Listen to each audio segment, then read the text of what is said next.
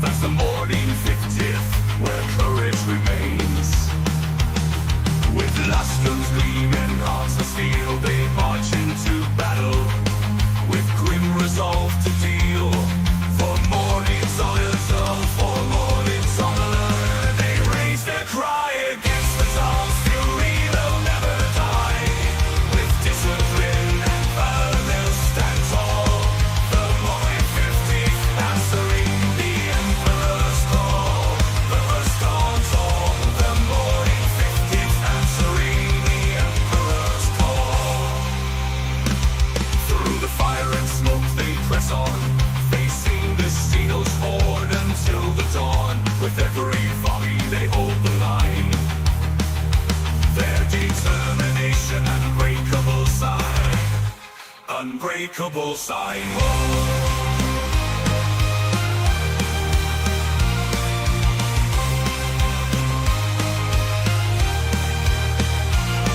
For more the Elements here, they raise, he may be advanced. The morning spirit will never be chance.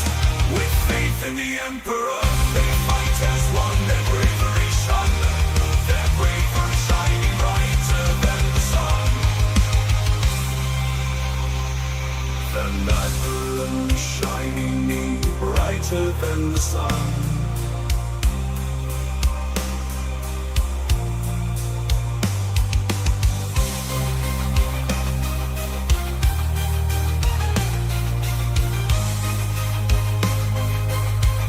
Infantry, sir. Good for you. Mobile infantry made me the man I am today.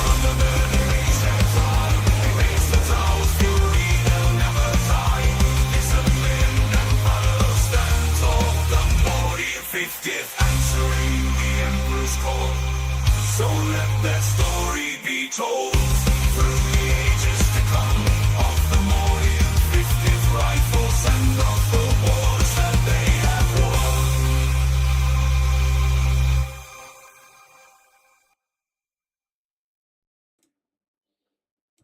Hello again and welcome to another Mordian Glory live stream. It's an ugly stream, a haircut stream. It's finally happened. Months late. It's finally happened. You can no longer take the piss out of me for my hair, but of course you can take the piss out of me for being late. I do apologise, gentlemen. I am a lot later than expected. I managed to... his hair is not bad. Praise me. I must apologise. I got a haircut. Literally, there was a cancellation at my local barber for me to get a haircut. And so I took it. But that was an hour-round trip, which basically put me behind on my recording for an hour, and I just got deep into the recording source, didn't realise what time it was, went, shit, I need to go live quickly, got some food, came back, but we're here now. We're here. Man, like, you got a haircut, still looks like shit. Yeah, well, your mum. So I was like, I know, excuses for days, lambast me for my excuses, but I'm here now.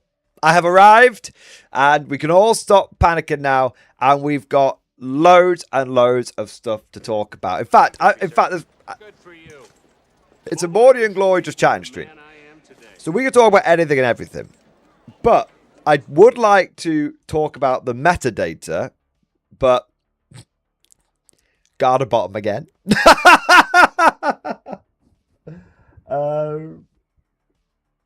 minute, I was making a note. I would like to talk about the metadata. Spoiler alert, guard a bottom again. I also would like to talk... there might be two causes of hype, though. I know. I'm just going to give you all a moment to pick yourselves up off the floor. Because, one, I think that GW FOMO might actually be dying. And we've actually got some hard fucking evidence for this, which is kind of crazy. And secondly, the new Orc Boy kit has been revealed by GW, and it's not a total bag of shit. In fact, it is very slightly an improvement. Very slightly. And it's like, are you feeling okay, GW? Are you feeling okay? You've actually released a replacement kit that wasn't inferior to the last kit. So maybe. So we've got a few things to talk about today. But bear in mind, guys, none of this is urgent, right? Anything that I don't talk about today, I can do pre-recorded tomorrow. Obviously, I can't do it in the stream tomorrow because we're going to be doing the hype for K47 Invasion America when I can start revealing all the new rules to you, which will be excellent.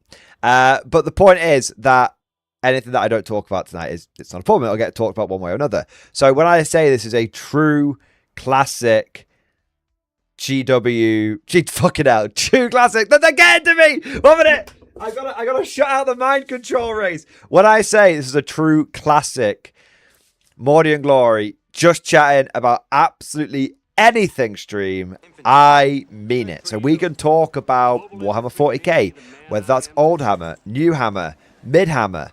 We can talk about Old World. We can talk about Bolt Action. We can talk about K47. We can talk about the ship game. We can talk about anything. Okay, casual play, competitive play, army lists, all that shit. Not politics. Yay, politics. No politics. Come on, no one wants to hear my thoughts on politics. And let's be real here. We all come here to get away from that shit, not to talk about it. So let's be honest. Politics and religion, the two things that no one has ever fallen out about. There you go. The only politics I follow is the beef pie. Exactly. Right? Exactly. So anything but politics and religion. There you are. Does Count Binface cast politics? He does, albeit very comedic. But he does, you know. So yeah, sadly, I won't be talking about the Count. But we can talk about the Warlord leaks. We can. There was a leak from Warlord today. Now, technically, I think if it leaks, it's already out there in the public domain. So I don't think that's NDA breaking. They can't say I broke my NDA when they broke the NDA first, right? I mean, that's just how it works. So, basically, for those of you, yesterday I mentioned that maybe we'll be getting another free STL soon. Well, Warlord accidentally went live with that STL a little bit early, and then they quickly took it down again. Two wrongs make a right. Exactly. Two negatives create a positive. There you are. George Carlin had it right. It's a big club and you ain't it. Exactly. And so if I'm not in it, I can't bother talking about it. There you are. There you go. I wonder if anyone's able to download it. I wonder. Maybe. But the point is we're going to talk about anything tonight, guys. And I know I started a little late, but I don't actually need to be anywhere early tomorrow, which is good. So I can go a little bit later tonight to make up for the lost time. It's the least I can do to apologize for my very much my lateness. There you are. YouTube Grifter, how to play K47, a future video. I've already done it, mate. I've made multiple introductions to K47, from a gameplay to the lore to an overview of each faction and everything. So already done it. It's actually in, I think, if I remember correctly, it's actually in a playlist which is on the front page of the channel. Yeah, if you look. So if you if you watch this playlist here, it will give you it's a playlist that contains every K47 video that we've done on this channel, not including the battle ports. We have those separately. So yeah, there you go. You want to learn everything about K47? There you are. There you go. How did I say? I only updated it recently, like literally last week, or yeah, it was literally the end of last week. I was like, the front page just isn't making sense anymore. There's like 10th edition videos on there. There's like some competitive tactics videos which are kind of out of date now and all this kind of stuff. So I just did a big tidy up. So now we've got 40k 11th edition general videos, followed by battle ports, then K47, followed by battle ports, then tournament ports, and then just popular videos. There you go. There you are. So with all anyway, we're getting distracted. Introduction done. Talk about anything. I got a few topics, some hype, some beef. We'll get to it. All right. But now let's get into the video proper, and that means beginning with our traditions. Traditions are very important on the Morning Glory channel. Traditions are what separate us from the renegades, the heretics, the traitors, and what make us the Emperor's true finest, his Imperial Guard. Stand up and be counted. It's time for roll call, baby! Who is in the stream tonight? Who is ready to rock out with their bayonet out? We have got a Gaming Snooker, Duncan P, sorry. Macon, Sir Nubi, Jargoj, Waldmeister, Cyrillic Dude, Airborne, Adam LaRue, Tank Charmer, Phoebe III, Agent Persuasion, Donovan McLean, Yuli, Metal Mind, Costello O'Donnell, Sir Jamie, Slay Snow, Barracan, Potato 217. We've also got shit. Well, I haven't lost a place. I know exactly where I am. Pret Cook Survive, Commander HHL, Drifter 31000, Small Hornet, Boom Boom Resume, Constantine Silverfox, Flame Wave, Nick Chopper, Wargaming Fun, Squark, Marcus Richter, Aldeus, Joe, Cavasius, and Orcish Bard, Norman 84, Mark Coyle, Godlike Poet, Phase Space, Russell W, Tech Priest Foxy, Jaeger Scott, Dominus, and Deanne Steen and JP Greer, and we've got YouTube Grifters, Skeletal Commissar, Lower Decks, and Mordred, and Chris596D, and Elliot Henderson, and Commander HHL, and Mr. Guyper, and Saxon Osland, Ben S2, and Levon, and Ryan Thomason, and Questing Miniatures, and Damn Legion Shorts, and Florida Eccentric, and Whispering Monk, and Undead Bang, and Steel, Foil, Hat, and Sam Wilson, and Commissar Deathstrike, and Cool German Dudes, and Squidfist, and Chris K, and Levon, and Squiggle Sean, and Southern Bear, and Commissar Deathstrike, and Sam Wilson. Ray! There we go. I think I said a few people twice, but welcome. Thank you to all of you beautiful bastards for being here today. Thank you for joining today's stream. Don't forget to go ahead and smash that like button and subscribe and all that other shit. If you don't like the stream, then I won't come and suck your toes tonight. So there you are. If that's not incentive, then I don't know what is. I also want to say a huge thank you to everyone who's got the stream popping up, baby! Coming in with all the super chats and the member flexes and the gifted memberships and all of that good stuff. And let's take a moment now to go through and show our appreciation for the people who have got the stream started. The likes begin started right. The likes begin dropping. Okay, if you dislike the stream, I will lick your toes. If you like the stream, I won't lick your toes. There you go. All right, so everyone's got an option now. There you are.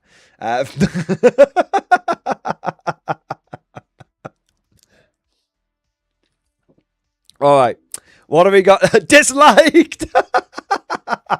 I love it. Start off right, we have got Russell W. Russell W, thank you for the double support. The 007, baby. Thank you so much, man. Russell W, thank you for the gifted membership first. Thank you, as always, for keeping us fresh stocked with new conscripts. And I also want to say a big thank you to Russell W for the super chat. My reaction when you guys talk New Hammer rules in stream discussion. Let's have a look. What is this? How it feels to play Warhammer 40k for the first time. It's always sunny on Terra. Whoa, hey, one minute. Guys. One minute. So this is how it feels to play Warhammer 40k for the first time. And it's a parody, always sunny on Terra. Whoa, hey, guys. Hey, this is it. Drum book, the mainstream book. Yeah, look at this. Pictures and symbols. I don't see anything about her stupid luau, but this looks weird. What is that? What do you make of that, guys? It looks like a drawing of a pair of jeans, a plus sign, and a chicken. Chicken. Okay, guys. My gut is telling me to throw this book in the trash. Well, yeah. It's absolute nonsense. Things, but I think we need to fight that instinct. Worm hat. Worm hat. Worm hat. Okay. I don't know, maybe there's a drawing or what is that? That's a bird with teeth. It sure is. Okay, we don't have time, so let's just figure out the best we can do. We can do it. We can do it. All right, let's That was actually Nice, thanks. brilliant. That's actually brilliant. Yeah. But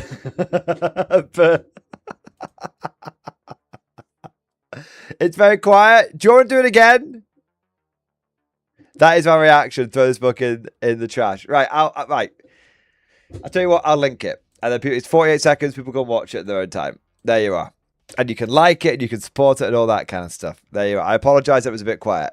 There you are. There you are. That's the best way of doing it. All right. Russ W, that is my reaction. Throw this book in the trash. My gut is telling me to throw this book in the trash.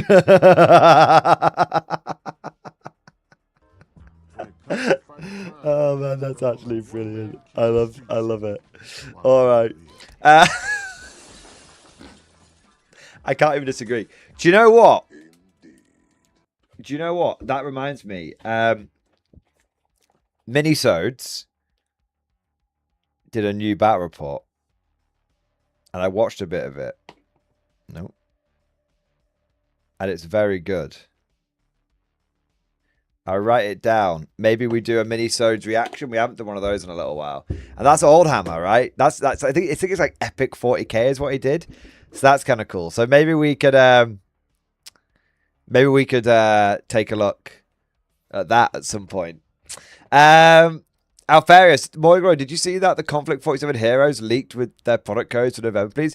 I didn't, but if you want to send that leak to me, I can take a look at it. If you're in the Discord, put it in stream discussion. If you're not in the Discord, email it to me, and I'll take a look. I mean, if it's out there already, it doesn't break the NDA. That's just science, guys, right? That's just science. Okay, what have we got next? Chris K, thank you for the double support. Another double support. Is it double support Tuesday? I can only hope.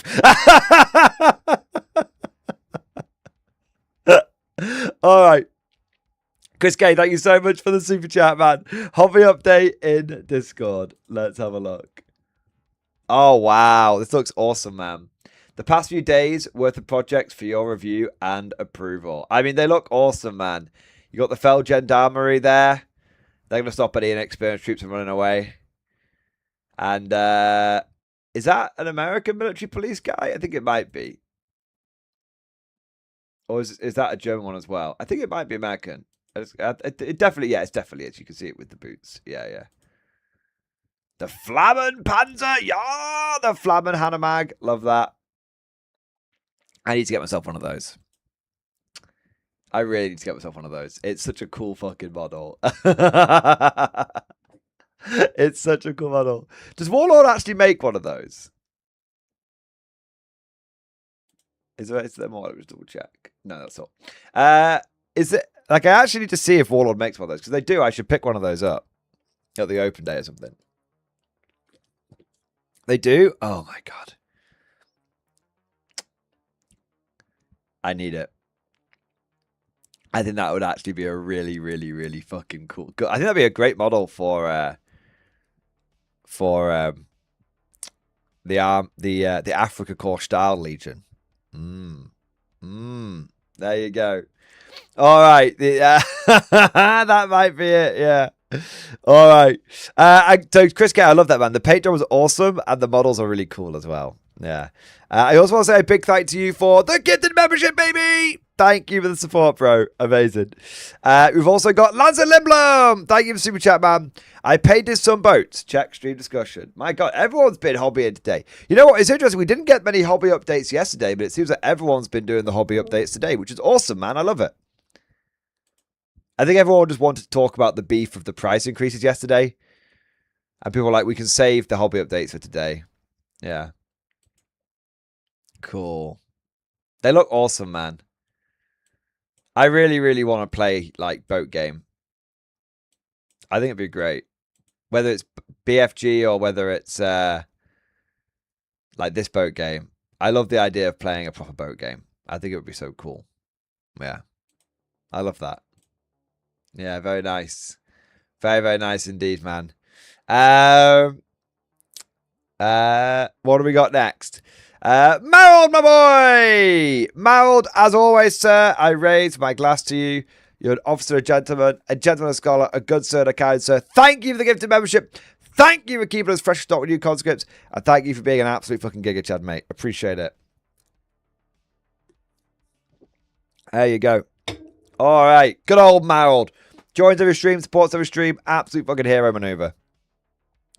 I want to say a big thank you to Sir Jamie. Thank you so much for the gifted membership, baby. Yes. The gifted memberships are flowing tonight, boys. Amazing. Amazing. Thank you so much, Sir Jamie, for the gifted membership. Sir, thank you for doing your part. And we've also got Skeletal Commissar.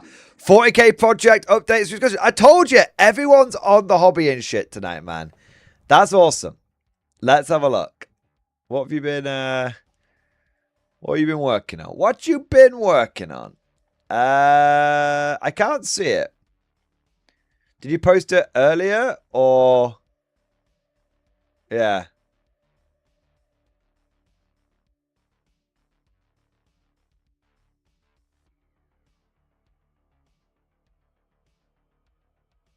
I feel like I am being stupid.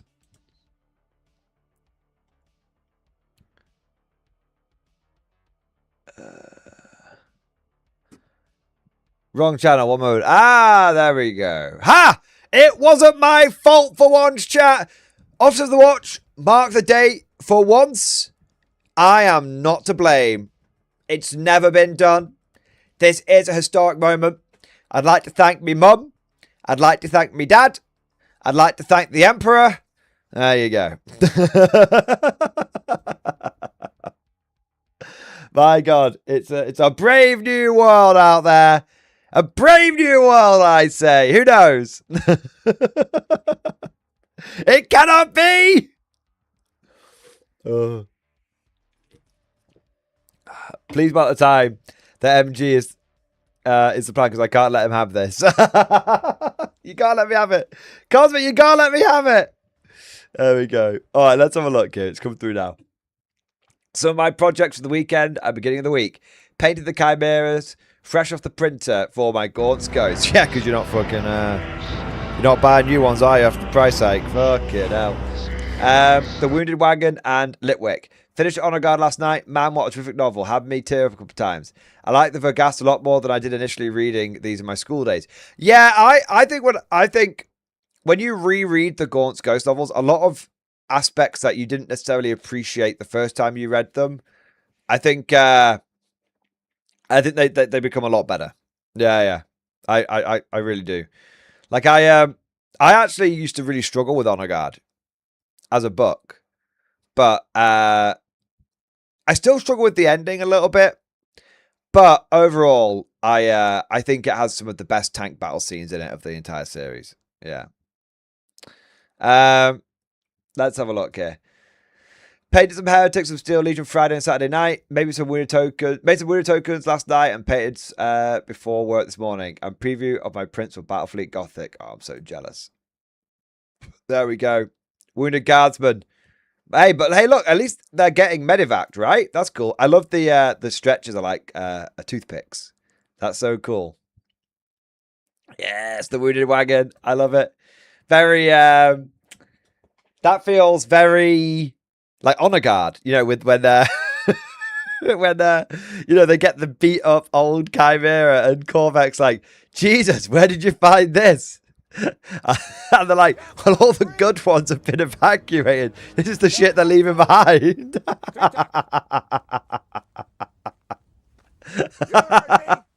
Yeah, it's so good, man.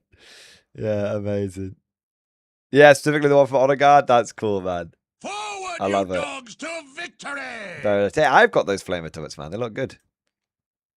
Yes. Good shit, man. Very, very cool. Wait, is that your Battlefleet Gothic stuff? Are you doing like full scale Battlefleet Gothic or something crazy? Because I thought the ships were meant to be a bit smaller, but that looks like you're doing a full-sized fucking BFG fucking boat which would be actually incredible if you were. That'd be mental. All right. Cool, though. Very, very, very fucking cool either way. Great hobbying, man. I told you, all the hobbying shit's coming through today. All the hobbying shit's coming through. It is 3 ships. It still looks like they're pretty big skeletal commissar, but that's not a bad thing, right? Alfaris, I'll check it out once I've got through some of the super chats, man. But thank you for sending that to me. What have we got next? Elliot Henderson. Thank you for the 43 months, man. X-Force, baby. See stream discussion. My cat escaped. I hope the cat's okay.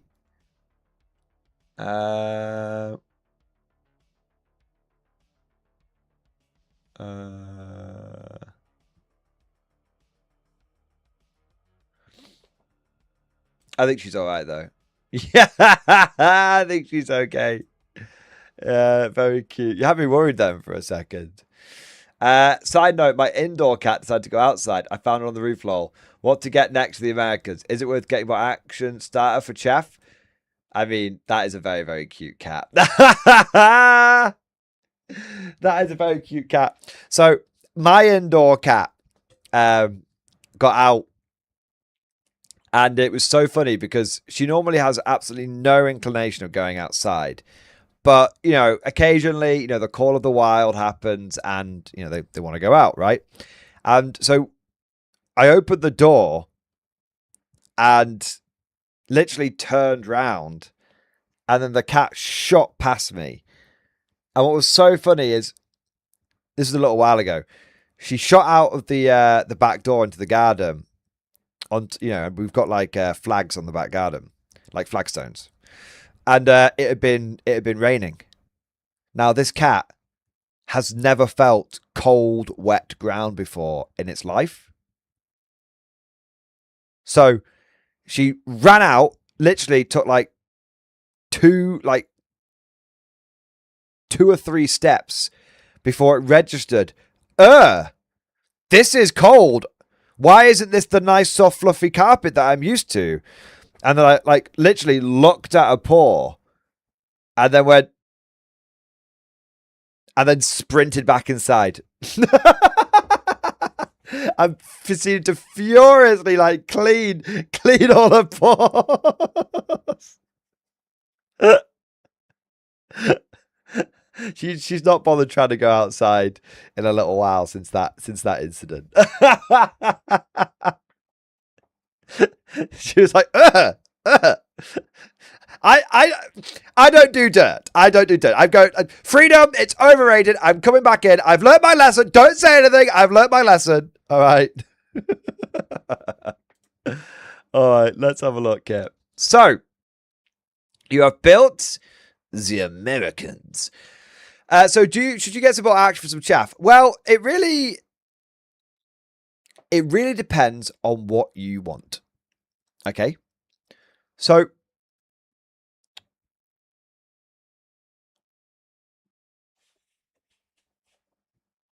it depends on if you want to go down a more human feeling army or if you want to go down a more exotic feeling army. If you go down obviously the more human feeling route using a lot more action units, what you'll find is you'll probably be able to get more in your list because bot action units do tend to be cheaper than K47 units, but you will also find that your units feel the bot action stuff, it will feel less capable. Like having a Sherman next to a linebacker, the Sherman is going to be about a third cheaper, probably more than a third cheaper than the linebacker, but the Sherman is going to feel like a normal tank and the linebacker is going to feel like this big crazy fucking walk with a fucking laser cannon and all this kind of shit, right? So the thing with bolt action units, it depends, but that's not to say that they're like bad, right? The thing is, it's what vibe you want. What vibe do you want? Do you want to have a more normal human feeling kind of Imperial Guard-esque feeling army? Then, you know, stocking your K47 list with bolt action units is going to absolutely give you that feel. Do you want to feel more like, you know, the best of the best, like the elite, the tip of the spear? Probably going down more K47 stuff is the better route to do that. So, yeah.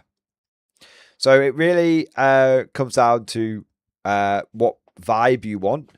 Either way, when you say you want a balanced army, either route is relatively balanced because one, you'll get more units, and one you'll get more less capable units, and the other you'll get less more capable units. So it roughly balances out.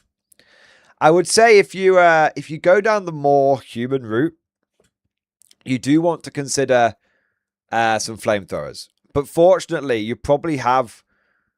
I'm not sure actually if you have any flamethrowers spare from your firefly sprues. But if you do, you can always kit bash firefly flamethrowers onto regular blokes.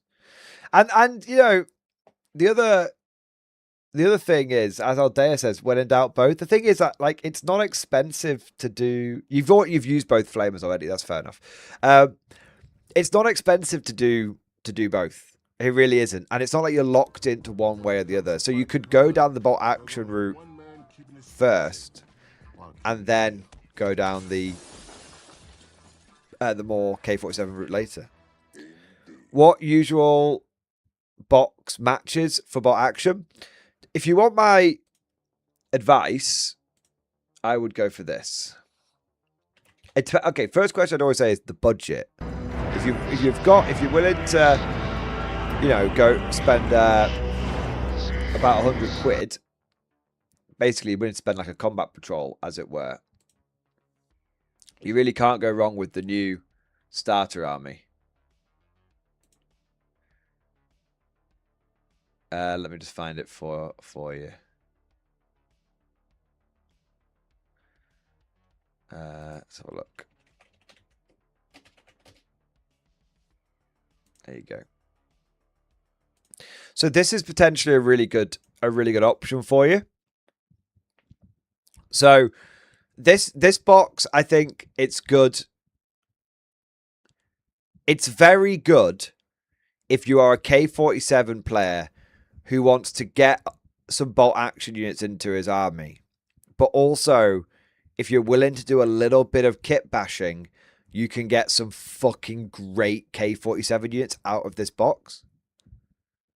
So, if it was me, if I were you, I would buy this box. And what I would do is I would get some spare plasma cannon bits from your 40k bits box. And I would turn this into a Tesla Sherman, this into a Tesla Greyhound, and this into a Tesla artillery piece. And bear in mind, all of these models are plastic, so they're very easy to convert. And then what you're getting is a bolt action box with a shitload of very good K47 units. And I've used Tesla Shermans. They're fucking solid, mate. And I've used these two as well, Tesla Greyhound and Tesla Artillery, and they're fucking solid. And then what you end up with on the heavy weapon teams is a lot of 50 cals, which 50 cal machine guns are very good in K47 because they've got pen and they can go after tough targets, what that like medium machine guns can't. So you end up with a bunch of 50 cal machine gun teams as well. And then you've got a bunch of basic infantry, which you can use for all manner of things. You can use the basic infantry to get more weapon teams if you want to, because these infantry are cross-compatible with these weapon teams. And you end up with enough weapons to build like double everything you see in this picture. I did a whole review on this box. Yeah, so you could get like 4 50 cal machine gun teams out of this box if you use some of these basic infantry down here. And this will allow you to get some cheap officers as well. Like sometimes you want a Firefly officer. Sometimes you want an inexperienced ship muncher with a pistol. 21 points. He comes with a 3 point of guts because you're American. And that just sorts out a platoon for you. Right? Now the only thing so if we say we're going to get a bunch of 50 cal machine guns and mortar teams from here, we're going to convert these over to Tesla. Okay, that's all good. The question is going to be what to do with the rest of these infantry. Now, you can build the basic infantry however you want.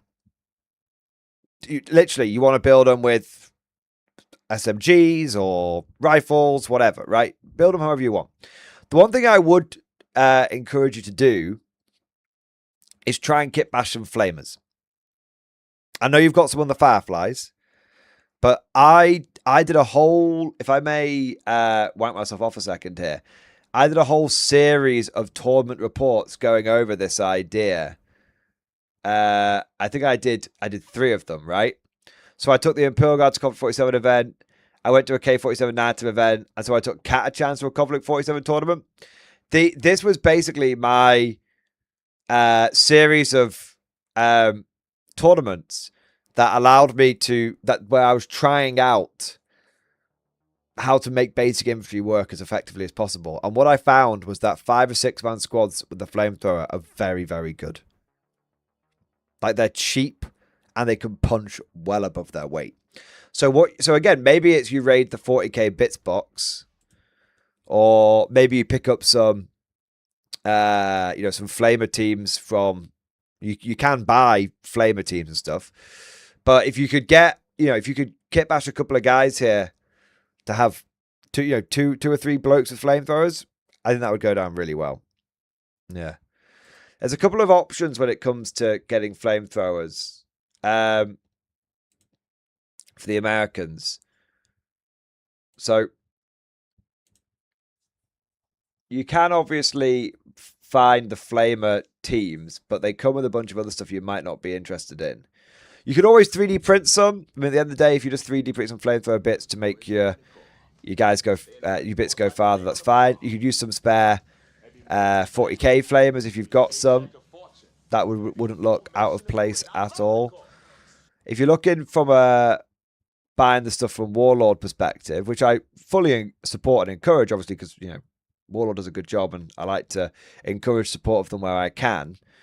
There is a little box that has some flamer teams in it. So you've got the winter weapon teams here and the US Army weapon teams here.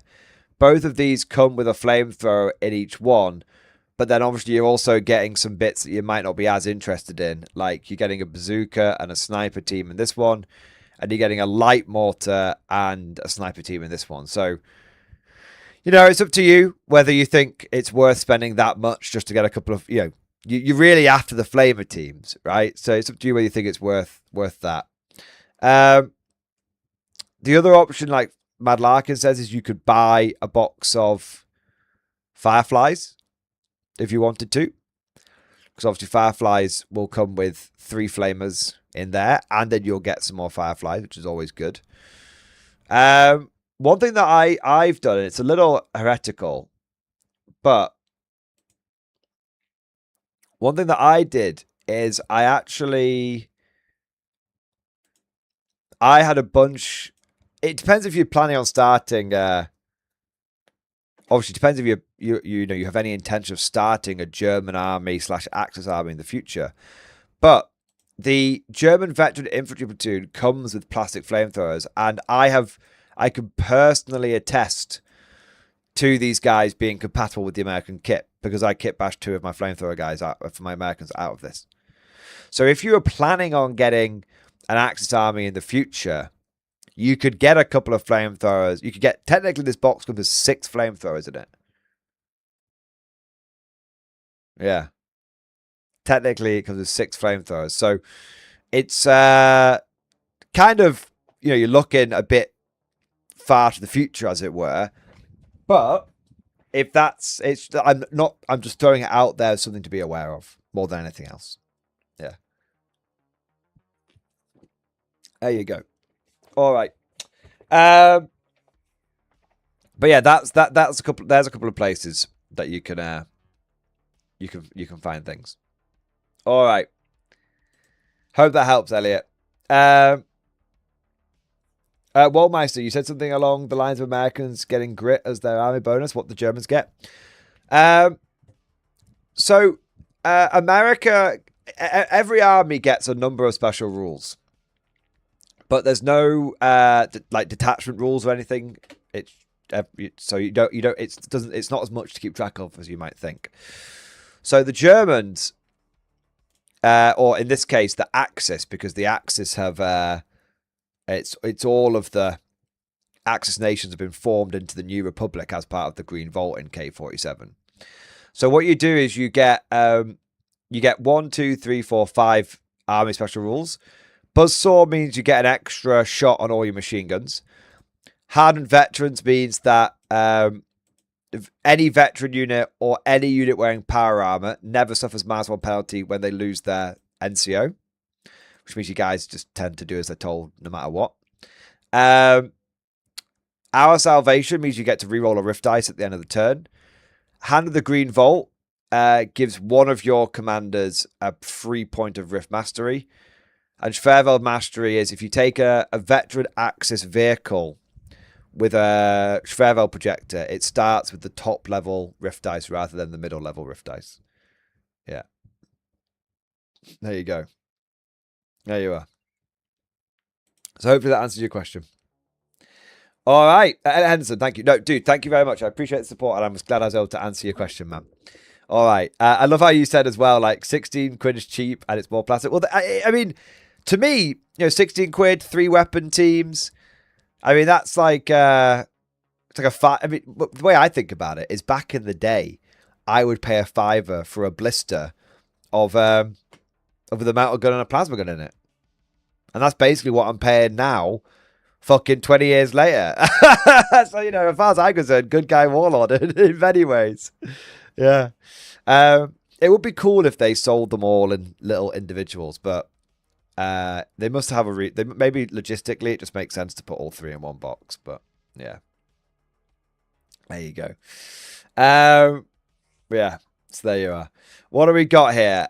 We've got some more super chats coming in. That's what we've got. Donovan McLean, thank you for the super chat, bro. Got started on my K47 Marine Max in stream discussion. Let's have a look, man. I can feel that. Can you guys feel the hobby projects flowing tonight? Incredible, man. I love it. It begins. Gonna go camo on the Grizzly and then navy up that Coyote. Dude, that looks so cool. I never even thought about that, but being able to have like the Marines having their shit, but then them being able to get support from the Navy. So I'm guessing like this one's going to be in frog skin camo. And this one's going to be in more like a traditional like blue, navy blue, maybe. Cool. Very, very, very fucking cool, man.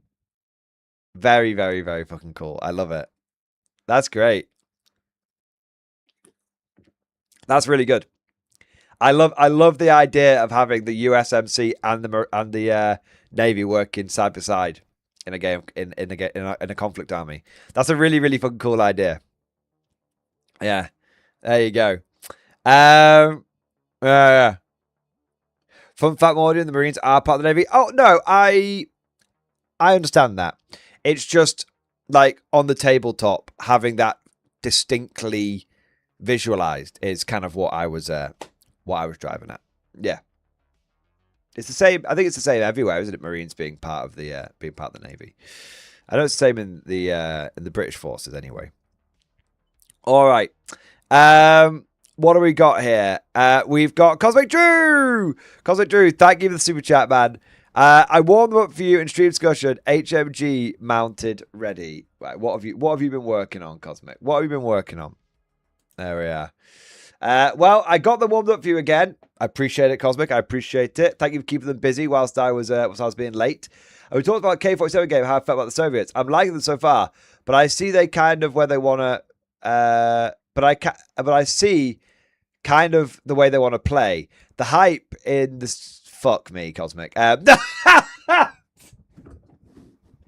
me a chance!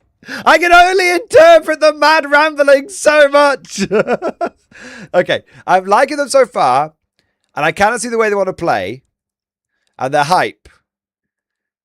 The Japanese, and then I can't. Sorry, I don't get. I'm guessing that this is to do with the game that you played, and then we finished the stream up by finishing 2 HMG teams with an officer and some conscripts and a crazy big soldiers, scrappers, and all tank gunners ripping man's weapons off. And now we're rigging them up. The army grows. Nice. I mean, that's the whole thing with the scrappers, right? They would just, if they found a machine gun attached to like a burned out tank, they would salvage that, wouldn't they? They would scavenge it. Yeah, yeah. Translation, I see how the Soviets want to play, and I'm understanding how scared the Japanese are. Ah, yeah. Well, I'm hoping they're about to get a lot scarier. I'm hoping. I mean, I've been working on some stuff. So I had a very busy day today. I got my haircut done. I got all my recording done. I also got all my painting done, which didn't take as long as I thought it was going to be. And Cosmo, let me just say, I am also beginning to see how scary the Japanese are. Look at this fucking thing. Look at this fucking thing. It's an absolute... I'm so happy with how it came out. It's a fucking beast. Yeah. So, Cosmic, I'm going to be doing a game with Morty Bro this Thursday. And it's going to be Japanese versus either Americans or Axis. And I'm hoping that the Japanese are going to be kind of scary. I'm hoping so. And I'll be using the new rules as well. So, hopefully they'll be even better. Where's the new mech? I mean, I haven't got it yet. I think it's, like I said, man, like I think it's been delayed. I haven't skipped the pictures, Cosmic. I'm going back to them. Don't worry. Oh, just because we were on the topic of the Japanese is all. Yeah.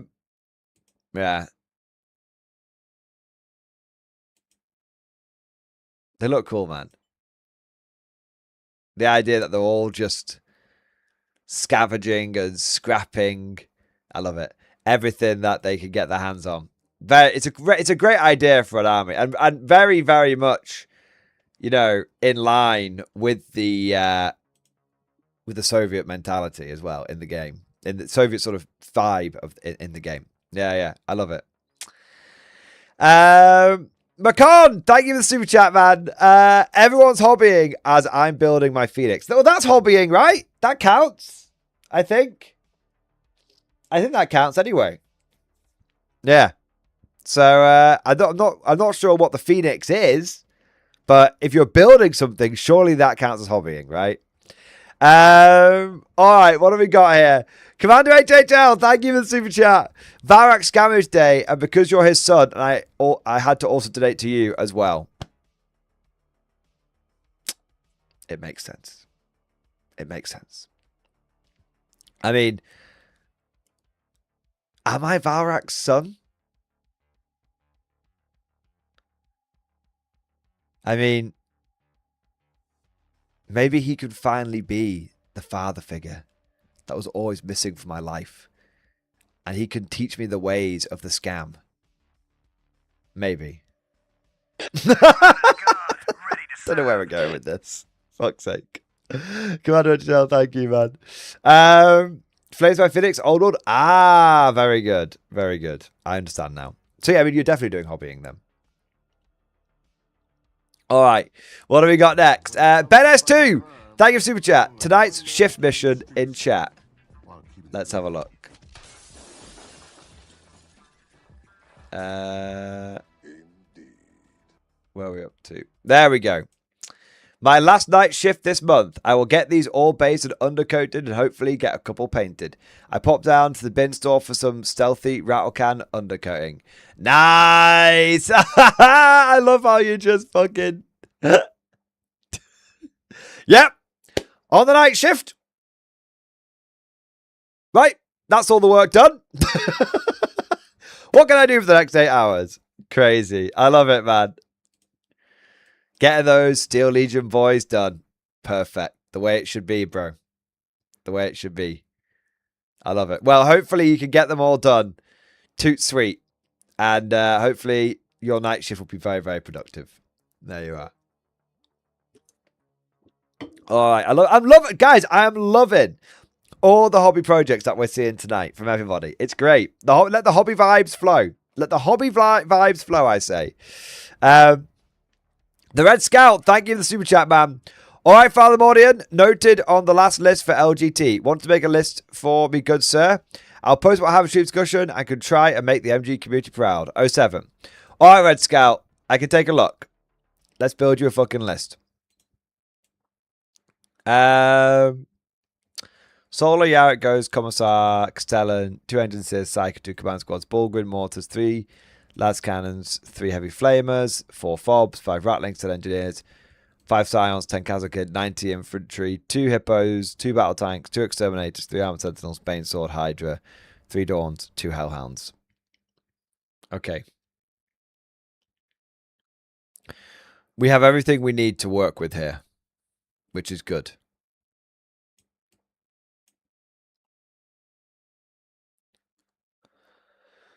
Let me make some calculations. So, I think we need to.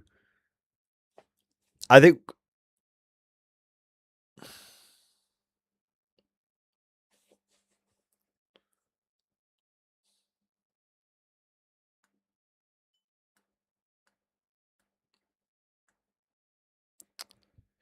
we want to go combined arms. So what's going through my head looking at your collection is ideally you could do a 6 more Bulgrin. But if we don't have that, that's fine.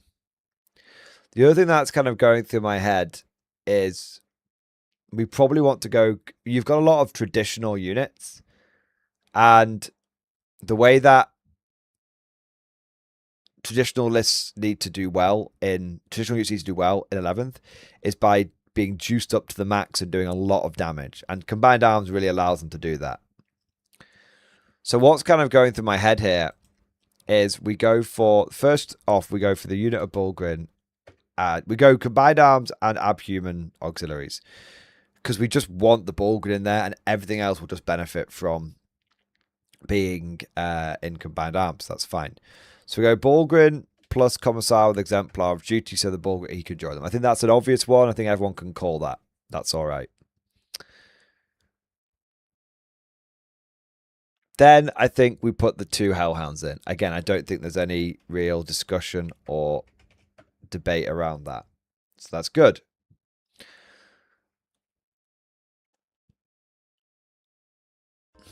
When it comes to fighting crime, there's only one man keeping it straight. Reporting for duty, sir. Keeping it real.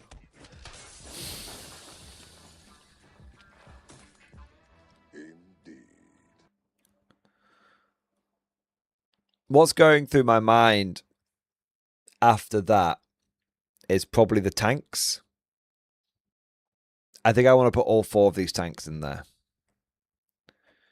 Exterminator, Exterminator, Battle Tank, Battle Tank. That's going to give us 6 pieces of armor with the Hellhounds, which is good. And that's also going to give us the squad of Bulgrin. Now, after that, we're going to need orders.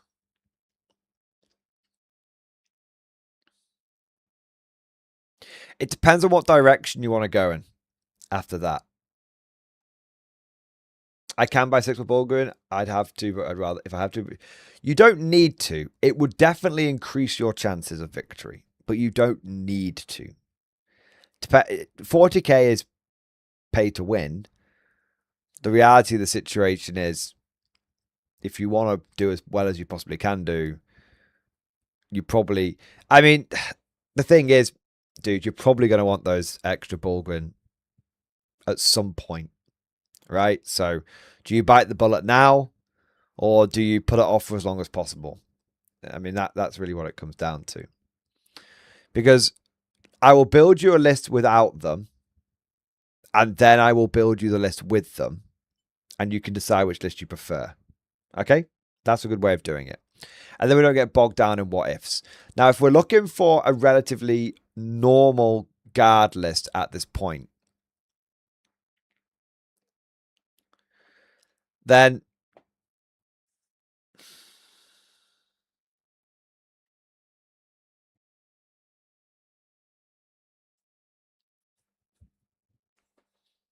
you don't have Creed, but do you have someone who could count as Creed? I know you've got the Castellan, but I was thinking of the Castellan and Creed in this list. That was kind of what was going through my mind.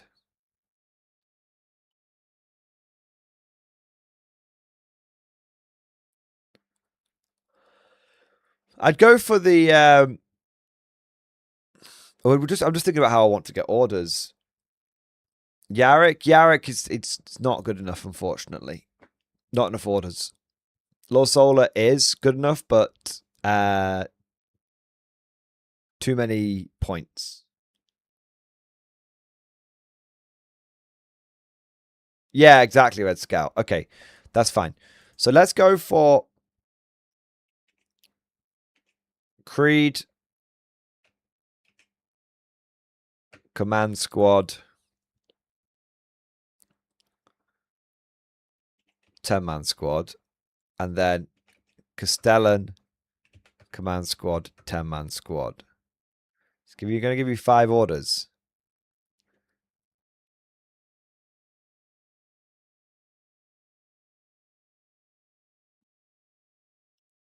That's okay. Or is there a cheaper way of doing this? I wonder. Let me try another way around. Hellhound. Let's do this on new recruit, actually. No, it's more flexible this way. Hellhound. Ah, but I might forget. I might misremember how the points are, and then I can export the list to you as well.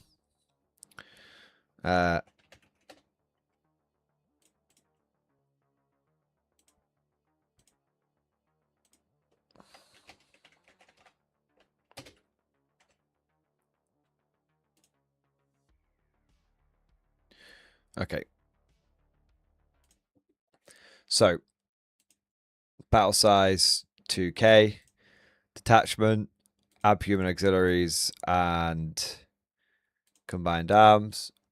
Force position, taken hold. We don't want crucible, agents, knights, blah, blah, blah, blah, blah. Get rid of all of that. Okay. Let's go down a somewhat controversial route first. I was going to say let's go down tank commanders because it'll probably save you some points, but the abilities of the tank commanders just aren't good enough. So no, we're not going to do that. So we're going to go for Bulgrin. Maxed out. We're going to go for... I'm not going to do the equipment correctly, by the way, so you'll have to redo that, just to let you know. Bulgrin. Battle tank. Exterminator. Hellhound. Okay. That gets us to a good place. I'm thinking I'm going to go... Oh, wait, I am being stupid. We need a commissar as well. We might not need that Creed, by the way. You might get away without it. You might be able to use the Castellan as Creed, is what I'm saying.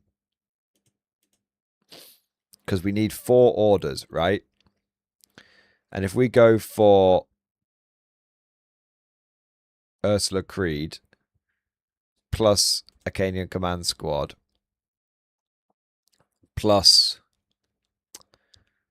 a 10-man squad Acadian shock troops, that gets us 4 orders, and we have 4 tanks that need orders.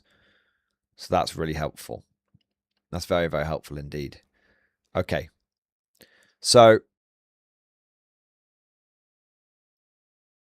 that leaves me with 560 points and some ideas.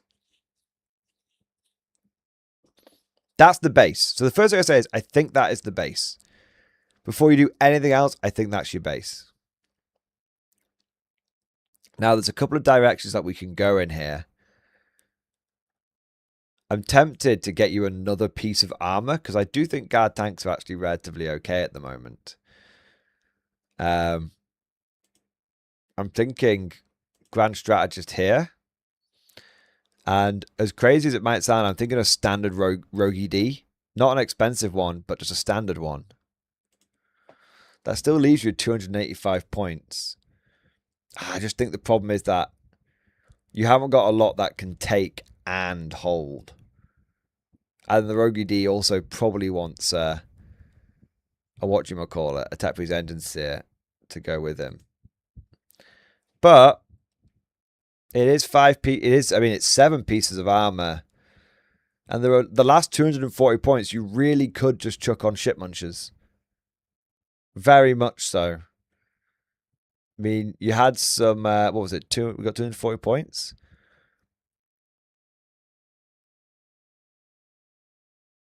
Krieg Engineers. You got 2 squads. You got 10 of them. So that and then Kazakin. I mean, that's bang on, right? Right there, isn't it? So you'd have 7 pieces of armor, mortal wound doers, Kazakin. I mean, it's a very, very armor focused list. But you did say you wanted to be armor as fuck. Use the strat to order the armor. Exactly. Yeah. If you wanted to go like armored as fuck, this would probably be the way that I would consider going armored as fuck. Okay, but if you didn't want to do that and we had an extra squad of Bulgrins to play with,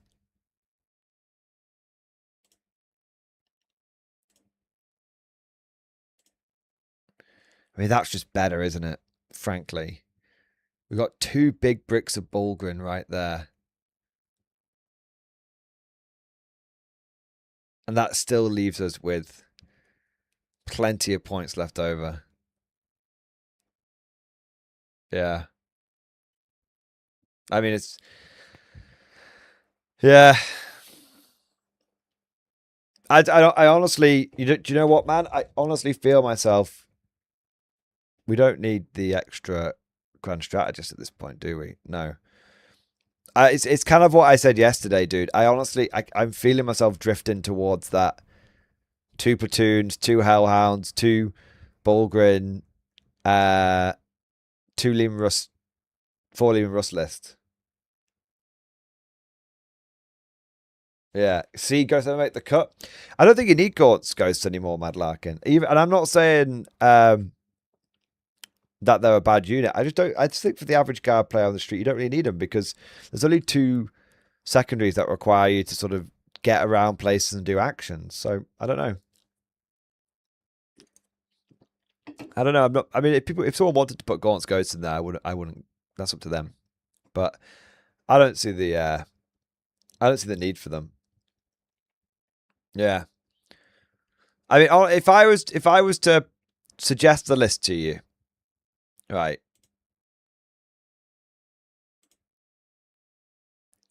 I don't know why this is 15 points over. It shouldn't be.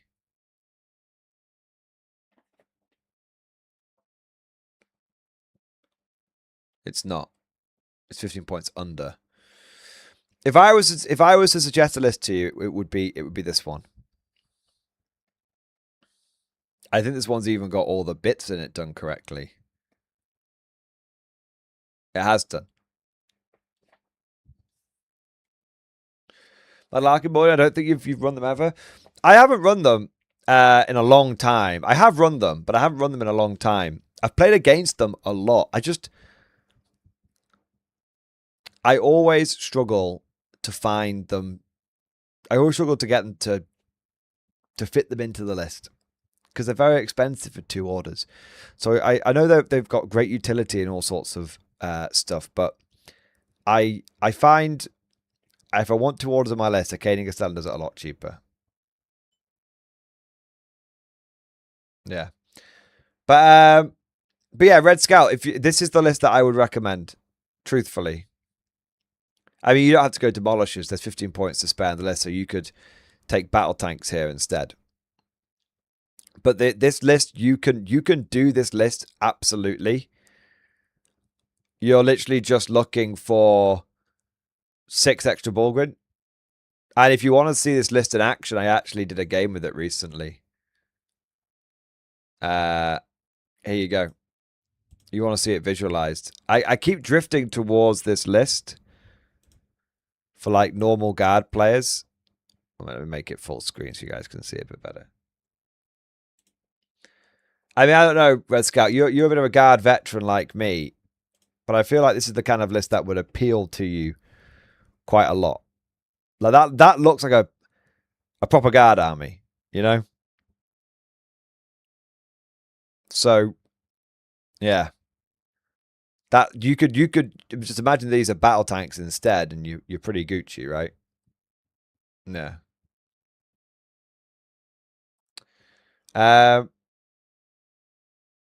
95 points for Uppy Downey and 2 orders and Larkin's 4 damage sniper, and you can get move off, and then Ghosts come in and take aim and do actions. No, it is really good. They are really good. I do need to give Gaunt's Ghosts a fair chance. I don't know. I always just I think that's the big one that I like about the Mad Larkin is that you can do the move, and then you can drop in and take aim. I do think that's really good. I would never deny that. I guess the only issue I have is that you then it's not really 95 points because you got to pay for the KG and Castellan to do the first 2 orders, and then you've got to pay for Gaunt's Ghost. So it's like 4 orders going into 1 unit, which can be, you know, a little. It is. You're still spending at that point. You're not spending 45 more points on their orders. You're spending 95 more points on their orders. 40 points more. You're spending 95 points. So and that is a fact. That is 5% of your list for that. And you know, Gaunt's Ghosts, they can only order infantry. So this is so. I think you severely underestimate them. I wouldn't deny that, but it's, by the way, Red Scout, we're getting slightly distracted. Let me post the list in stream discussion for you, mate, and then you can get it exactly. All right. Export text, copy to clipboard, and I'll do it as a reply. There you go. So now you've got it. So Mad Larkin, so Red Scout, I hope that helps. That is the list that I would, looking at what you've got and knowing that you're a bit of a traditional style guard player, that is kind of that's what I'm leaning towards. Okay. Now so I do hope that helps. Now going back to the topic of Gaunt's Ghosts.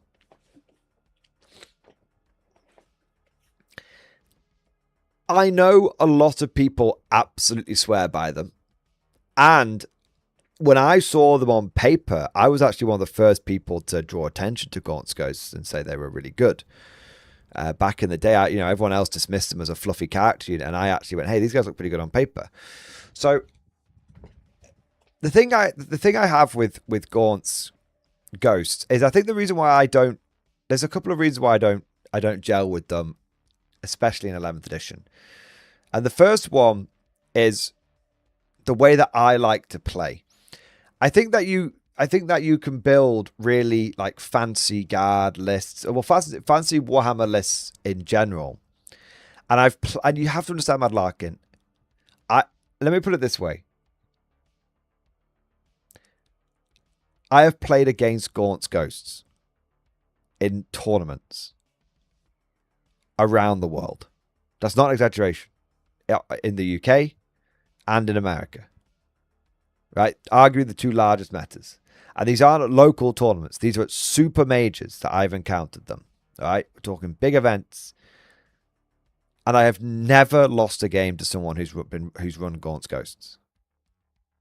Now that's not, and I lose plenty of games, but I've never lost a game to Gaunt's Ghosts, and I've never found them to be a particularly impactful unit. And I know that sounds crazy. But that definitely has colored my perception of them. And in 11th edition, and the reason why I struggle with them in 10th, the way I like to build my list is to build very solid, very redundant lists. And Gaunt's Ghosts don't really factor into that. They're a cool little play piece, but I just don't worry. Someone drops them. All I do is someone drops them down in some place and I just kill them. Right? And so this is all from a general perspective. But now I want to talk about specifically in 11th edition. I think that Gaunt's Ghosts whole thing is they can do 2 orders, right? And that's assuming you don't want to do an order on themselves. In which case they can only do 1 order. But what can they order? They can order Gaunt's Ghosts or regiment units. Well, not many people are taking regiment units these days. Maybe Kazakin? The cat, you know, maybe that's what they're good for.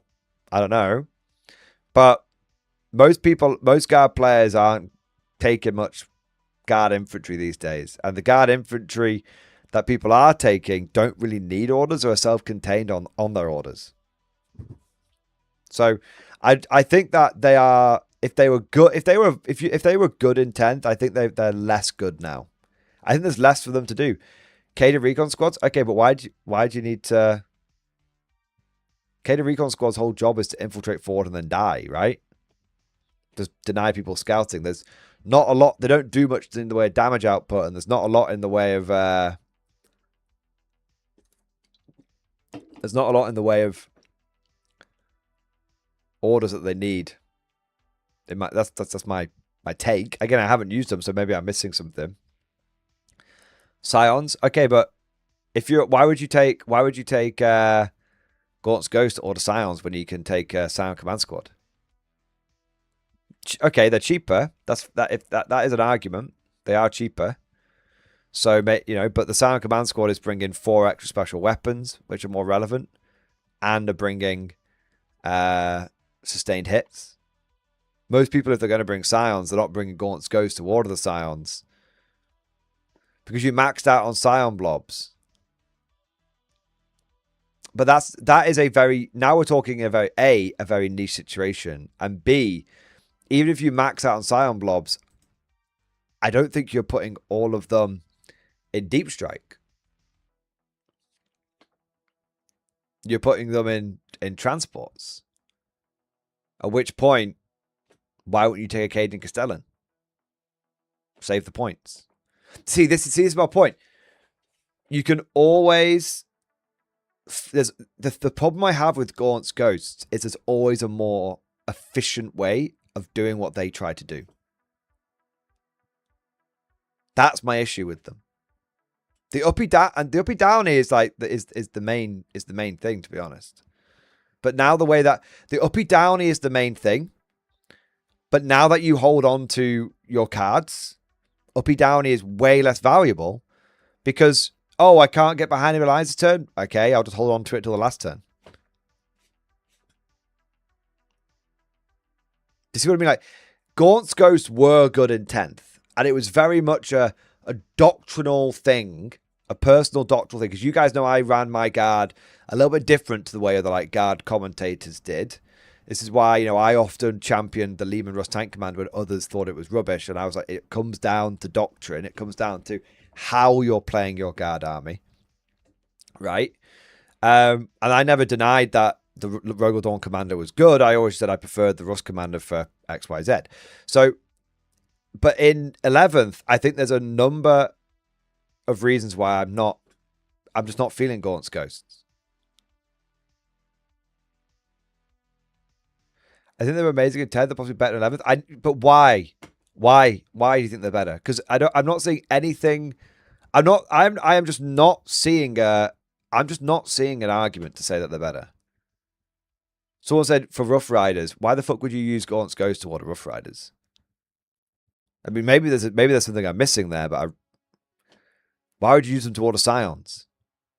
Either you're going to have Scion blobs, Scion Giga blobs, which are deep striking down, or you're having Scions which are going to be in Tauroxes, which at which point Torx Primes, at which point you're going to put a Caden Castellan in there, and it's cheaper. You don't need them to order recon squads, because recon squad's job isn't there to receive orders. Recon's job is to infiltrate forward, do objectives, die. Javo, they get points. Okay. But that, as I said, that is less of a problem now, because you can just hold on to your cards. Now, I will absolutely agree, back in the day, it was really useful if you drew behind enemy lines to be like, uppy downy, I'm going to get that shit, of course, right? But now if I draw behind enemy lines, you know what I do? I just hold on to it, and if I get it, I get it at the end of the end of the game. Easy peasy, lemon squeezy. There's no rush for it.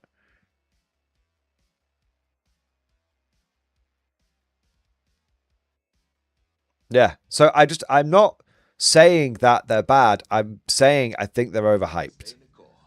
I think that in very Let me say so. I think they are overhyped for the general guard player. And I think that Gaunt's Ghosts now is a very capable unit and a really good unit, but within niche builds. So, for example, I remember Nemo talking about them, and he was saying that he likes including Gaunt's Ghosts because inside his fucking 18 las cannon spam style army, they can be really helpful. Or inside his, well, not his 18. It wasn't. I don't think it was necessarily the las cannons that really benefiting from. They might have been, but inside his, his recon guard army, they're really helpful. Oh yeah, and in that situation, I can really see it. And in that situation, the idea of having them, you move, and then you drop the Gaunt's Ghost down, order 2 units, and Gaunt's goes back up, and then they do that again somewhere else. Yeah, that's amazing. They're a very high-level play unit. See, Manlock, I'm going to disagree with you there again. I'm not trying to be facetious here, and I do apologize if I'm being a bit frustrating. I don't think they're a high-level unit. I think they're a high-level play unit. I think they're a specific play unit. Does that make sense? So it's that I don't think they're a generalist unit. I just don't think they're a generalist unit. I think, and here's the thing: I don't think this is unique to Gaunt's Ghosts. I think that, especially in this age of combining all sorts of different detachments together, and the way that you can combo certain units and certain. You can layer certain things and all this kind of stuff. I think that we, more so than ever before, are now... There's no such thing as a take-all-comers unit. There's no such thing as a speculative army list. I don't think there is. I think it's kind of like in the real-life job market, there's no such thing as a speculative CV. If you apply for a job with a speculative CV, you've wasted your application. You must always be tailoring your CV for any job that you apply, right? Then inevitably it gets rejected by the AI, but whatever. But the point is, you need to be tailoring your lists to a very, very specific degree. And what's interesting is I think this isn't an accident. I think this is by design. Now we're sort of going on to a bigger topic here, right? We're going to a bigger topic here, but I think I've said this before. It's sort of in passing, and I'll say it again. I think that 40k 11th edition is designed for team tournaments. I don't think it's designed for singles. I don't think it is. I think you can play it as singles, but if you look at the biggest events that are going on now, if you look at how this game seems to function the best, when all the pieces slot into place and it suddenly feels like it's an actual functional game and not some mental batshit game. When you take into account the fact that it's a very rock, paper, scissors game now, this all leans towards that this game is now designed not just for tournaments, but it's designed for team tournaments. It's designed for team play. And this is where I think, so we're not just in take all comers territory anymore. I think we're in I think lists need to be tailored to a very specific degree, and units need to have very specific roles inside lists. And if they don't, and if there's no such thing as just chucking a unit into a list anymore. There's no such thing as doing that. And it was getting that way during 10th edition. We talked about this a lot. Like, there's always think about what is the point of this unit in my list. But I think 11th edition, it's gone to the nth degree. Yeah.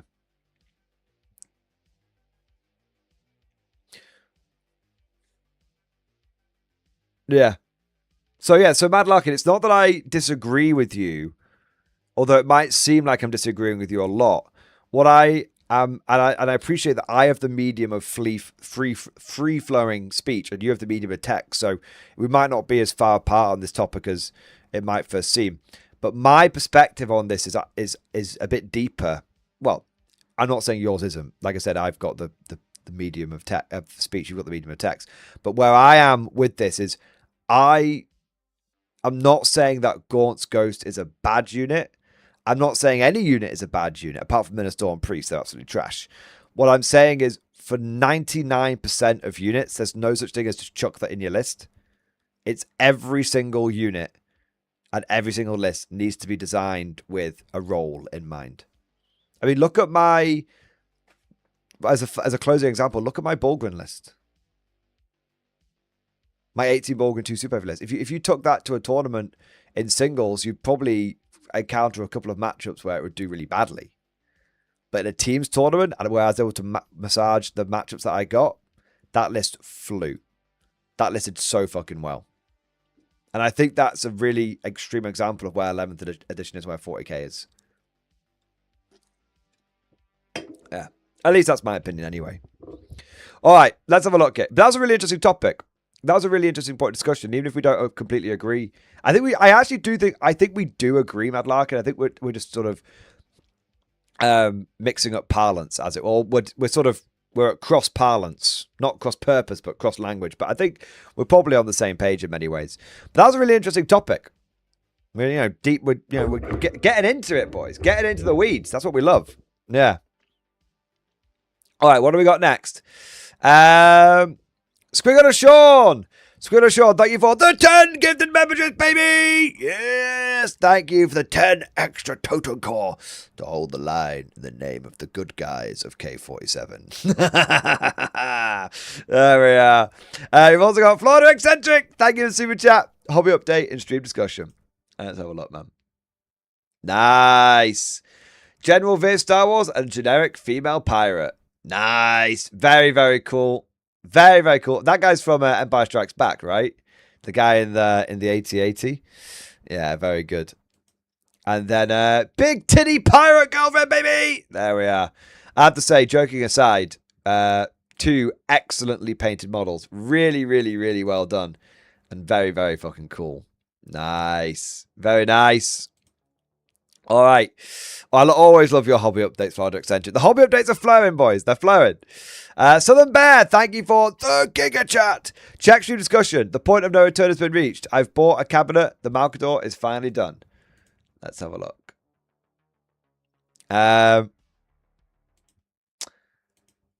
Nice. Looking good, man. All coming together. All coming together very nicely. Loving the Malcador. The Malcador Defender, the most Giga Chad variant of the Malcador. The army is coming together. The nails have bit harder this week, and I've taken the plunge and just bought my first set of Australian riflemen to use for buy action in K47. Yes! The revolution spreads, brothers. The fire rises.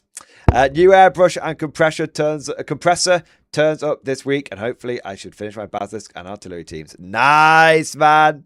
Holy shit, man. Holy shit. I love it. That's brilliant. I love how the rift rises. The rift is rising. Yeah. I love it, man. So the excellent stuff, man. And I hope you enjoy your Australian rifleman, man. That should be cool as fuck. All right, what do we got here? The Blonde Demon. The Blonde Demon's next with the Giga Chat. First tourney of 11th edition coming up. Only did 1 in 10th. 1 day, 3 games event. List discussion. Expect to get stomped, but appreciate some thoughts. Let's have a look at the Blonde Demon. Let's have a look. Okay. Grizzled Company. Commissar with Abhuman Detail. Ogren Squad. Military Defenses Command. And a big squad of Tempesters. Katie Command Squad. Gaunt's Ghosts. Liam Rust Commander. Ogren Bodyguard. Bulgrin Squad. Recon Squad. Hellhound. Exterminator. It's not so bad.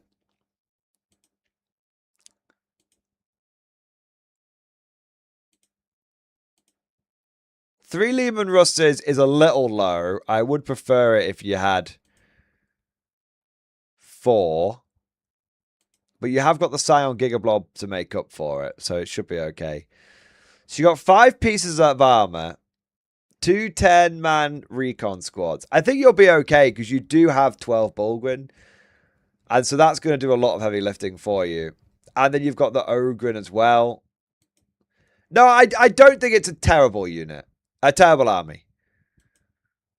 I don't think it's a particularly terrible army list. I think you're just probably, if you do get stomped, it might just be a lack of experience more than anything else. But, you know, that's nothing to worry about, because by going to more events and playing more games, you will gain that experience. So, yeah. There you go. Tank order, Saucy Monster. The Lemurus Commander can do 3 tank orders. So, in Grizzle Company, it can do more. So, yeah. So, yeah, no, I think the list is fine. If you can get some practice games in with it, I think that would do you a big help. But, yeah, go forth with confidence and, you know, gain some valuable experience. That's what I think you should do. But no, it looks all right, mate. I think the list is fine. Okay. The Lower Decks. Thank you for the super chat, man. Open for business. In-stream discussion. Here we go. Sir, the Free Slave Republic is making its way in the Underhive. In the Grand Edition of the Dynasty, we open our doors, liquor cabinets, and legs and cheeks to all who can afford it. I don't know what you mean. I'm not some kind of floozy. We have hired some local ogrins, thank God, to act as bouncers. I was worried where that was going. And made a contract with the Van Sars to keep the convoy rolling. The only guests so far that have been troublesome were a squat prospector gang who called Jenkins Moonshine piss unfit for consumption. I was going to say, to be fair, this is true. However, rules are rules, and we politely asked them to leave. But they insulted Jenkins. I thought it was in the Dynasty Charter that Jenkins was always getting insulted at every opportunity. I'll have to double check it. I've not read it in a while. Employing Ratskin tribes to act as forerunners, we have steered clear of ambushes, collapsing domes, and mortal peril. After many recent setbacks, everything is coming up shithouse. It always does, baby. I guess it must be the luck of the dynasty. Media unrelated.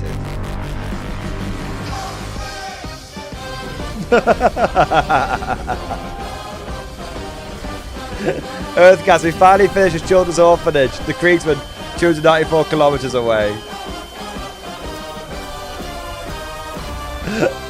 Brilliant. I love it. I love it. That is very accurate. All right. Oh my God. Gentlemen, I don't mean to alarm you, but we've just had 1 minute. We've just had the Death Strike Champ, baby! Yeah, buddy. Yeah, buddy. Yeah, buddy. Holy shit, man. Holy shit. I know I'm skipping ahead a little bit with this one. Don't worry if you do a super chat I haven't got to yet. I will circle back around to you. Don't worry. But when someone comes in and drops a big, old fucking Death Strike chat, we've got to cover that ASAP, and we've got to wank that person off with both fucking hands. Frank Tower, you absolute fucking Giga Chad. You absolute fucking hero. Everyone in the stream right now, drop your cocks, grab your mouse, and spam, and your keyboard, and spam 07 down the chat. Spam the fucking heart thingy you can do on the streams. I don't know what it's called. What's it even? What is it called? Anyway. Or the 100. The 100. There we go. Spam the 100. There we go.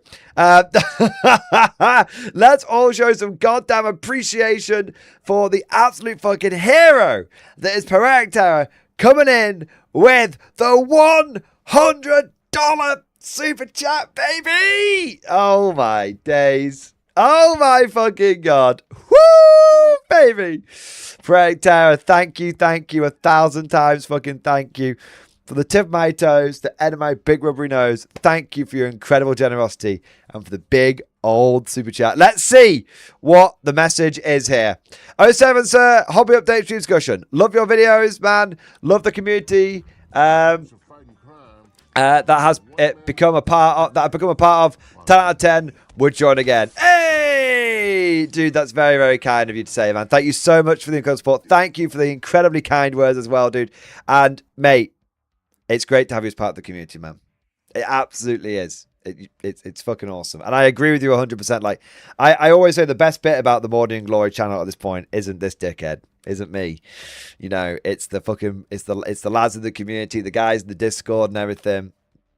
Absolute bunch of goddamn big damn heroes. That's what I say. There you go.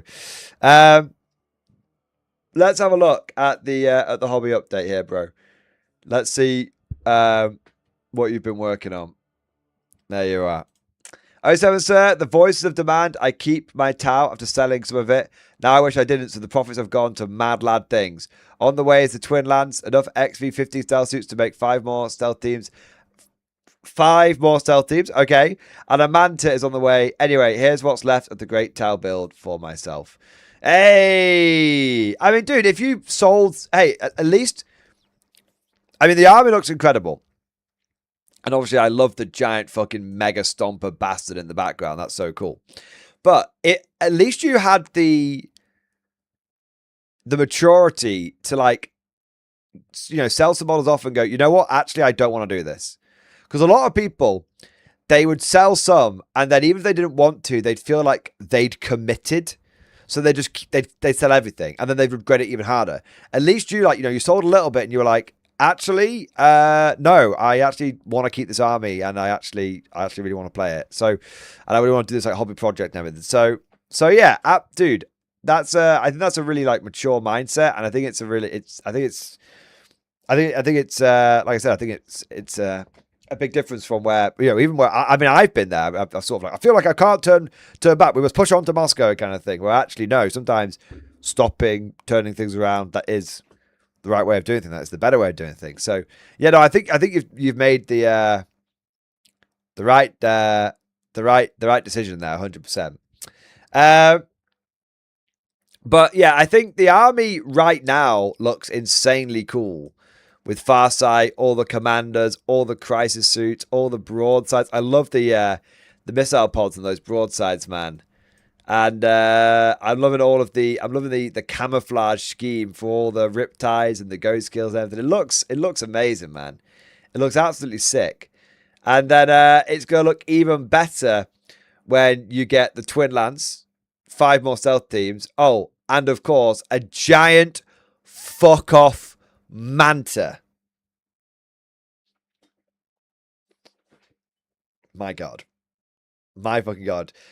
Poetic Terror does not do things by halves. But look at the fucking giant Orc Titan in the background, guys. You thought that's a stomper on the edge of the frame? That's how big the Orc Titan is. So I think we should never expect anything different from Poetic Terror. The guy always goes big and he never goes home. Oh my God. Incredible. There you go. Absolutely incredible. Poetic Terror, you're an absolute fucking hero, mate.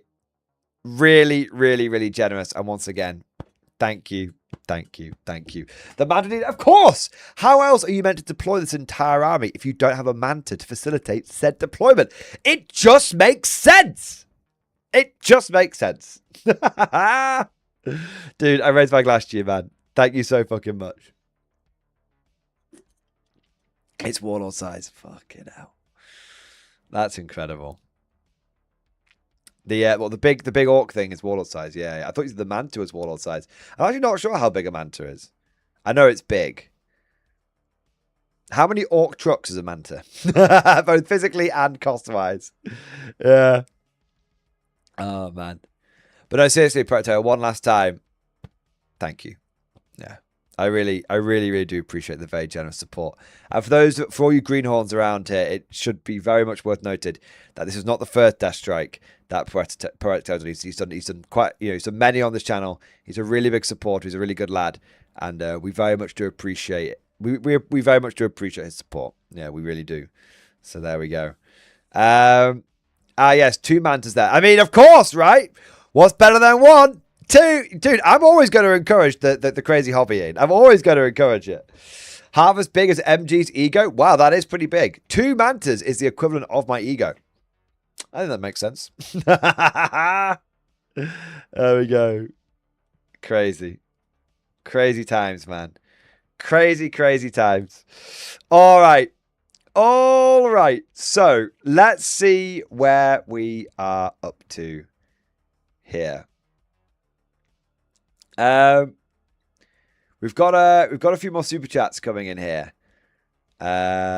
With our next one being Tiki, my boy! Banzai! Banzai! Banzai! Tiki, thank you so much, super chat. Hobby update on my Necromon device, GSC in stream discussion. Let's have a quick look here.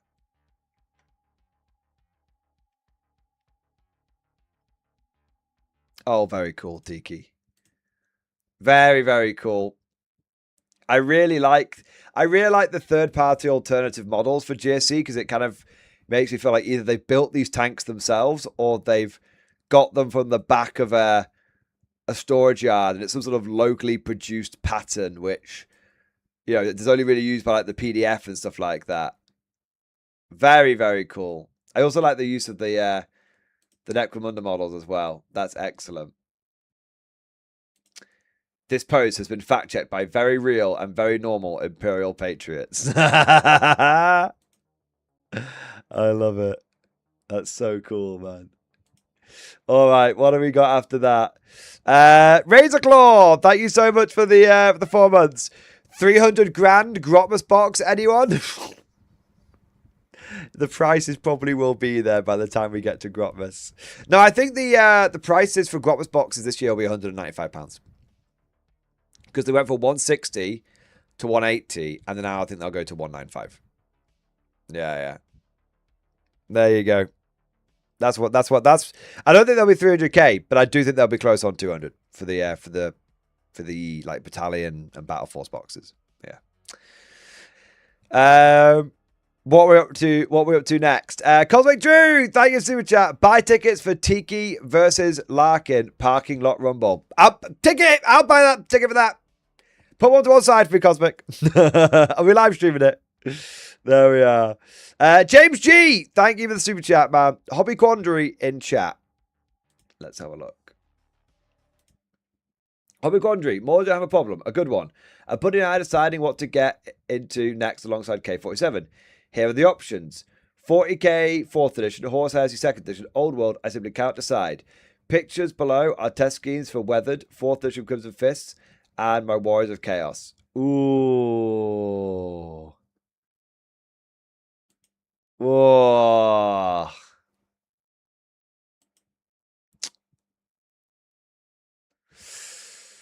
Oh, that is a toughie.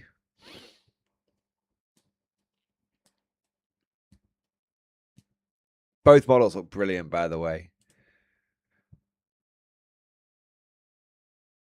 Both models look very, very good.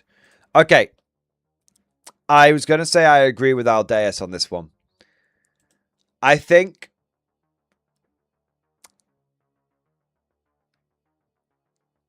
I think Konflikt 47 can scratch the skirmishing, the round base style game vibe.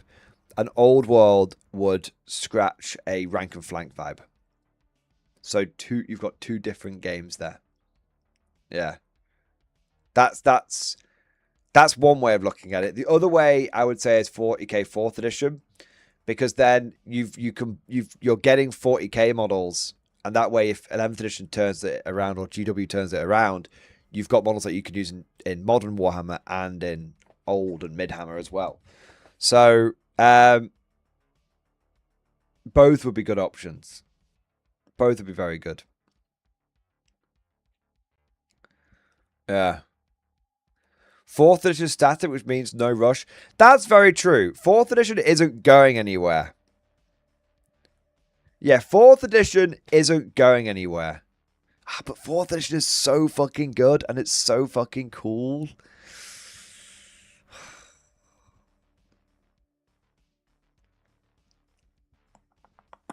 I still think K47 and Old World.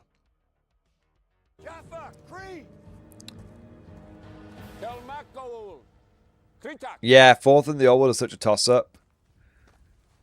I think what I would say is this. K47 and Old World. And if But what I would do is I would aim for old world battle march. So, you know, that the sort of 500 point to 750 points level games. Okay, the rules are free on Warhammer Community. And also you can find the PDF of the book online as well. So what I would do is I'd build up to a 500 point battle march and I would try it out. And then if you like rank and flank, then you can commit to go up to 2,000 points. If you like, you know what, actually I don't really like the rank and flanking aspect of Old World, it's just not for me, then you haven't bought too much and you can go over to 4th edition instead. So that's the way I would do it. Yeah. But for me, I would actually say it's not a case of which one you do. It's which one you do first. I would go K47, then Old World, then 4th edition. Because K47 and Old World, they're like not modern games, but they're active games right now. So they're not going any. So there's a level of like excitement and hype and stuff. Whereas 4th edition, it's like, you know what, we can get to that when we get to it, and you will get to it eventually. So I don't think you're going to miss out on 4th edition. But I think it's the one you come to third. And you will come to it, but you should come to it third. Yeah. All right, so that would be my take. It's not a case of which one you do, it's which order you do them in. Okay, hope that helps, James. Hope that helps, man. Sadron, thank you for the Giga Chat. After seeing the Orc Codex bits, we squats are so fucked. Last few months, each edition for our Codex. Yeah, that's a great, yeah.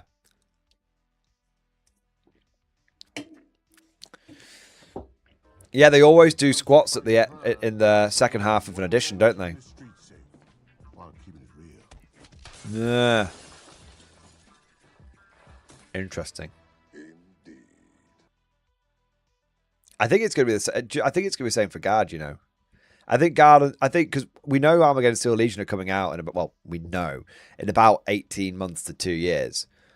And squats tend to come out towards the end as well. So, yeah. Votan are in a good, but the thing is, Votan are in quite a good position at the moment. So it might not be so bad. I think it'll be bad, but it will hit you. The badness will hit you later than you expect. I think it'll be a few codexes will. I think you'll survive maybe the first 6 months, and then there'll be a break point where if you haven't got a modern codex at that point, yeah, that's kind of where I think it's going to be, Zadron. Yeah, but hey, at least you know, at least you've got a chance. Yeah. At least you got a chance. I think squats are in a less bad position. Yeah. I mean, well, everyone who's not getting a codex early is in a bad position. I think squats are in a less bad position. Yeah. All right. Jenna, thank you for the Giga Chat. Hey, Mordian, rate my list. I have had good time with it. Into my workmates, Chaos Space Marines, Death Guard, and T-Sons. But this is just my opinion, man. See, stream is good. Just your opinion, man. Let's take a look. Okay, Recon Guard. So it's Ashmurtam in Designation Force and Mechanized Assault. That's an interesting combo. Cadian Command Squad with Cadian Shock Troops. Murtam Tempest Command Squad with Tempest Scions. Gortz goes Lord Solion to Slimer, Bone Tux Endeseer, Chimera, Torx Prime. Death Riders, Hellhound, Hippogriff, Kazakin, Command Engineers, Lehman Russ, Rogel Dawn, and Scout Sentinels. Sly, Engineer, Hippogriff, Scout Sentinel, all first wave. Lord Solo with the Cadian Blob to give orders. So,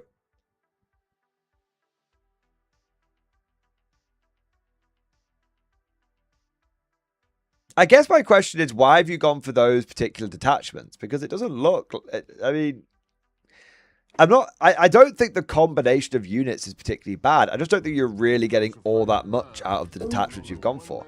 You've got one squad of Scout Sentinels who's going to benefit from Designation Force, and you've got 3 transports and the units inside them, which are going to benefit from Mechanized Assault. I mean, if I were you, I would be going, I wouldn't change a single unit in this list, and I'd just go Combined Arms. And then every unit in your army is getting lethal hits. And then I'd go Combined Arms and Designation Force. Yeah. See, I don't really... I think the list is fine. I just don't think you're getting that much out of Mechanized Assault. That's my hot take. So yeah, my advice would be, don't change a thing. Try it with Combined Arms. See if you enjoy those tasty lethal hits, and yeah, see how you find it. List itself is relatively okay though. Decent number of powerful units, and decent number of punchy units, and also like play units, like doing actions and shit. So yeah. All right, yeah, Jenna. I hope that helps. Face, thank you for the super chat, man. Hobby update, stream discussion. They made me do it. What have you done? What have you done? Oh, Santa Maria. Got my Bane blade before the GW screw job. A few magnets, and I got all the variants. My second Bane is an Etsy purchase. Hey, man, I don't blame anybody for getting their hands on the old Baneblade box whilst they can. I don't think that's a bad thing at all. I think it makes sense. Get it before the price increase, and get it before they fuck you on the parts, right? Yeah. It's a beautiful looking model, man. You've done a really, really, really, really good job on the paint scheme, bro. I think it looks excellent.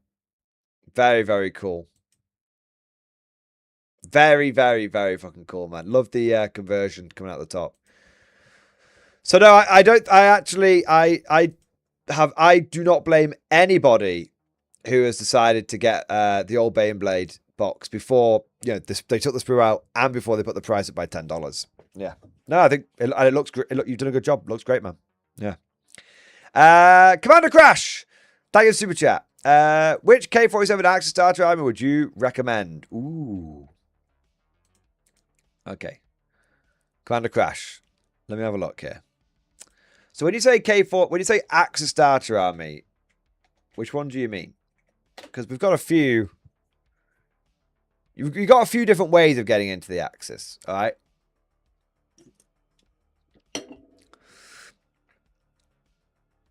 If we have a look at the various options, I mean,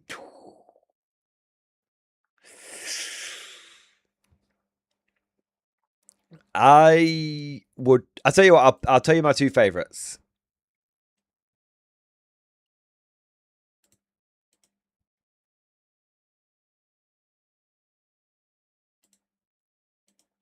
Okay.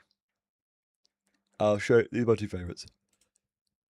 So, I think if you like zombies, if you want a more specialized thematic army, which is going to be, stronger in some areas, weaker in others, then actually that's not the bundle I'd recommend. I would definitely. I would recommend. You've got the Totenrot starter army here, which comes with 45 zombies, 2 Naxxraras, and a Totem Core command squad. Okay, this is. I mean, it's pretty close. It might be just under, but it's pretty close to a full army in a box. So that's a good. That is a very, very. It's all plastic apart from these 3 models here, which are single piece Cyocast models, basically like plastic sort of resin hybrid models. They're very good. Don't worry about them. Don't hear resin and shit stuff. Don't need to wash it or anything, right? It's totally fine. And you just glue them straight on. So it's like 95% plastic. This is a great starter army. If you were to go for this though, I would consider going for the bundle, because it gets you Von Zogling, which means you're definitely going to be 1,500 points, and you also get the lore book as well. So you can read the lore, get the sort of the juices flowing, and build the army. Yeah. So if you want a specialist thematic, or pretty much all plastic army, this is a great suggestion. All right, and this one comes if it's 1500, it'll be a full army, 145 quid, and also gives you the sort of startings of an American army, because you do get Roberta Wells in this box set as well. Yeah, see if I can. There you go, down there. And it's an exclusive miniature, which is kind of cool. The other option, if you want a more balanced force, and it's about the same price, I would recommend Defender the Stuttgart, which is actually a pretty big discount. You're saving 40 quid over buying things separately. Now, this is going to give you a very much a zombie theme army. It's going to give you a more standard Axis army vibe. So you'll get 3 Vogel Spinners, which is lots of light armor. It's like getting 3 Scout Sentinels in many ways. You'll get 3 Vogel... Actually, Vogel Spinners are actually a bit better than... They're a lot more flexible than Scout Sentinels. So you get 3 Vogel Spinners, which is a really tasty amount of light armor. You'll get a Rail Panther, which is the final word in anti-tank, as long as you don't roll a 1. It hits on a 2 most of the time. It wounds on a 2 most of the time. And it ignores cover. So as long as you don't roll a 1, you'll be okay. But there's no rerolls in the game, so if you do roll a 1, you'll be sad. But that's them's the stakes, you know. And then you get a whole decent chunk of infantry. I mean, this is a very classic decent chunk of armor, decent chunk of infantry. The only thing you need to be aware of with this box is that the Panther, the body is plastic, the turret is traditional resin and metal, but it's only the turret. So it's only a very small piece that you need to do a little bit of the old scrubbing, you know. And if you've never done resin models before, it's actually a really safe and easy introduction to working with resin. And the only other thing you need to be aware of is the Axis shock troops down here are single piece metal miniatures. But they're if you've never worked with metal before, these are a great introductory to it because they're very, very easy to work with. They literally just take them out, remove any little bits of metal flash. It's like just tiny little metal nubbins that are like sticking out off like the base and stuff. And there you go. Put loads of resin stuff myself, unfortunately. So you'll be fine with it. You'll be absolutely fine with this then. So yeah, this is about 80% plastic, this box set. And you can, you build a Style Troop and Command Squad here. Build 2 units of Style Troop in here. And you can build them all with... The way I would build all those squads is I would build 3 anti-tank rifles and 6 LMGs, frankly. And just have some really good like DACA squads.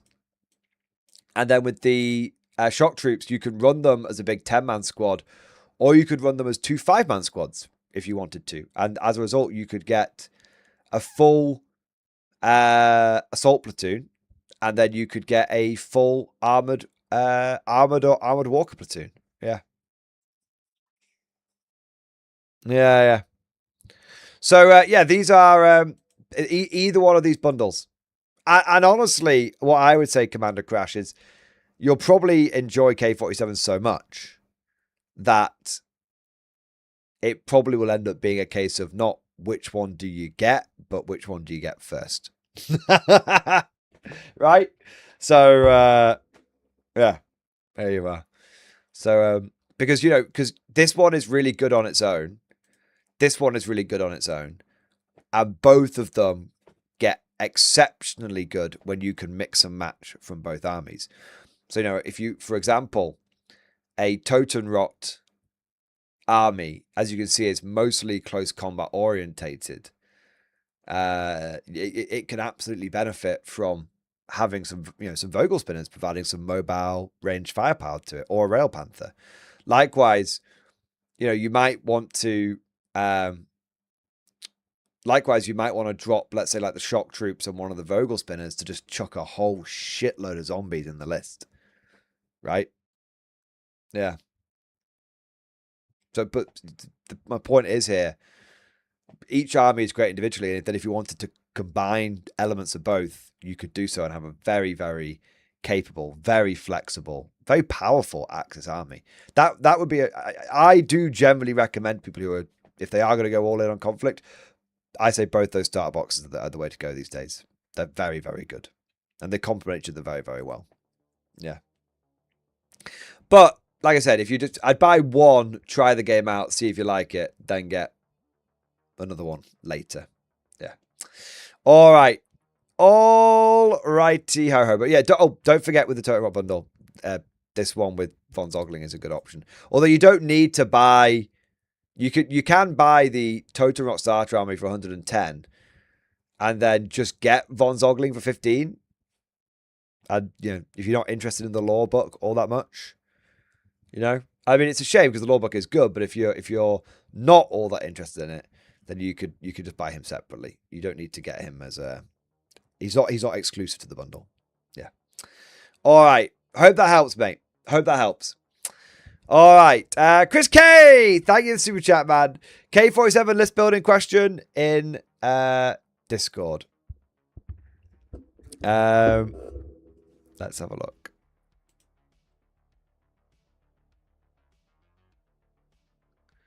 I've been collecting and painting, but I haven't been doing much playing. Thoughts on a good Commonwealth list? I have the following. Well, you've certainly got enough. You've got. This looks great, man. I mean, you've got everything you need, right?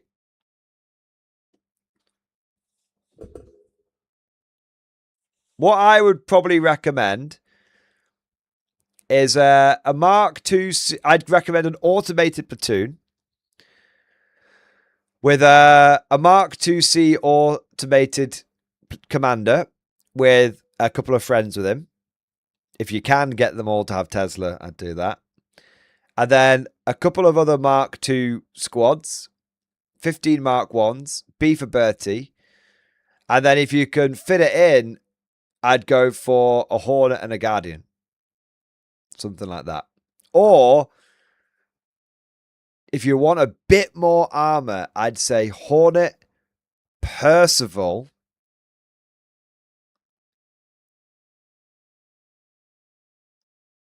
Mark IIs, a big squad of Mark IIs, a big command squad, and just as many Mark 1s as you can fit in at that point. Either way. Yeah, that's what I'd recommend. But basically, if you go for an automated platoon plus a pinch of armor, you really can't go wrong. With the Hornet being an exceptional piece of armor. The Hornet, the Guardian, the Percival all being very good. You don't need to take all of them. But yeah, them being exceptionally good. All right, there you go, Chris K. Hope that helps, man. And then Poetic Terror, thank you for the super chat. Update again in stream discussion. Let's have a look. In case I don't doubt my sanity, this is just my orcs for my orc collection. It's 14 20-man bricks, currently built with another 6 20-man boys on the way. Oh my god. The gaps are for the 3D printed boys for burners, big shooters and rockets. Also here's the Gargantua next to a warlord. Yes, I have 2 every Titan, I think. My god, that is a lot of orc boys. Orcs, orcs, orcs, orcs, orcs, orcs, orcs, orcs. That's incredible, man. Yes! Oh my god. That's brilliant. Holy shit, man. Go big or go home, Praying Terror. I absolutely love it. That's fucking incredible, man. That's fucking incredible. All right. Commander Crash, it's a PDF. I can't read the physical books. They're too small. The physical book's quite big. I don't know if you've only seen the little ones. I don't want to, I don't know what your eyesight is like. But the physical books for the lore books are much bigger than the little A5 rulebook.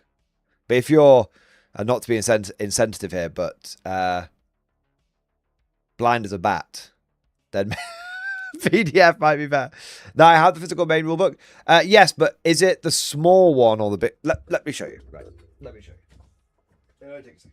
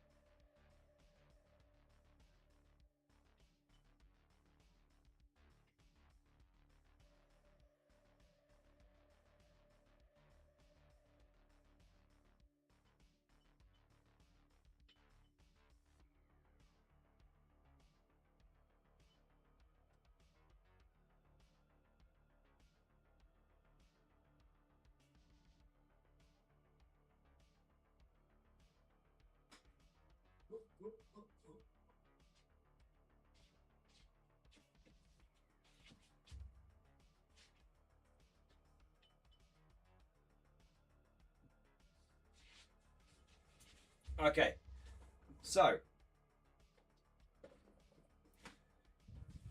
the rule book that the sort of small A5 rule book is obviously A5, but the law books come in full sized A4, and I can show you what the size of the text is like inside that. So hopefully that it's relatively large text. It's not like massive, but yeah. So there you go. I don't know if that helps, but if that's still too small for you, if that's still too small for you, you might need glasses. If you've got glasses, you might need stronger glasses. I'm being a little mean. I wonder if there's a PDF. There is a PDF. There is a PDF, and it's actually. I wear Coke bottles already. Brilliant. So digital Konflikt 47 Festung Europa PDF. It's actually cheaper. So it's actually 10 quid cheaper to get the PDF version. So there you go. So you actually could get, if you got the Totem Rot Starter Army plus Von Zogling and the PDF of Festung Europa, that would actually come to £145, which is the same as if you bought the bundle with a physical book. So there you go. All right. So yeah, I hope that's all right. Let's have a look here. Okie croaky. Fox Knight, thank you for 12 months. X-Force, baby! X-Force Fox Knight, 1 full year, baby! I love it. Can I walk a jump when doing an assault in K47?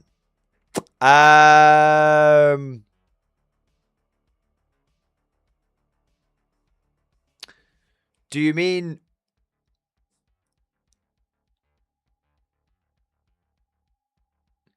You can't drop in from the sky and assault somebody, if that's what you're thinking, because you have to land in open ground. And I don't think you could like to ignore terrain. I don't think walkers are slowed by terrain anyway. This is one of the things that a lot of people miss. I don't think walkers are slowed by terrain. Where's my rule book? So, I don't think it needs to. Yeah.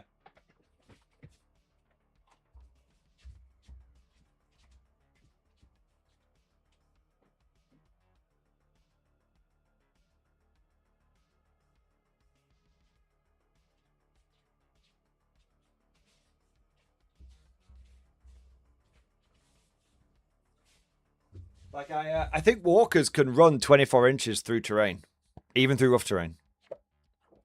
It's something that I think I only learnt like literally the other day, and I was flabbergasted by it.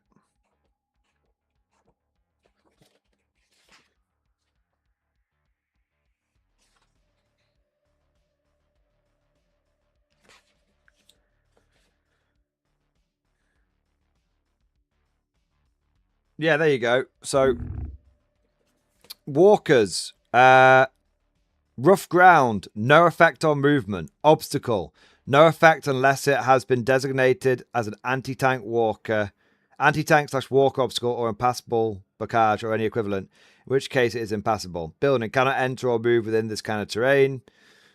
Walkers and super heavy and super heavy walkers may move through and demolish some buildings in some situations. Road, the unit's move rate is doubled if it moves entirely along a road. So yeah, you walkers are not affected by rough ground. They can run 24 inches, which is what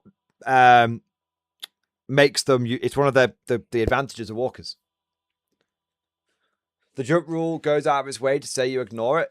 No, Fox Knight. Walkers in general do not are never slowed down by terrain. So you don't. So what I'm saying is, it's irrelevant whether you use jump or not. What I'm saying is, like, if you've got a non-jump walker, it can run 24 inches through terrain. If you've got a jump walker, it can run 24 inches through terrain.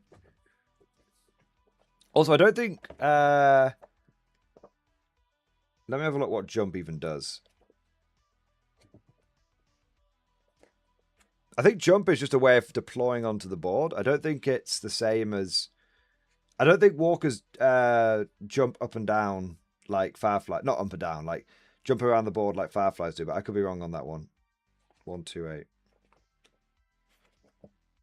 Some vehicles have the ability to jump considerable distances with the aid of boosters or gravity repulsors. The vehicle can choose to use jump movement when on run or advance orders. A vehicle using jump movement may only pivot once at the beginning of its movement, but then ignores all terrain while moving.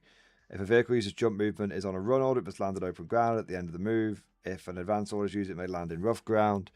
A jump vehicle moving onto the table from reserve using run or advance orders can. So jump is relevant for going over and. So the reason why jump is relevant is if you're going over impassable terrain. It allows you to go over impassable terrain. That's why it's relevant. Now, if a vehicle using jump movement is on a run order, it must land in open ground at the end of its move. If an advance order is used, it may land in rough ground. But in neither case, it says, can you land on units? So you couldn't do a close combat assault from jump, is what I'm seeing here.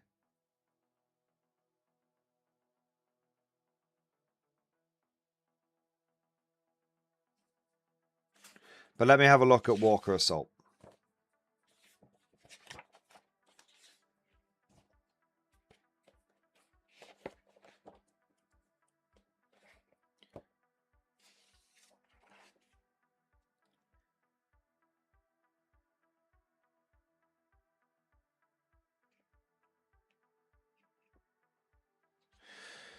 Okay, to assault an enemy infantry or artillery unit, a tank must be ordered. 1 minute. Walker assault with infantry. In the case of Walker, if an infantry unit passes their morale check and holds against the Walker will make close quarter strikes against the unit as it moves through it. Walkers make 1 attack per functional armor, 1 attack per pair of legs. Each attack hits on a 4, 5, or 6. Note the number of casualties that can be inflicted from these attacks cannot exceed the moved models that were moved over. Okay, so that doesn't help us. Assault move. To assault an enemy infantry or artillery unit, attack must be ordered to move at full speed by way of a run order. It therefore cannot fire any.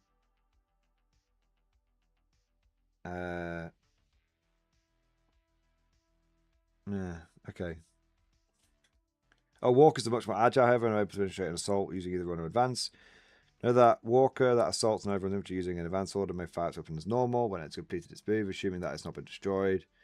Vehicles adhere to normal movement rules when assaulting, i.e. type of terrain being traversed, number of allowed pivots.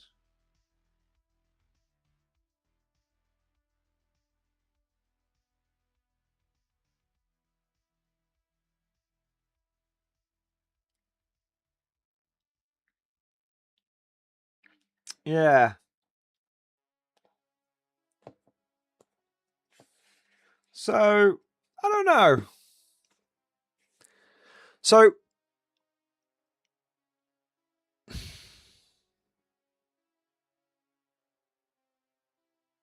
it says when doing a jump, you do have to land in open ground. But it says when you're doing an assault, you can land within, you can go within 1 inch of enemy units.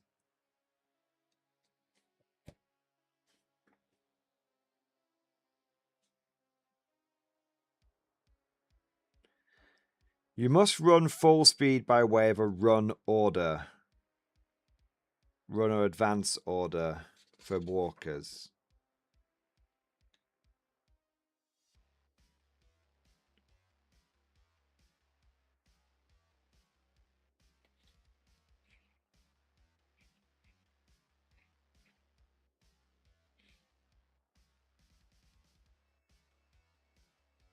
Okay. So let me look at jump again. 128.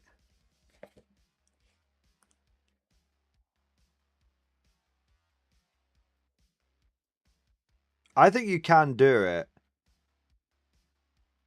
I mean, I guess what is defined as open ground and rough ground? I don't think units are defined as open ground or anything.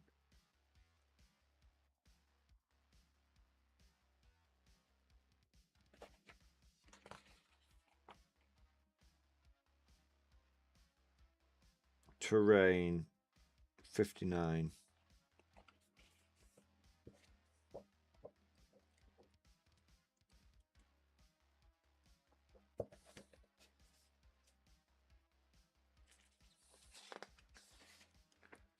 Okay.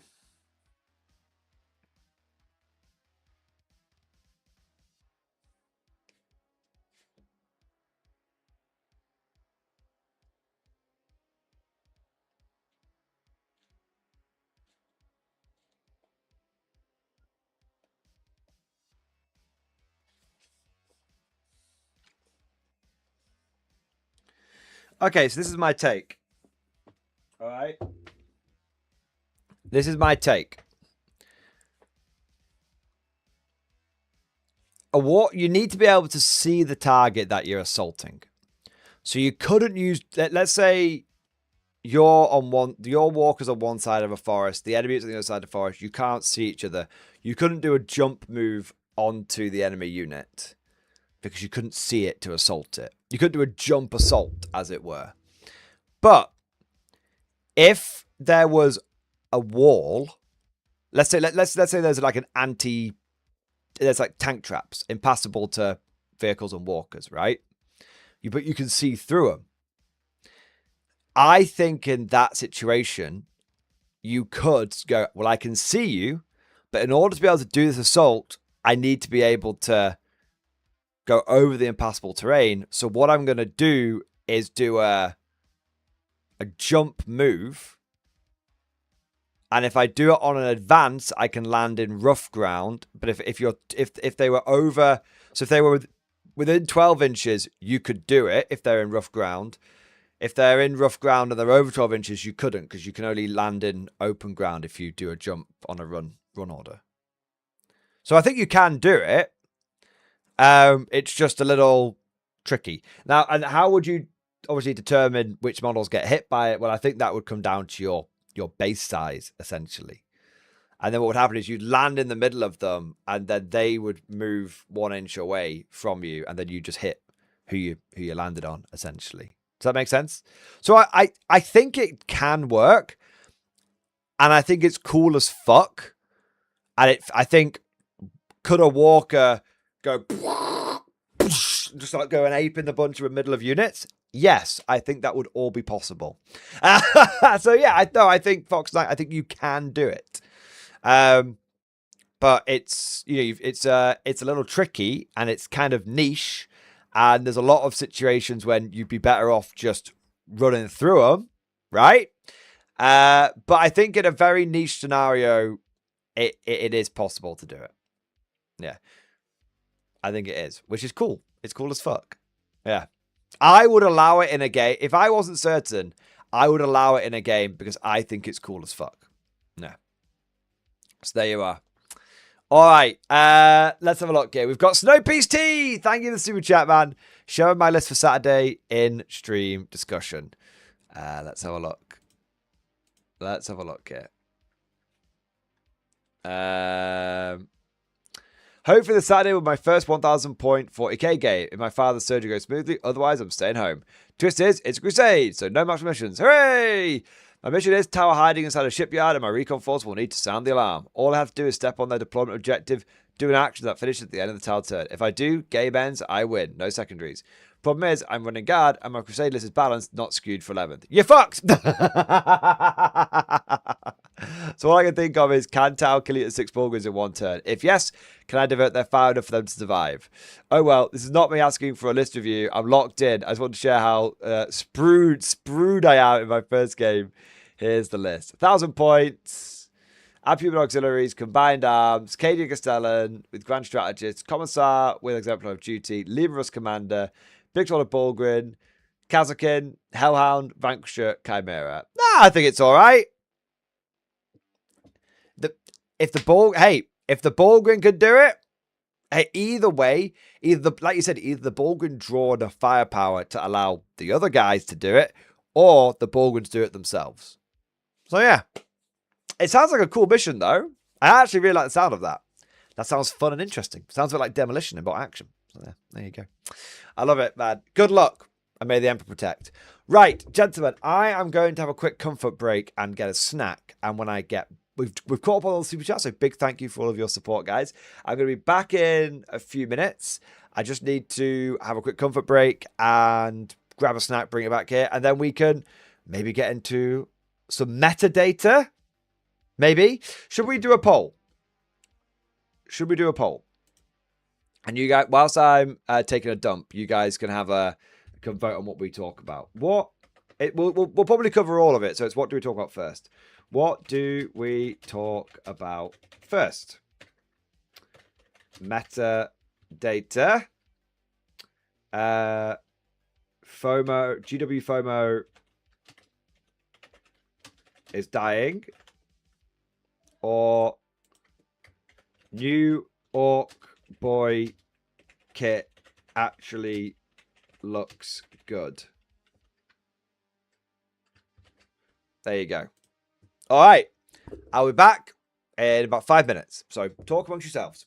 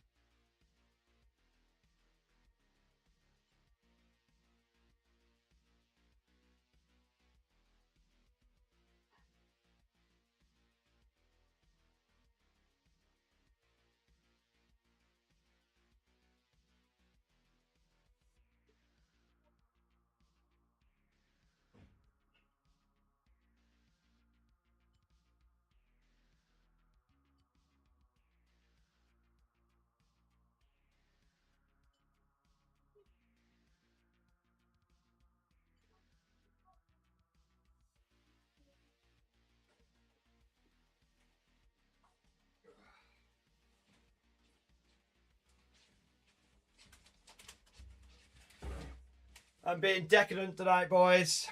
I'm being absolutely fucking decadent. I'm treating myself. I'm eating like royalty.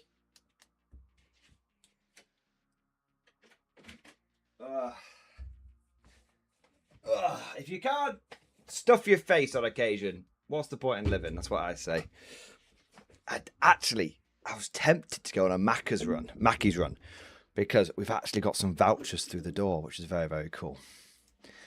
But maybe we'll do the Mackie's run later. I've got myself a pistachio is a nut, right? Pistachio goo pot. Oh yeah. I haven't gone over anything. I haven't gone over yet, Alphas. I've just only caught up on the super chats, to be honest. To be honest, I'm not sure I'll be able to say much anyway, but I could be like, interesting. Most interesting. That is decadent. I don't get to enjoy these kind of things very often. Because, you know, they're a bit of a treat. And they got to wait till they come on like Club Card or something. Yeah. A pistachio. Pistachio. I know how to say this word. I've said it 1,000 times. I'm just having a brain moment. Pistachio, yeah. Not potassium. Pistachio. I've been having some real brain moments recently.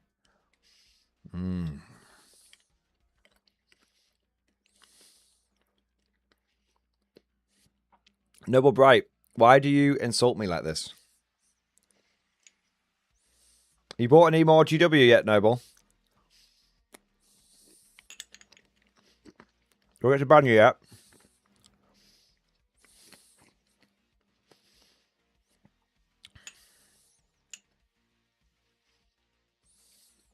No, not yet. Actually, that makes me joke. Well, don't let me stop you.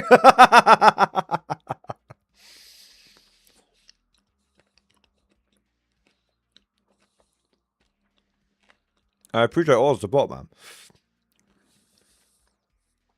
I know. I really do.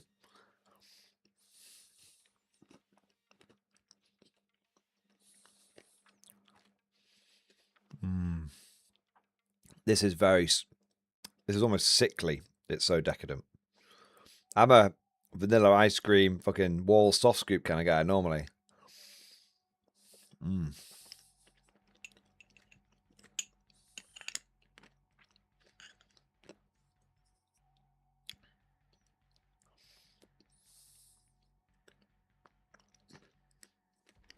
Morning Violet saying there may be a French team at Ward Open Day.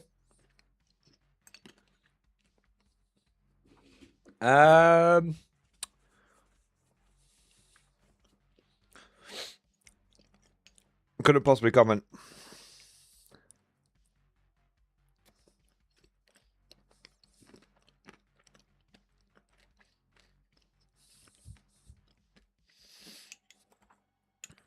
I think it's going to be a pretty good day.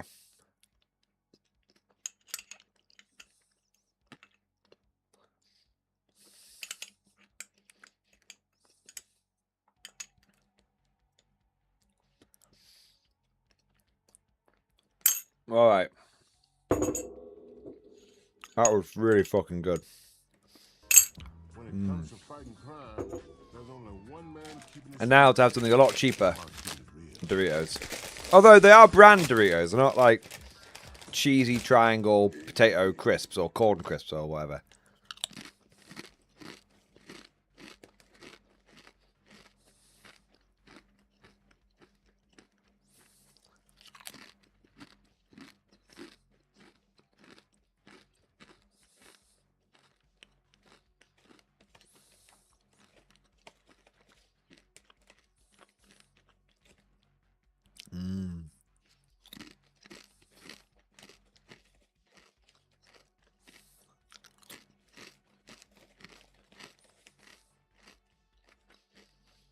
Tasty.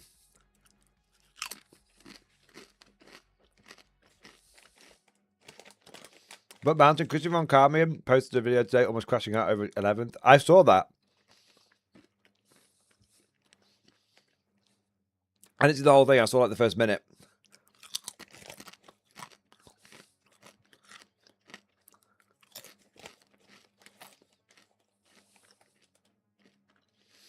Like, basically, he just doesn't like.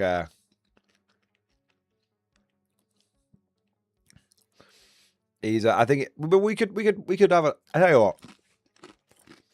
Let's watch it. While some stuff in my face. Let's do that because we'll only watch a bit of it. But I mean, we've got something we can look at whilst we're.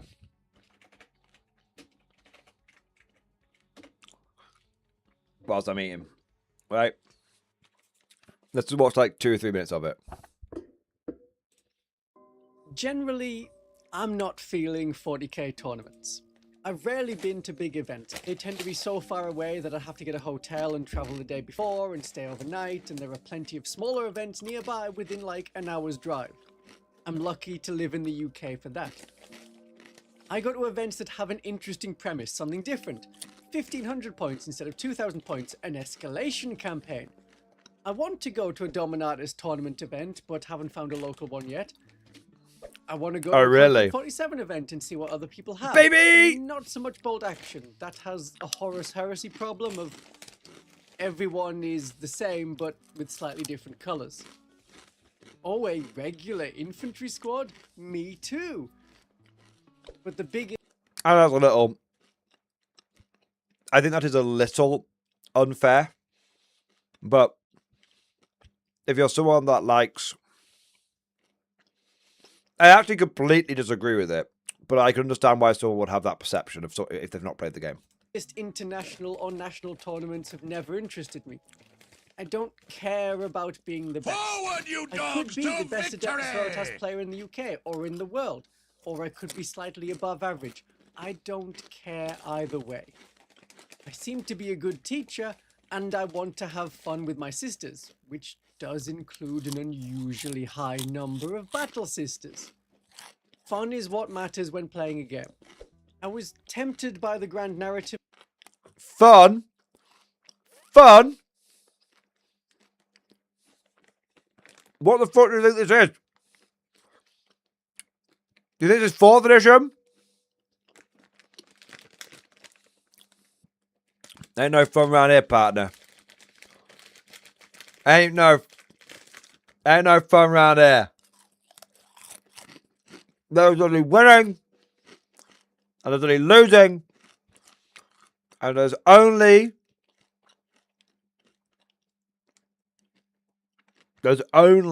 filling up GW's coffers. There's nothing else. Oh. Event, but it's very expensive. The expect fun, I've heard enough. Tournament packs are 1,000-point games, which is good. That's different, but the event times are enough for a 2,000-point game. I don't want to bring the wrong amount of models based on what some information says in one place compared to another. And I don't know how the narrative will work if it's not the Dominatus deck, and we don't have Crusade in 11th edition, unless this was to be the last Crusade event while all factions have their 10th edition codex with Crusade rules. But I couldn't find enough information about what was happening, so I skipped it. Because that's in South Wales. I'm in Northeast England. They're literally different countries. There's a lot to like about tournaments. I like to meet people that like to play the game. It's amazing how many Warhammer players in the north of England. England. Complain about Games Workshop together. But the tournament speed of games, to play 2,000 points in 2 hours and 45 minutes, get in, get it done, that's how hookups work. That is the speed and the style. 2.5 hours. Are you having sex like 100 times? What the fuck is going on here? Jesus. Look at this guy. Look at this guy. He's fucking, his hookups are lasted fucking, Jesus, fucking humble brag. And that is what tournaments are, and I want something more. F in the chat for hello, Mordium. hello. My name is Christian. Shall we take our clothes off? I mean deploy our armies. That isn't meeting someone, that is rubbing our armies against one another for a bit and then moving on. There's fun to be had, but for a lot of opponents, I want to get to know the person. I want to chat to them. But I only get to talk to them properly if we're done quickly, and I don't want it to be over quickly. Well, I want it... Mr. Mordian says that to me all the time. And I say, well, you don't get what you wish for. You get what you get. Take my time and do it right, and not think back on it when it's over and say, I really shouldn't have put that there. It was obviously going to get crushed. No, Christian von Carmine's all right, After boys. a long day of He's all fun right. tournament games, there isn't much energy or time left in the day for He's making a good point. other activities you might want to do with a person. Maybe sitting and drinking, maybe karaoke, maybe something else. But not for long before going back home or going back to a hotel room, but just to sleep. You can only do one kind of casually meeting up with people, assuming you're putting all your energy into the tournament event. In 11th edition, I'm still Nellop hates him, that's a getting good sign. reports Yeah, that's of a very the good same sign. problem I made a big thing about in 10th edition. People Actually- are not finishing their game. Actually, Noble Memes, it's not a good sign at all. It's a completely and utterly meaningless sign because Nellop's Nellop. That's why. Round 4 ends. I don't it's need to still say common, anymore. And then the organizers have to decide if you stop counting scoring from the end of the previous battle round, or maybe you do primary mission scoring. At Okay, I get the point with what's being made here. Basically, right, the problem with Warhammer 40, this entire video, and I'm obviously basing this off only watching three and a half minutes of it. But this entire video is basically a criticism of the fact that there's not enough time in to play a 40k game these days, because in a competitive sense, because the game takes so long to play, you have to get in, play. Thank you very much, and you're off to the next game. Play. This is I will say this is very much a unique thing to Warhammer 40k. I play a lot of different game systems now. And I went to a K47 tournament only a week or so ago, and there was 2.5, I think it was 2 hours per round. I was finished with half an hour to spare every single game. Most people were. It's just much quicker. Yeah. So it's just a case, and this is why I quite like going to old world events. This is why I quite like going to. Well, it's why one of the main draws of me going to non-40k events is the fact that you do get to sit about and have a chat with your opponent and say, do have a chat with, chat with your opponent and go, hey, do you want to go have a cup of tea? Yeah, okay. Oh, do you want to get some lunch? Yeah, let's go down. You often get an extra half an hour on lunch because the game finishes half an hour early. You say, hey man, do you want to get some lunch? It's like, yeah, cool. You sort of wander down to the local shop, get a bit of lunch or something. You get to have a bit of a chat and a bit more of a social interaction. Yeah. And so, I basically agree with what Christian is saying here, which is, I think 40k is so go all the time, whereas actually a lot of the war games are a lot more chill.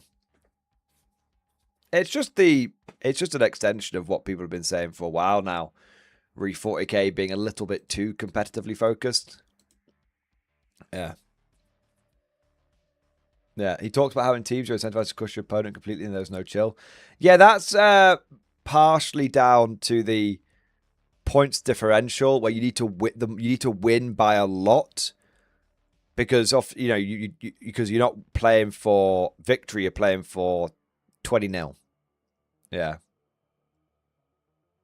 WTC scoring becoming mainstream and how things are moving to team formats removes chill. Yeah, exactly. So it's a mixture of the mindset. It's the mindset and the way the game plays. Yeah. I chat with Nellop a bit. He's not that bad. I have no ill will towards Nellop whatsoever. I don't have any positive or negative feelings towards Nellop. I've said this many times, Nellop is just Nellop. I don't give a shit. I don't give a shit. He can make whatever videos he wants. I like to have a good, bit of a joke about Nellop, but nothing more than that. Yeah, I don't give a fuck. All right. Yeah. There we are.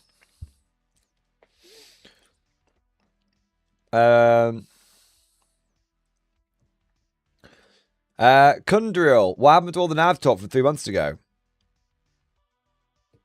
That was just marketing, bro.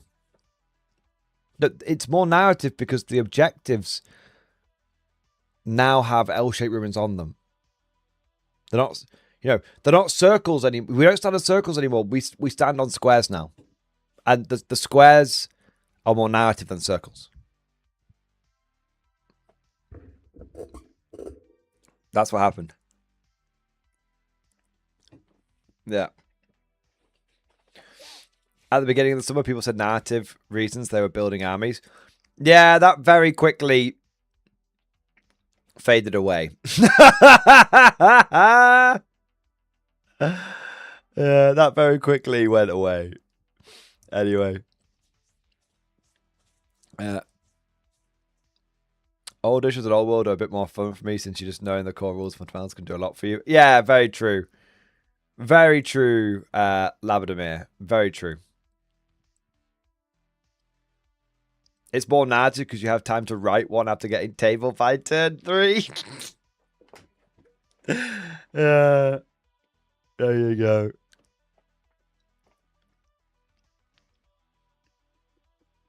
Yeah, that's the ultimate one. The narrative of my army is it wins. Yeah, I remember. I actually literally had someone say that to me, and I'm sure they were in on the joke. But when I went to, this was a long time ago. This is when Rob from the Honest Wargamer still did 40k events, and it was the first one in 9th edition, and I played a Dark Elder player round 3 who, if I'd beaten him, I would have won the tournament, but I lost, so I came like middle of the pack, and my Rob came up to me and was like, "Hey man, like, love the channel. I noticed your army, your Mordians have all got like Sisters of Battle symbols on their shoulders. Like, what's that all about?" And I said, "Oh, well, it's all to do with like the lore and the narrative of the army. How, I've been repainting my army recently, and the sort of headcanon reason for the transition from one paint scheme to the other is the fact that the army is it shamed itself by using a bunch of psychers in the old edition. So now I'm not using any psychers, and the point is that they've gone on a penitent crusade to make up for the fact that they used psychers. Now you see there's commissars and priests everywhere, and so the symbol, I've just used Sister Battle transfer because it's easier, but it's a cross like crusade with a skull on top, skull representing death. And so they're on a penitent crusade to redeem themselves, and that's why they've got that symbol. And Rob was like, "That's really fucking cool." And he turned to Dark Elder player, who he must have known, and I'm just making a name up here. "Steve, what's the narrative of your army?" And Steve sort of went, "The narrative of my army is it wins." And we all had a good laugh. Yeah. But yeah, like, it's funny how things have changed. It's funny how that has become the norm now, yeah. Like I said, though, I think it's just 40k has become I don't really hate 40k for becoming very competitively focused. I really don't. I think a lot of people do get hung up on modern 40k being much more competitively focused and so on and so forth. I really don't, because I think, as I said in yesterday's stream, it used to be where 2 people would turn up to a game with different expectations. Now everyone turns up to the game with the same expectation. Everyone turns up expecting a competitive, hard game. If you are someone who wants to play 40k but doesn't want to play like that, play older editions with your friends. Yeah. 40k in many ways is doing modern 40k. Newhammer is doing a great service in many ways, which is it's making sure that like all the people that want to play hardcore have a place to go to play hardcore. And that's not a bad thing, by the way. Those people shouldn't be demonized or looked down upon. It shouldn't be. Yeah. Yeah. Competitive is where games go to die. I don't know. I will tell you this. I'll tell you this. 1 minute. I've got a bit of a crusty nose, which is it. There you go. Bit gross. I do apologize.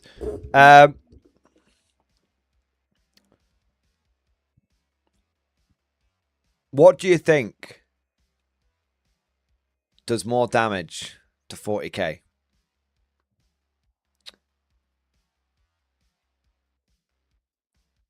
the competitive side of the game or GW full stop. No, GW price increases and them using balance patches to make sales. Sales patches.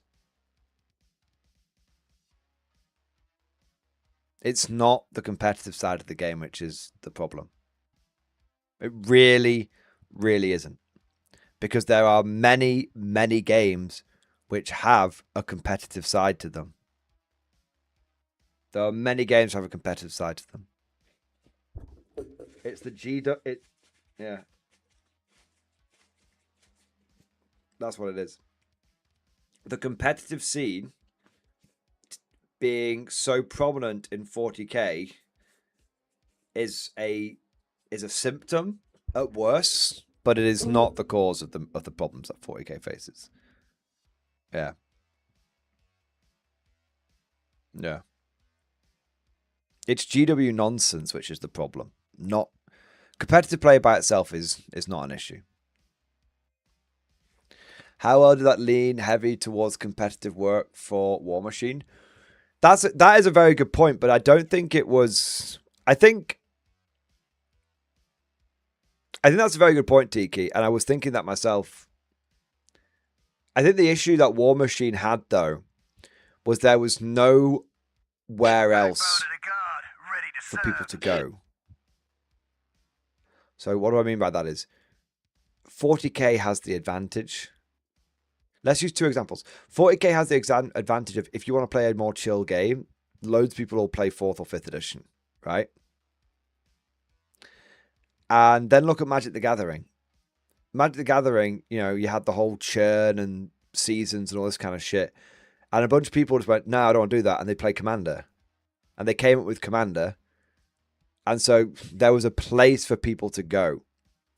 The issue is when there's nowhere for people to go. Yeah.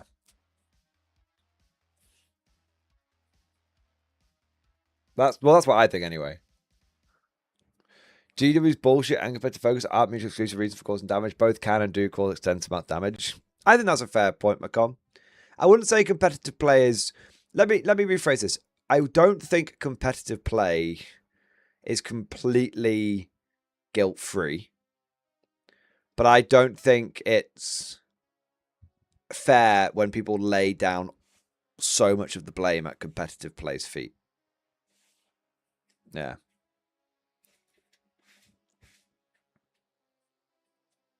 Yeah. Anyway, we've got a couple more super chats coming in here. I think we're all basically on the same page to one degree or the other. No more memes. Thank you for the super chat. Enough is enough. I have busted my rift in stream discussion. Oh my god. Can it be true? I put my money where my mouth is. I dragged 2 souls kicking and screaming into the rift. I'm starting a full SS army in K47. Yes! You purchased this item on the 18th. Yeah, baby! Hey, $100 is a fucking good deal. That's actually a damn good deal. That's great. Holy shit, man. That's the same price in the UK. In pounds. Yeah, that's excellent, man. Yeah, that's a good deal. That's a damn good deal. Even Tiki, who's version 1 K47 ball washer, takes that fucking version 2 deal. I love it. Yes! I love it, Noble Memes. Putting your money where your mouth is. Putting skin in the game. Putting skin in the game. That's what we like to see, man. That's what we like to fucking see. Excellent stuff. I look forward to you enjoying the game. I look forward to you converting many of your friends. There you are. All right. What do we got after that? Medic Mark, thank you for super chat. Saw a Kickstarter for click and place terrain for a full battlefield painted for way less than GW stuff. What I find super crazy is how people bootlick for the company. I think people do bootlick for the company, Medic Mark, but I think that they are becoming an ever diminishing crowd. And I'll tell you why I think they're becoming an ever diminishing crowd. Because I think that everything that people complained about that they said wasn't a problem has come to pass and is now very clearly a problem. That's the issue.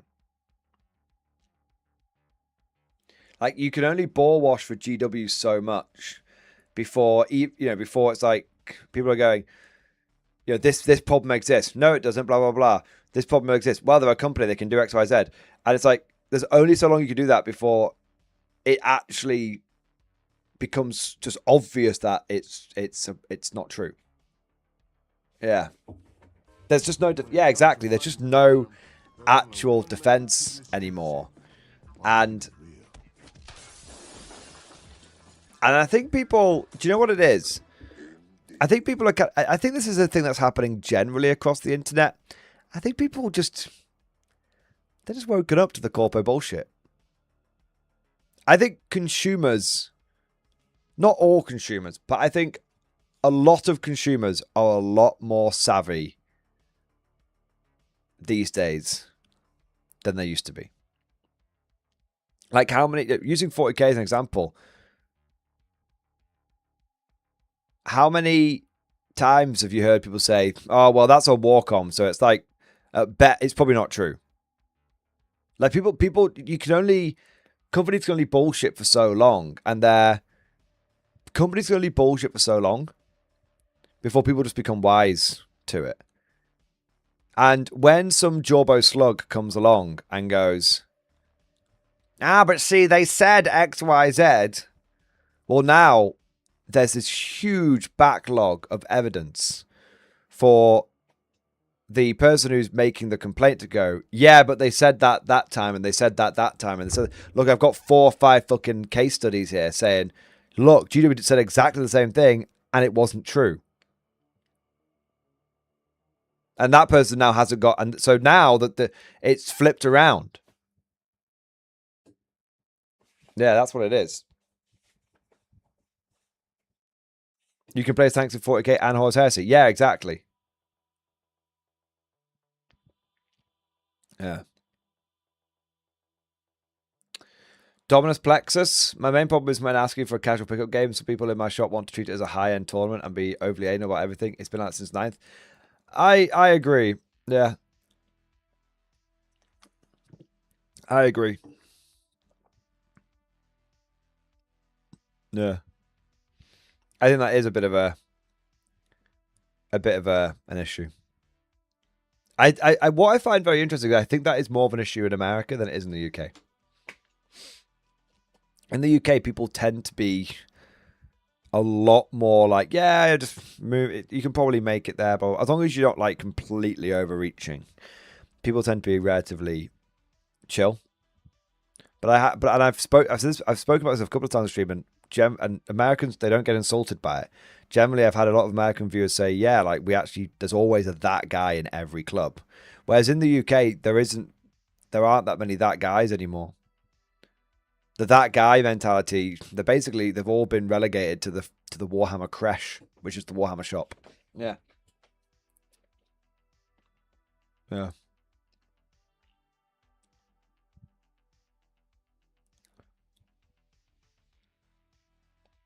Tiki, they're in every shop. Yeah, I do think it's more of a American thing. But I've often stated, and this is not meant as any insult whatsoever, and it's not meant as a point of arrogance whatsoever.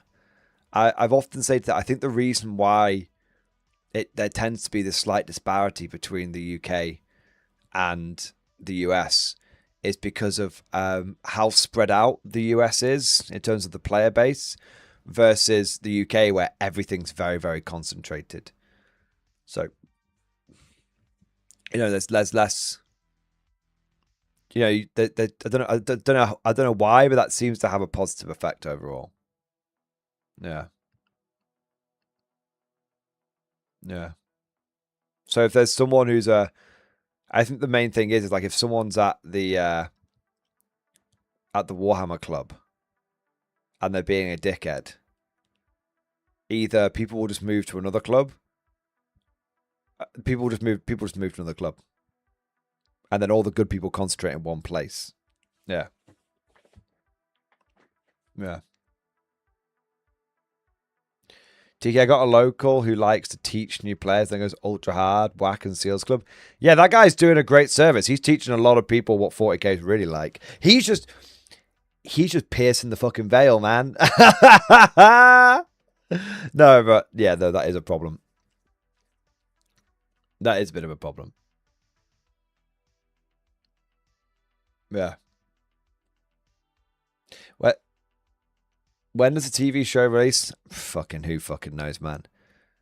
If it ever releases, it'll be a miracle at this point. What do we got next? Cheese Marine, thank you in 2 months. Pike and Shot mystery box today.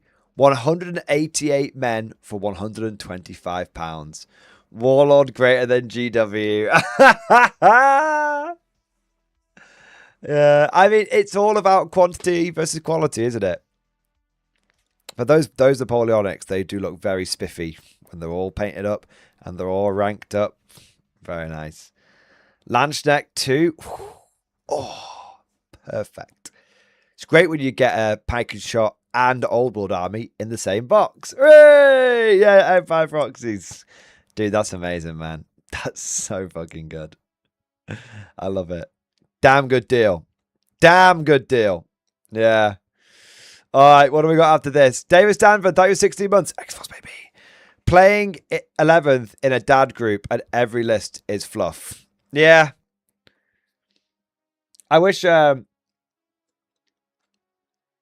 I think you're very lucky, David Stanford. That's what I'm going to say. I think you're very lucky, very fortunate. Treasure it for as long as you can.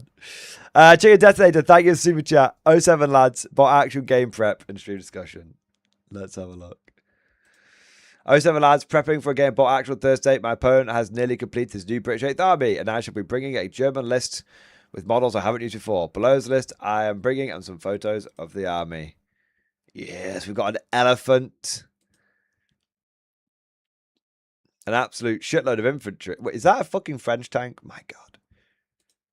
It's the defense of Berlin. All the weird, wacky, mad shit's coming out. We need to get the wheelbarrow with the Panzer Shrek strapped to it. 1250 point defense of Berlin. Let's have a look. 13 order dice. 1250 points. Armor platoon. Panzer 35R. Ferdinand. I love it. Inexperienced platoon commander. Russian liberation squads. 5th columnists. Waffen SS. Chaplains. Anti-tank rifles. Light mortars. Light trucks. Nice. That does feel like a very... very defensive Berlin list. All of the dregs. You know what you could go for? Just throwing it out there as an idea. Could go for some SS Charlemagne. Maybe as the Waffen SS squad. I don't know if Charlemagne even have their own special rules anymore, but... yeah. That would be kind of cool to have in the army. I love it, Chicken Detonator. Looking good, man. That's the vet squad. Nice. Nice. All right. Those rules in the third. Fair enough. I know that was probably more of a campaign book thing, wasn't it? Yeah. All righty ho ho. My God. The results of the poll are in. And people want to hear about GW FOMO dying over 40k metadata. My God. Okay. Okay. If that's what you guys want, that's what you guys will get. Let's have a look here. Let me get some things set up.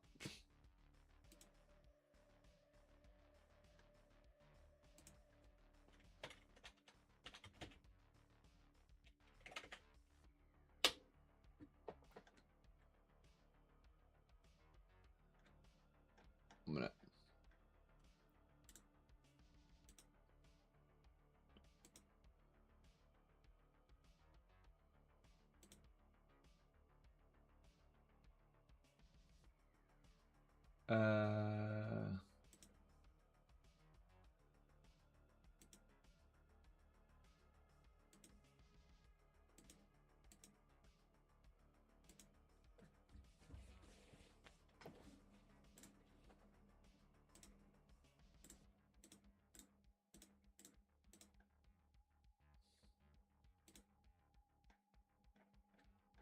Just double checking a few bits, but I think we're good.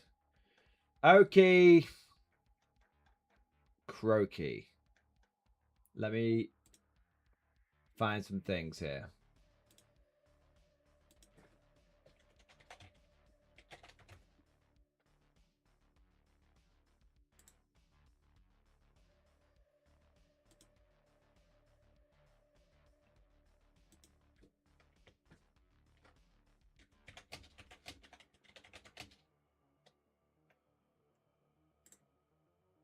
Okay. Okay, we're ready. Are you ready? Are you ready? But the numbers boarded. What do we? We'll do the 40k data afterwards. All right, but we'll do this one first.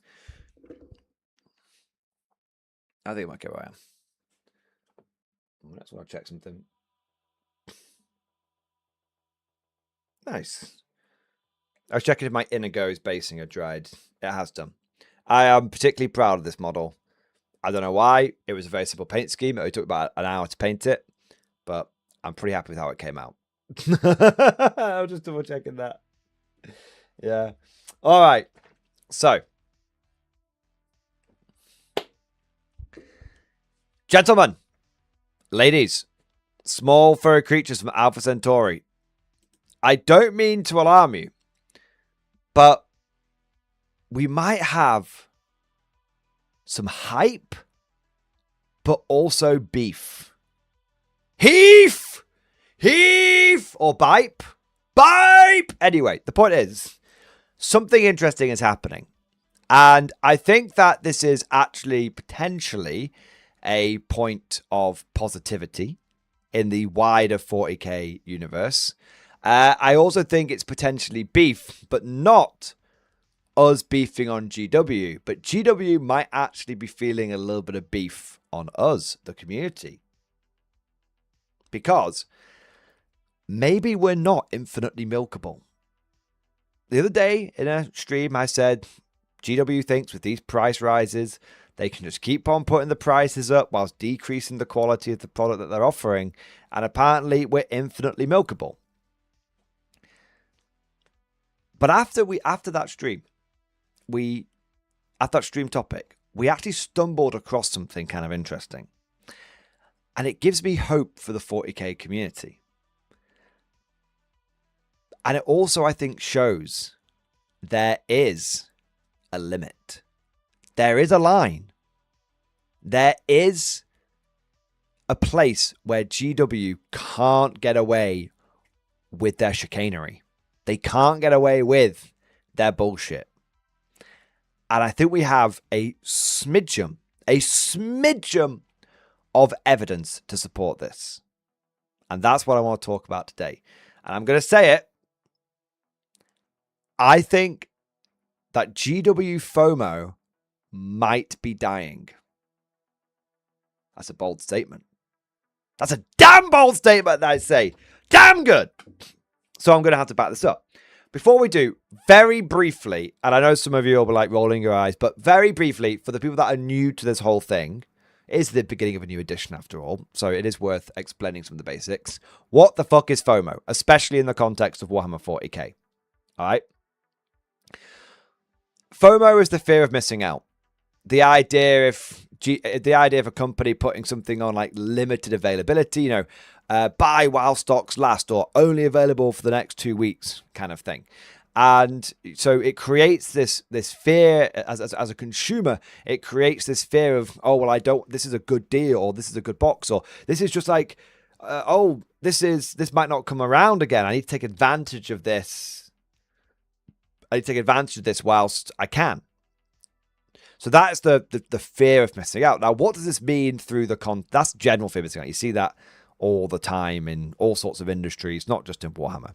What does this mean within the context of Warhammer 40k? Well, GW often does a lot of what we call FOMO boxes. These are limited runs of bundles of units, which often come at somewhat of a discount. Not sometimes it's not a great discount. But because 40k is so expensive these days, that any kind of discount is often seen as something to take advantage of, right? So they've been doing these boxes for a little while. Some good examples of them within the Imperial Guard is a couple of years ago they did a Christmas box set, which was 2 Rogel Dawns, 20 and a platoon of Cadians, 20 Cadians in a command squad. And I think that box was something crazy like £125. It was like a phenomenally good deal, right? And then so that was a really good box set. So whilst it was FOMO, the offering was quite tasty. The Rogel Dawn had only recently come out. Now I've actually said, quick sidebar here, I have long maintained that GW making that box FOMO was very silly, because if they still sold that box today, they would have sold way more than they ever would have done trying to FOMO the fuck out of people. It would be the first box set that myself and everyone else in the Guard community recommends to a beginner. Get that box set. Don't worry about it. It's a great start. Hell, get 2 of them. Right? Get 2 of them and sell one of the Rogel Dawns if you need to. Right? Not that you probably even would. But that's an example of, it was a FOMO box, but it was actually quite a good one. The issue is, as time has gone on, what GW has done, and we've seen this with the price increases, is the prices of the FOMO boxes have gone up drastically, but the quality of what is being offered has gone down drastically. So the one that the one, not the last one, but the one before last for the Guard was the Krieg Artillery Company, which was fine. It was fine, but it wasn't like great. So you had, instead of 2 Rogel Dawns and a platoon of Cadians, you got 2 Krieg artillery teams and a platoon of Kriegers. That was it. So yeah, it's sort of the same amount of models, but it's not as much plastic. The artillery teams are significantly smaller than a Rogel Dawn. And also the big difference is a lot of the models in that box are actually old. The Krieg infantry, even the plastic ones, they've been around for probably about, it's probably getting close to like 10 years. Maybe I'm exaggerating. I mean, I kind of want to find out actually now. I am going to find out. Kill team Krieg versus Orcs. Okay, 5 years ago. 5 years. I do apologize. 5 years ago. Whereas the new Cadians, relatively speaking, they only came out when this Christmas box came out, I should say. They'd only been out, I think it was like less than a year, maybe about a year's time, we'll say. So there was a big difference between, okay, the last FOMO box had all new models in it. All of them were about, less than a year old or about a year old. And then the first FOMO box that they did, the last FOMO box, the second to last FOMO box they did had a bunch of models in it that were 4 or 5 years old. So there was a bit of a difference. And then you've seen this with, GW boxes in general have been going down in like quality. With they did like the Krieg Combat Patrol as well, which for some reason they decided to FOMO that, and that one was filled with a bunch of Death Riders that nobody wanted and all this kind of stuff. So the point is, the prices have been going up.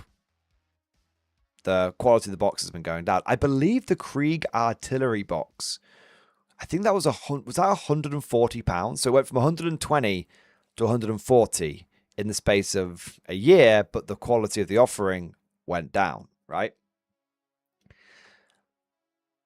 Now, Games Workshop did a bunch of FOMO boxes, and they've been doing a lot of these, right? In fact, it feels like they kind of got addicted to FOMO. Like things that shouldn't have been FOMO, like combat patrols and stuff, started becoming FOMO. And I said, if I may, send me to the black ships, because I called this a few months ago, probably about 6 months ago. I said, I think GW is addicted to FOMO, and I think they're overdoing it, and I think it's going to reach a point where people just stop buying the FOMO boxes. to just stop doing it. Because there's only so many times you can be like, you're going to miss out, you're going to miss out, you're going to miss out, before people eventually just go, you know what, fuck it. I've got plenty to work on. I'll just miss this one. I'll just miss this one. And I think we're starting to see that happen. First bit of evidence that I saw for this, not necessarily in chronological order, but the bit that I saw, the first bit I saw, was the Armageddon launch box. Now that was, if you compare it to the 10th edition launch box, Leviathan, that one sat on the website for about 3 weeks saying available while stocks last. And then it never went to sold out, and it just dropped off the website surreptitiously. And it never said fucking sold out. As far as I'm aware, correct me if I'm wrong, but it never said sold out. That was not true Leviathan. Leviathan sold out instantly, and then GW did another rerun of it, and it sold out instantly again.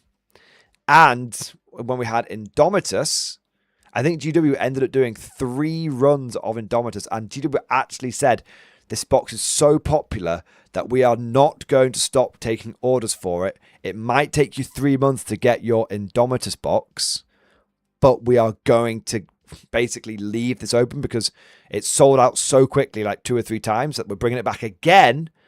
And now it's just going to be made, or essentially made to order. And some people waited like 3 or 4 months to get their Indomitus box, and when they finally turned up, they were still super psyched about it. Yeah. But with that Armageddon, it was like 3 or 4 weeks of it just sitting on the website, not selling out, and it then eventually just dropped off. I remember they removed the anti-scalping measures that they had for Leviathan and Indomitus that they didn't remove for Armageddon. So bear that in mind. But some of you might be like, but Mordian, that's one box set. And maybe the launch box was never intended to be FOMO. See, I already can see the ball washers arguments being typed down in the comment section below. Let me stop you right there. Actually, no, don't. Please finish the comment. It's good for the engagement and interactivity. But now you've finished that, let me lambaste you. So, I was browsing the Games Workshop website after, in the stream that we talked about the price increases, and I noticed that a certain box was still available on the website. Battle Force Astra Militarum Platoon. Now, this is a FOMO box. 100% it's a FOMO box. It even says, available while stocks last. This item is limited availability and will be removed from the web store once it's sold out.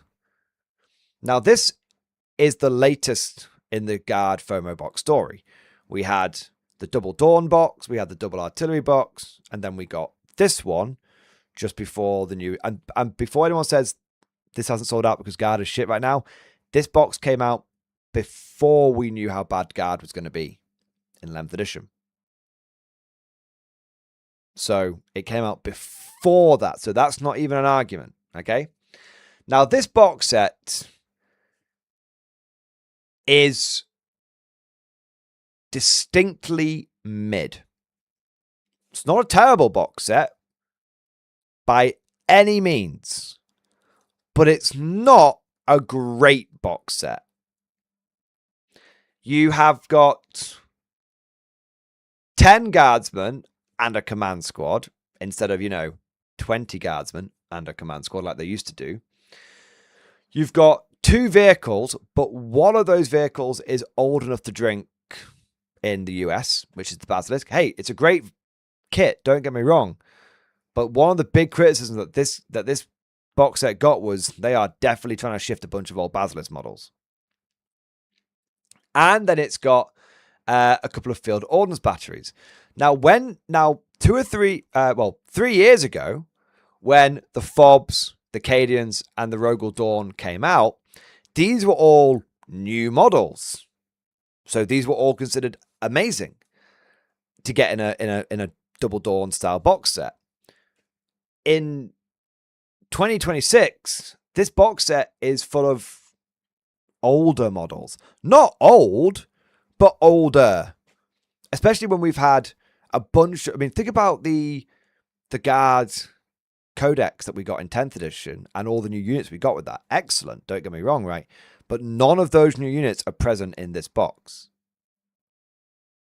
They could have made a Krieg engineering platoon box, maybe. Maybe that wouldn't have gone down so well. But my point is, there's not a lot of new. There's not a lot of new units in this box. There's no new units. So people kind of had this, and it is just less plastic. At the end of the day, this is less plastic. And yet they're asking more money. Because we went from 120 to 140, now to 160. Bear in mind, the old Krieg box set that I talked about with the double artillery, that also had a squad of engineers in there as well. So you got 31 infantry and 2 artillery teams. This one, you're not getting anywhere near as much plastic. They basically taken the equivalent of like 5 to 10 infantry out of this box set. And then tried to charge 20 quid more for it. So it's not a bad box set, but it's not a great box set at all. And the units that are in it are also, they're kind of a bit of a random grab bag. Let's think about the old Double Dawn one. It was Double Dawn and a full platoon of infantry, 20 infantry in a command squad. Boom. Very cohesive, very coherent, very homogenous. It just felt right. It passed the vibe check. The Krieg one, albeit a step down from Double Dawn, it felt like a Krieg box set. Platoon of Kriegers with a command squad to lead them, big artillery platforms, and a squad of engineers. It may have been less plastic, but it passed the vibe check. This box set, you don't even get a full platoon. You're going to need to go and buy another 10 guardsmen to get your 25 guardsmen, which they've been putting in every other box set, right? So even though this FOMO box just didn't sell. But wait, there's more. Because, like I said, some of you might just be saying, well, Guard aren't very good right now. I know you said that this box had come before morning, but I didn't listen to you because I'm a knobhead, so no, I don't care. Okay. What about the Necron? Battle Force Necron host? How fucking good are Necrons right now? How fucking good are Necrons right now? They're really, really fucking good. And there's a lot of units in this box which aren't so bad. And there's a decent volume of plastic in this. I mean, look at how many Necron Warriors. Is that 20 Necron Warriors? People think about when you had unkillable Necron Warrior blobs at the beginning of 11th. Well, they only went away about 2 weeks ago or 3 weeks ago, right? So this was a perfect box for a lot of people getting Necrons in 11th. You've got the Reanimator / Big Gun tripod. Both of those are excellent. Remember these guys with the little scorpion tails? They can also build Scorpex as well. And the Ophidian Destroyers are actually not too bad. They've got Uppy Downey. People love Uppy Downey. Flayed Ones, good infiltrating unit. Warriors, like I said, people were taking unkillable warrior bricks. There's only one bad unit in this whole box, which is the Catacomb Command Badge. But even so,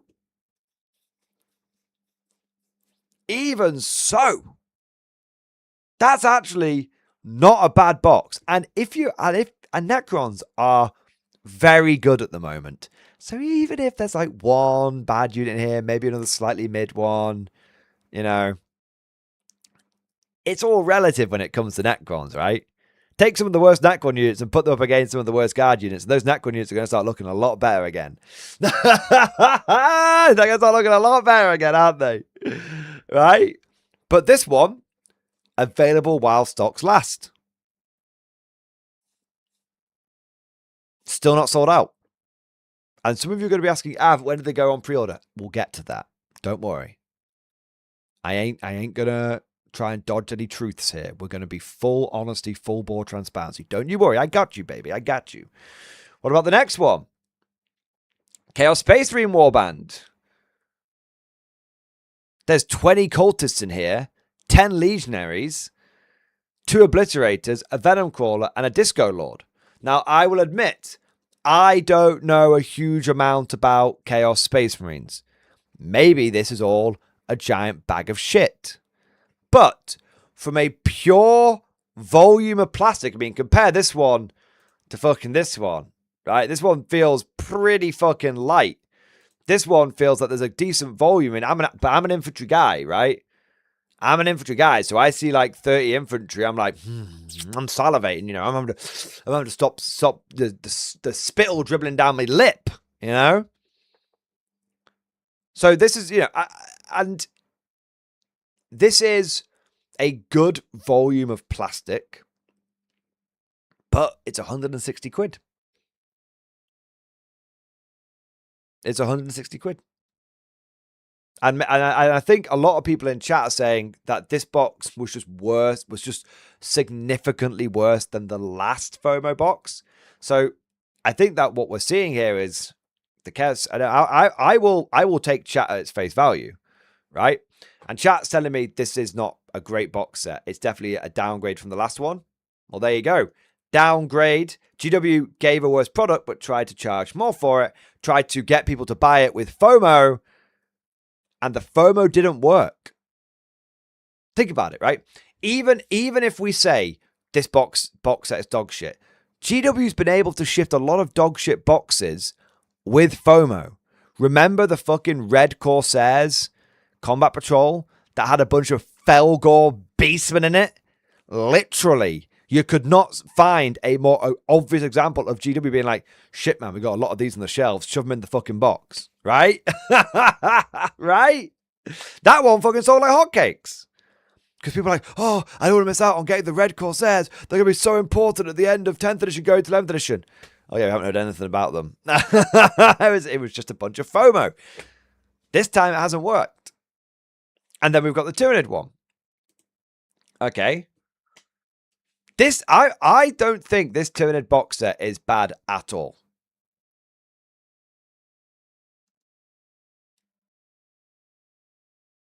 I don't think this Tyranid box set is bad at all.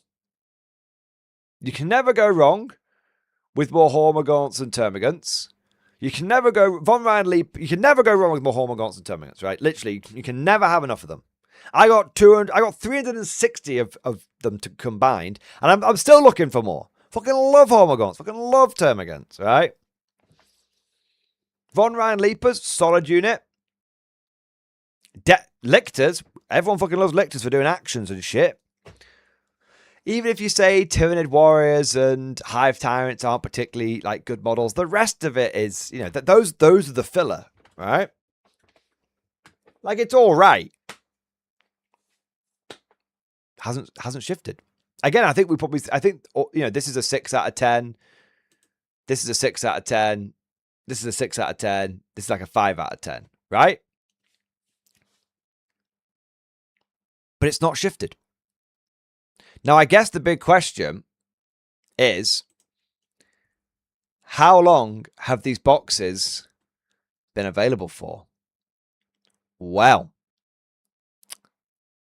because they might not have sold out because they've only been available for a few days, right?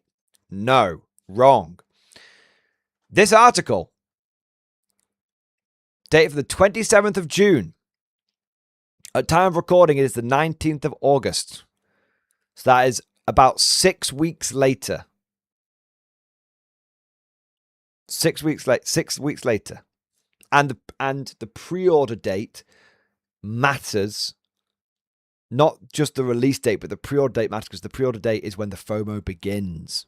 So some people say, oh yeah, but they didn't go on sale till like the 6th of June. No, they didn't get released until like the 6th of June. Doesn't matter. When were you able to start putting your hard cash on these things? When did the FOMO begin? 27th of June.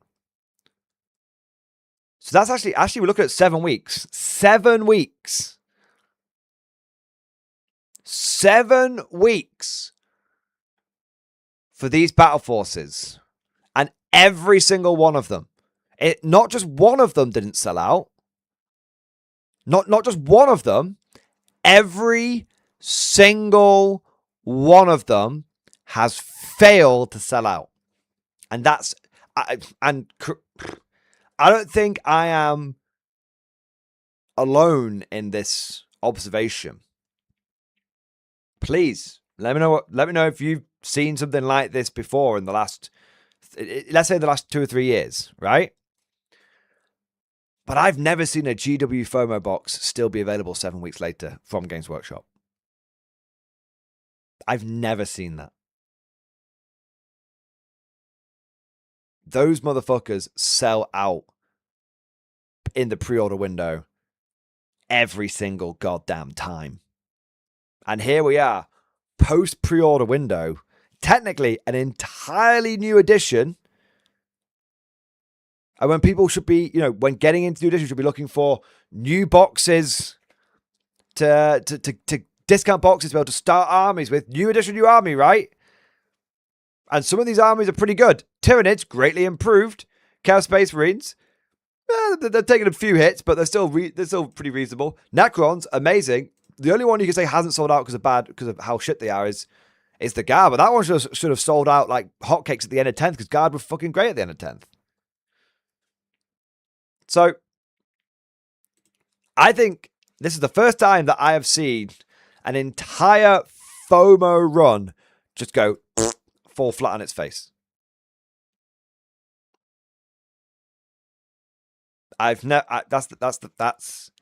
seen that before. But wait, there's more. Because I dug a little deeper.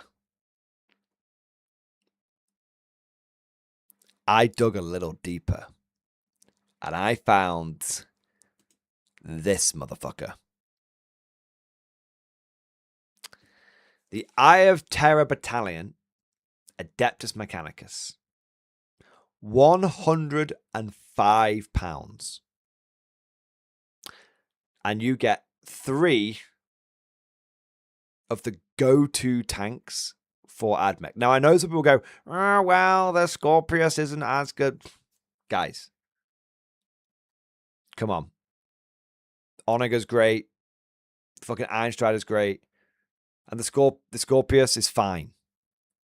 The Scorpius is absolutely fucking fine. Now, if you buy this box set, you are literally getting £40 off. You're getting this entire model here basically for free. If you were someone that wanted to, get into AdMech, you could buy a couple of these boxes and it might not be the most competitive army. It might not be the most competitive army, but you could buy a couple of these boxes and guess it wouldn't be a bad army, right? Might not be cutting edge meta. Although I've seen people run fucking Dune Riders as the instead of the Scorpius. It's the same kit, right? But who the fuck is wanting to get into AdMech right now? Fish with no name. AdMech are great right now. I don't know if you've been paying attention to the metadata, bro, but AdMech are doing a lot better in 11th than they were doing in fucking 10th. Apart from that brief window when they were 400 points undercosted. Yeah. No, AdMech's doing good at the moment. Yeah, I think most AdMech players are pretty happy with where their faction is sitting. You can take a variety of different units, and generally you're all right. It's not even a meta chasing thing. It's like AdMech, just generally speaking, are in a perfectly reasonable position. But the point I was making, Aldeus has put me back on track. 2 of those boxes and a few boxes of infantry is looking good for Emma coming. Yeah, exactly. Couple of these boxes, your armored core sorted out. Get yourself some infantry. Bob's your uncle. You're having a great time. This box set is still available.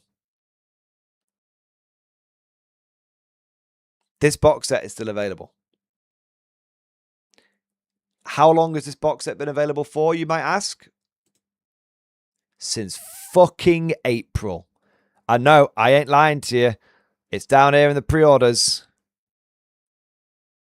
There it is. I ain't lying to you. It's right there. And not the end of April either. the beginning of April. So all of April, all of May, all of June, all of July, and half of August. That's 4.5 months, and this FOMO box hasn't fucking shifted.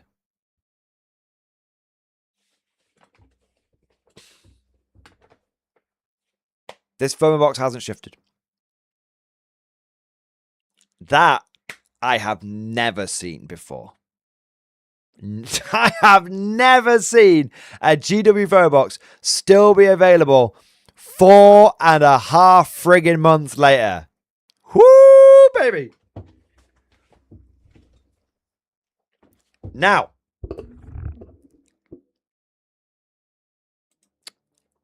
let me adjust my tinfoil hat even further.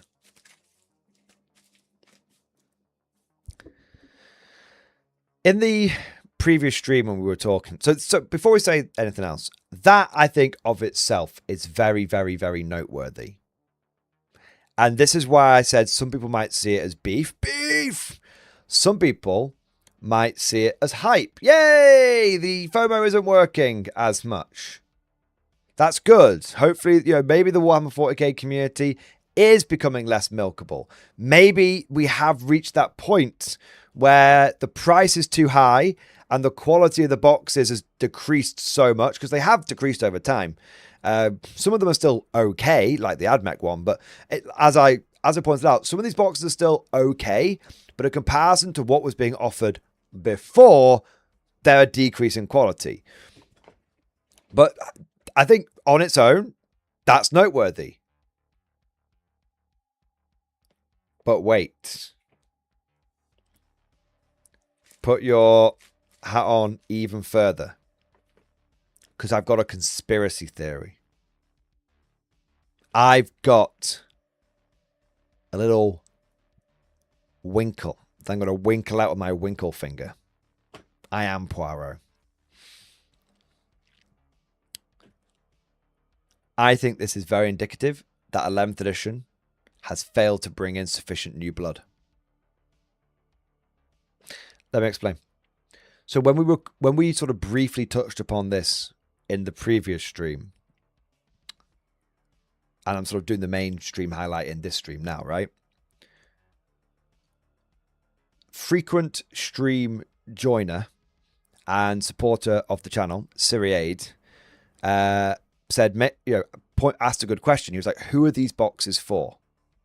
And his sort of point was, one of the reasons why he doesn't think these have sold out is because a lot of the units that have been made, a lot of the units that consist in these boxes are things that people already have. And you know what? I think he's absolutely fucking right. I think if you are an existing guard player, you probably do have plenty of rogue EDs and basilisks. You probably have got plenty of basic infantry at this point. I think if you're a Turnid player, you probably have got a shitload of Termagants and Hormagaunts, and you probably don't need any more, right? I think if you are a Chaos Spaceman player, you've probably got all the Legionaries and Cultists that you could possibly want. And if you're a Necron player, you've probably got all the Warriors you could probably possibly want, right? And if you're an Admech player, you've probably got all of those armor pieces already, right? But we've just had a new edition, guys. And yeah, sure, maybe all the people that made up, maybe the majority of the people that made up the 40k community in 10th edition were relatively seasoned, relatively veteran, with enough of the models that they wanted. But, I mean, there's always an excuse to get more models, right? But let's just, for the sake of say, everyone had everything they wanted. 11th edition should have brought in a huge amount of new blood. And not all of that blood is going to be Space Marines and Orcs with the Armageddon box set. There's loads of new players that don't get in with the launch box. Hell, I think a lot of veteran players end up splitting the launch boxes, right? Right? So this new blood should have come in, and these box sets should have been perfect for them. If you're a new Turnid player, getting your nice fundamentals of your Termagants and your Hormagaunts, great. if you're a Necron player, getting a box set which contains 20 Necron warriors straight off the bat. Great. You're getting all your fundamentals sorted out. If you're a Chaos Space Marine player, getting a bunch of cultists and legionaries, perfect. If you're brand new, if you're brand fucking new, then all of these boxes are relevant to you because they're a discount and they contain bread and butter units. But we've just had a new edition. So these weren't picked up by natural FOMO. They weren't picked up by veteran players. And they've not been picked up by new players either. So I think this is indicative. I not only do I think this is potentially tinfoil hat on indicating madness and absolute bollocks and take everything with a massive grain of salt and everything, right? But I think this is potentially indicative not only of FOMO wearing off, but I think it's potentially indicative of the new edition has failed to bring in the new blood that is required to fill the bucket. You know the bucket with the hole in the bottom? I think it's failed to refill the bucket. And this then leads into and starts helping to explain some of the other behavior that we've seen GW take. Why are they jacking the prices up so much? Why, on Warhammer Community, on the Orc models, on everything, generally speaking. Why are they taking sprues out of boxes, charging the same amount, and then a few weeks later charging $10 more for the Baneblade? Why is GW seeming to be doing all of these quite blatant mask-off moments? I think some people think it's just them being mask-off ultra greed. Very possibly. Who knows? Very possibly. But maybe, as I've said before, maybe this isn't a move being made out of greed, because GW is normally very good at boiling the frog, right? Maybe these are moves that are being made out of desperation because the FOMO ain't biting like it used to. The launch box hasn't done what it normally does. And now there's a half-yearly report coming up, and they've got to milk, bloody milk, regardless of the damage it does. Because that line needs to go up enough. It can't go up a bit. That line's got to go up big. And if it don't go up big, in Corpo World, that line might as well have gone down. But of course, all of this is just like my opinion, man. Let me know what you guys think down in the comment section below. Is this a death of FOMO? Or is it all a giant bag of bollocks? There we are. There we are.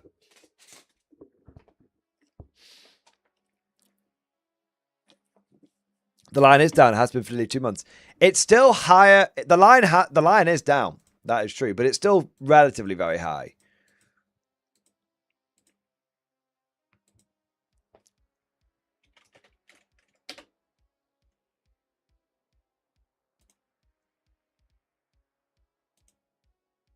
It's been down for, I think, a month. No, 2 months. Oh, yeah, you're right. Line has been down for 2 months. Yeah, but it has to keep going down. Otherwise, it doesn't matter. Yeah. Anti-trading, FOMO fatigue is a very real thing. I definitely have it, especially when I think GW will change base size or legend stuff. I've just finished painting. I think they released so many FOMO boxes, it doesn't even register with me anymore. I have to say. Yeah.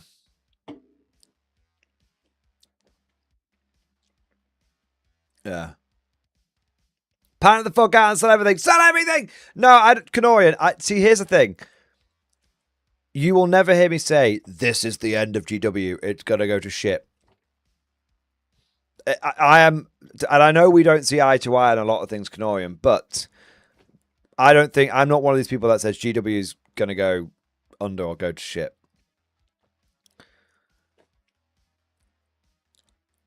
I think that all that will happen is if that GW gets worse, that it forces them to start being better. That's what I think. So I think the line will go down. I think that, you know, we will see some impact, as it were. But I think that if the line goes down, all GW does is just start offering better products again. Yeah. Like imagine if Games Workshop released the Double Dawn box again today.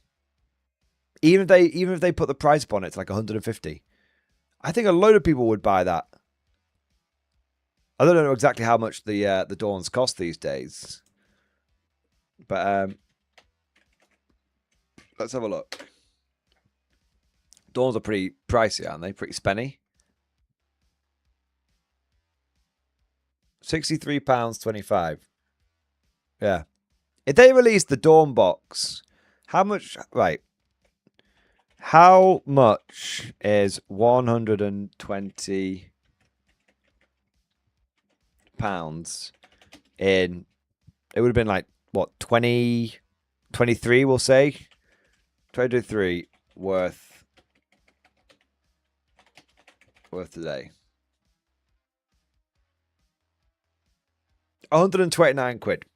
So let's say GW brought out the Double Dawn box at £135. Obviously, there's a bit of GW a bit going on there, right? People would fucking hoover that motherfucker up. Buy 2 Dawns, basically get a platoon of Guardsmen for free. Yes, please. Yeah.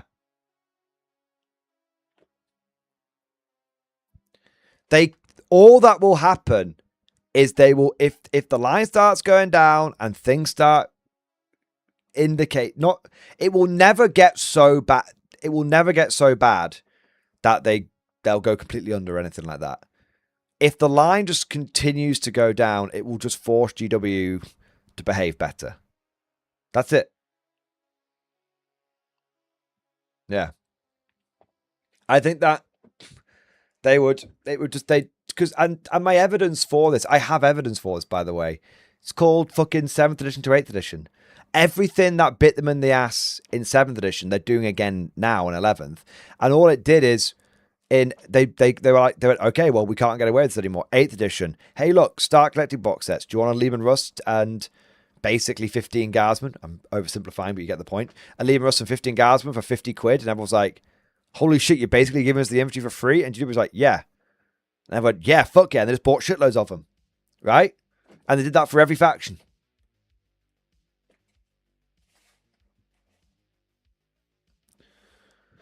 The real tale will be the next report that comes out on whether revenue is up, as usual, or breaking pattern. Because I think until they actually hit that issue, the worst behaviors won't change. I agree, Canorian. 100%. So it might not be... Maybe they'll squeeze enough money out of things this time for the half-yearly report to show great gangbusters. Maybe, right? And then they'll continue the bad behavior for a bit longer. But inevitably, I think it is going to reach the point where one day those reports are going to show the breaking of the pattern. And I think it'll be in the next 3 years. I think it will be in the next 3 years. I think it will be during 11th edition. That's 6 reports, right? I think within 6 reports, one of them is going to show. And then from that point onwards, maybe we'll get some improvements. Yeah. The line will go up and down, but until they can't show revenue profit up, the people in suits will demand the train carries on. I agree. Canorian, this is a rare moment. We should both savor it. I 100% agree with you. So yeah, I think GW is due for a CEO change. It's an interesting point. CEOs don't normally stay this long in role. And Ken Roundtree's been there for a long time. Official no name, dare I say it, price decrease. So what GW will probably, what Games Workshop would do is probably not decrease the price, but instead come out with some alternative offerings. So like they did with the Start Collecting box sets, they didn't decrease the price on Guardsman, but they provided a bundle that was really, really fucking good. Like £50 and you got like 80, £90 worth of stuff. Kind of good, right? It was crazy. Yeah, they will create new box that cheaper. 100% agreed, Suriade. Yeah. And they also came out with a bunch of easy to build options which were cheaper. Like, do people remember the easy to build Redemptors that were, I mean, I can't remember how much they were, but they came with the Gatling gun and the like flamer, I think it was. But I think they were like 20 or 30% cheaper than an actual Redemptor. They was noticeable. Yeah. It was really, really noticeable. And they sold those for ages. And same with the easy to build aggressors and stuff like that. And what's funny is what people are like, oh, I wish GW still sold easy to build models for cheap again. What people don't realize is a lot of the models that you buy these days are the easy to build ones, but they just repackage them and put them at full price. So a great example of this is the Mephitic Blighthauler. I built one of those recently. It's the same easy to build model from 8 years ago. GW now just charges it under full kit price. Yeah. They will put the Baneblade sponsors back in the box. Glen Lee, they will do. As crazy as it sounds, they will do. Yeah, they'll put the Baneblade sponsors back in. They'll start putting the vehicle upgrade sprues back in the Lehman Russ boxes and stuff. It sounds crazy, but they will do. Rather than ever decreasing the prices, they'll basically make the boxes a better deal. I do think they should decrease the box price a little bit. I think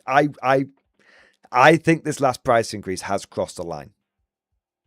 Really, more so than the usual gnashing of teeth and rending of garments at a price increase. The reaction that we've seen across the internet has been it's been much stronger than I think anybody expected. I think it's not the general price increase. It's where people can see it going, with the truck being 52 quid. That's the mask off moment. Yeah.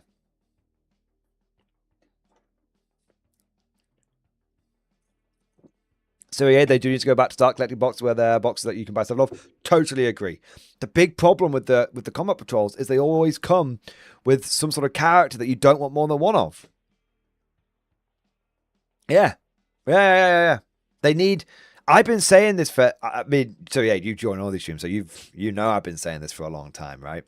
But I've been saying that the problem that Warhammer has right now is that there's no like just good entry level box sets that people can plan their hobby journey out with. Like you get this bundle, then this bundle, then this bundle, then this bundle, right?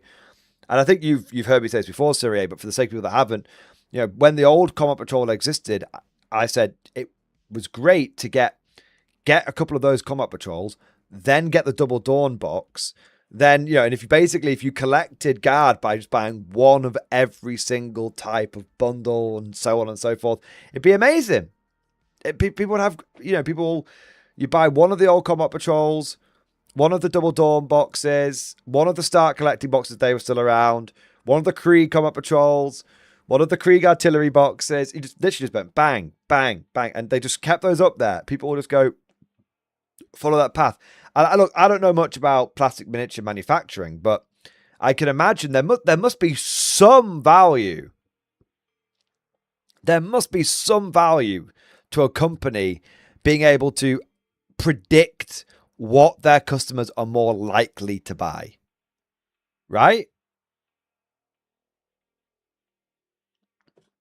Like if GW, if there's a clearly defined pathway, then surely for Games Workshop they can go, okay, well, the majority of our customers follow this pathway, So we know that we need to produce more of these units, and then we produce less of these ones, because those will get picked up as and when people want a specialist unit. But these are the ones that people follow the path on. So we don't. So for them, there must be some value in, like, well, we're not going to produce a bunch of this, overproduce this, because that'll sit on the shelves for too long, right? Because they've got warehouse space and shit, I imagine. You have retail software that can predict customer behavior and spending patterns. There's a lot of external factors that impact it. Weather's one of those factors, and I wish I was joking. No, I believe it 100%. Mordy thinks of everything except the shareholders. Sir Repper, but in a weird way, this must be beneficial for the shareholders, because that means that you're able to leverage economies of scale better, because you know what's more likely to get purchased, so you can produce more of that thing, and you can also cut down on warehouse, things sitting warehouse space, or things taking up warehouse space, right? So surely that's gonna, on the back end, that's gonna save pennies here, pennies there, and that's gonna add up to millions of pounds, right? Again, I don't know. I don't know. I'm only thinking out semi-logically. It's a whole new area for me. I don't normally think like this. Yes, more shareholders don't play the game, so they don't understand the logic without it being spelt out to them. I guess. But yeah. Warehouse space isn't as much of an issue when they push things out to discounters now, which is cringe. Do you mean like when they push it out to all of the third-party stores that don't know what the fuck they're getting their hands on, and they end up with a bunch of AOS?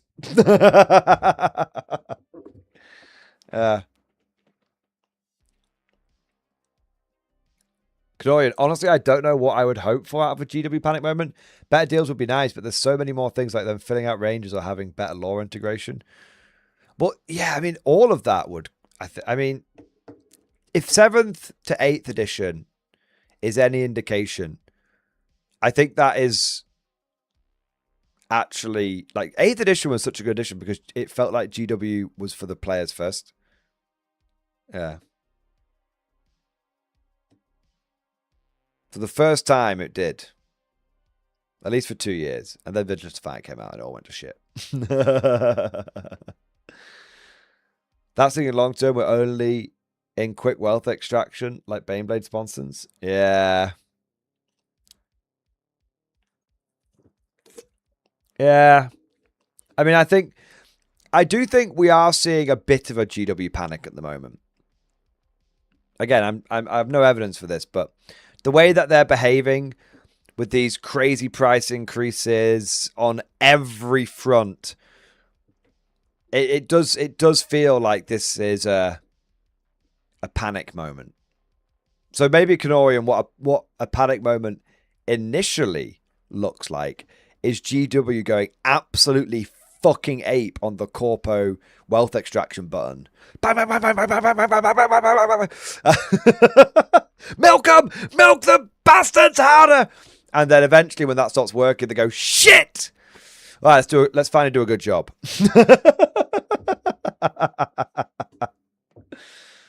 Yeah. Was AOS Dominion for 2nd edition? I thought was it 3rd edition? I think it was 3rd edition, wasn't it, Dominion? I'll have a look.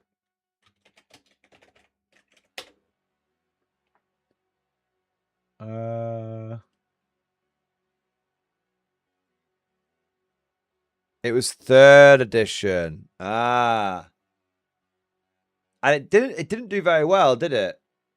That might not be true. My understanding is that they just massively overproduced it, but the box set itself, they sold a lot of it. They just had a lot left over.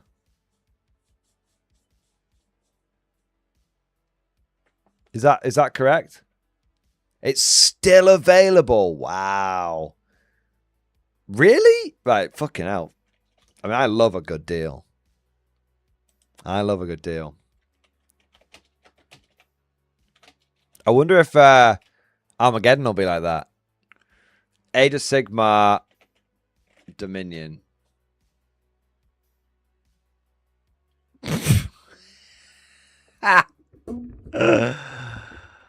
Wow. Okay, how much was this on sale for when it came out? How much was AOS Dominion box on release? £125 or $200. I'm looking at eBay right now, and people are selling it for £100 or best offer, including postage. Wow. And that's the whole fucking box, man. Holy. I wonder if it's still available from like Wayland Games and shit. I'm kind of curious now.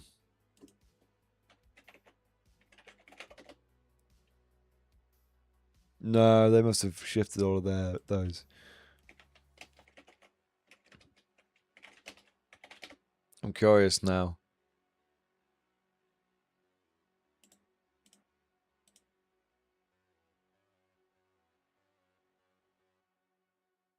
I'm looking at Element Games clearance.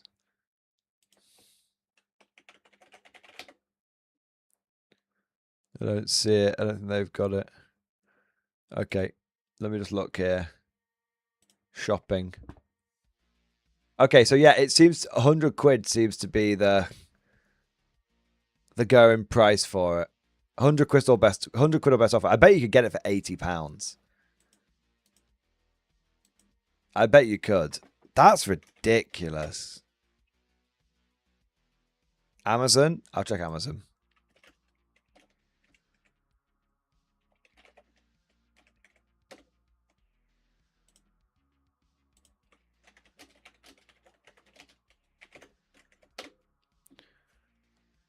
Yeah, same on Amazon. Jesus Christ. That's pretty crazy. For yeah, 100 quid. That's pretty fucking crazy.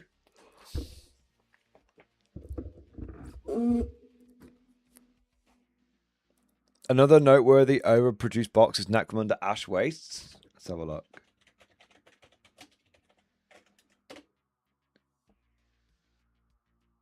How much? I mean, that still seems...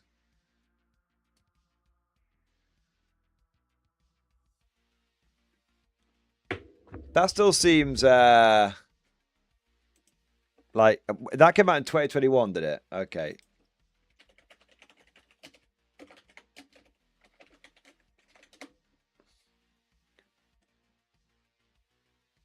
I can't see anyone selling that on eBay.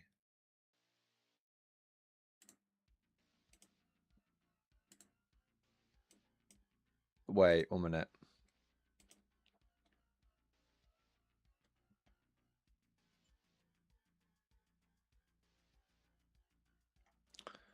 Interesting. I am not a Necromunda player,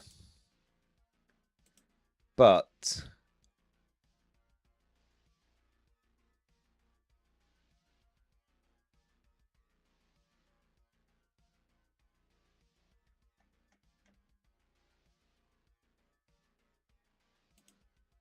someone is selling that box set at no minimum bid.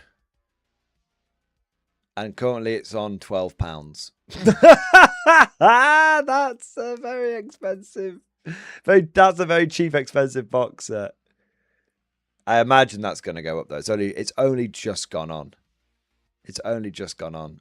Yeah. Wow. Yeah, crazy. I don't think. Yeah, I think there's only one though. There you go.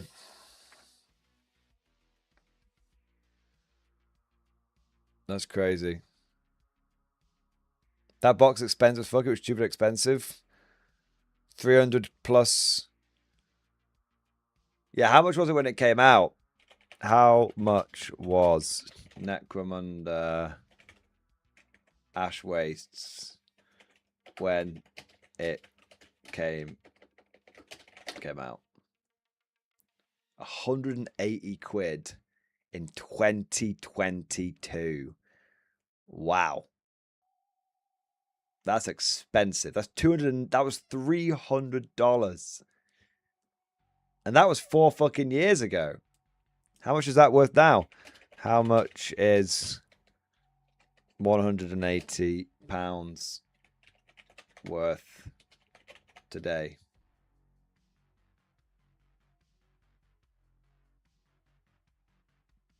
No, you dickhead. Why? Oh, I know why. I'm a dickhead. 210. 210. Spicy. Yeah, that's an expensive box set. All right. That's an expensive fucking box set. Holy shit. What did you even get in it? What did you actually get in it?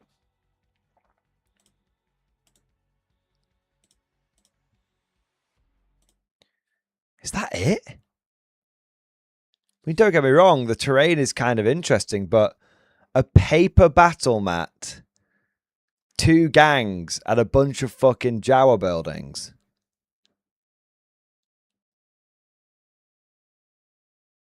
Yeah. Yeah, to absolutely nobody's fucking surprise, right?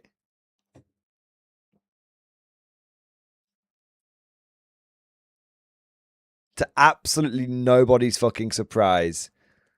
That, yeah. That didn't sell out? My God! How come? Jeez. Fucking Christ. Oh, man. Yeah. Right, we've got some super chats coming in here. Let's have a look. Cosmic Drew, thank you for the super chat, man. Fuck you, DW. My Beyblade can man its own guns. I mean, that's the thing, right?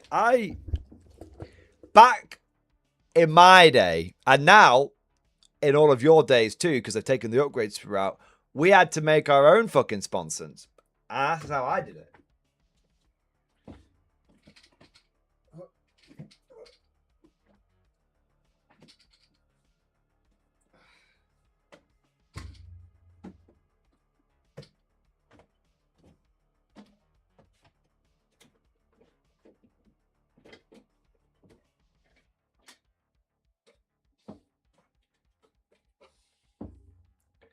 It's a good job that we don't have vehicle arcs anymore, isn't it?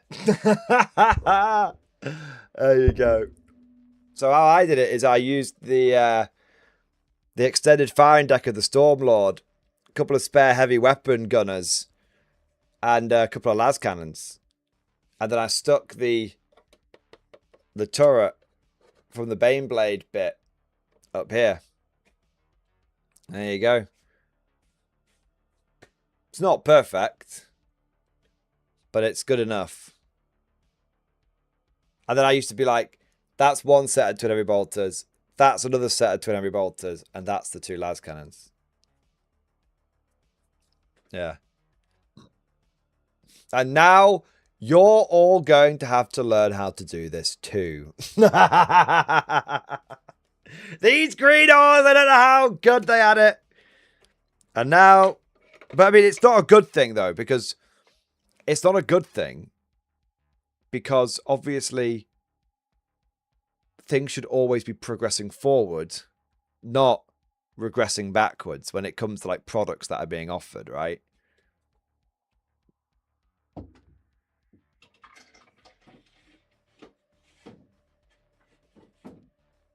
Yeah.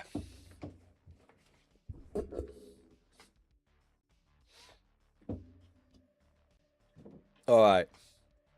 Steel Legions of Orcs would have been a far better starter box. You know what? I think it's crazy as it sounds. If they'd done Steel Legion versus Orcs, it would have sold better than Armageddon has with Space Marines. I totally agree, Tim Face. Nobody cares about more Marines at this point. It just feels like they're just making models to make them. So this is, again, Tim Face.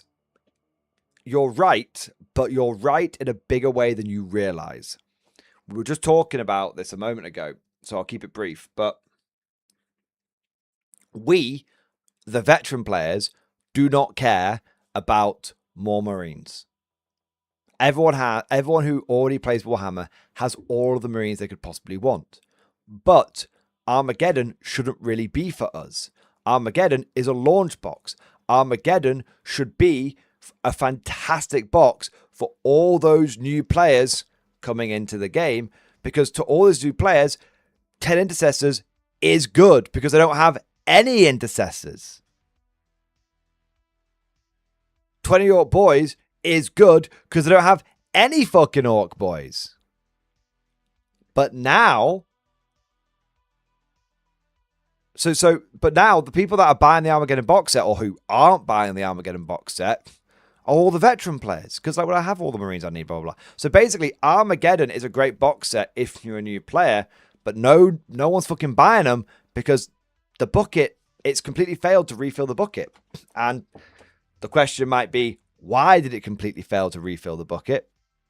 My opinion, it's too fucking expensive. I think it's very difficult to get new people into 40k now because it's just very, very fucking expensive. Yeah. So I think the problem is that, yeah, we're all sick of Marines, but there should be a whole bunch of new people who have never had Marines before who should be really excited for and who just don't give a shit that it's got a bunch of models that everybody's already got, and it turns out those people just aren't turning up. Yeah. Fucking squigs don't get it. I totally agree. I'm sick and tired of all. It's very yellow energy that GW is obsessed with little pets and little squigs and all that kind of shit. Like, it was, you know, I don't get into a faction because of the little pets. The same. Oh, I want to get the little pet. Oh, it's got a little cute little squig. I don't give a fuck. That is not a selling point. That is, at best, a noteworthy small bonus. Yeah. Oh, I love hearing I'm right. I hear it more from MG than I do from my wife. I'm your wife now, baby. Someone was in here before, by the way, and I stoically ignored them. And if they're still here now, please feel free to pipe up so I can ignore you again. But someone was in here before, by the way. IRL, something. I think he's joined a few times, so I'm not really lambasting him. I hope he doesn't take this too personally. But he came in and was like, Warlord Games is just as expensive as GW. And I was like, that's bait. The reason I thought that is because I just saw Court Gen say, too bad I need 3 more Shermans and 4 more basic trucks for a game that lets me play them. Yeah. Yeah. I mean, there was, yeah, I'm not even going to get into it. That's bait. Yeah. That's bait. That's bait.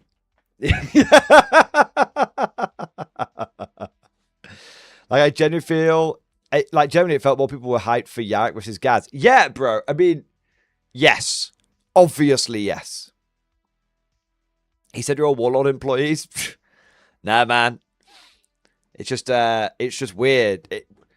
It comes as a surprise to some people, but it is possible for people to have positive feelings towards the company that makes the products they like to buy. This is not a thing that someone who only lives inside the GW bubble has ever experienced, and therefore they do not understand it. They've never seen it before. Yeah.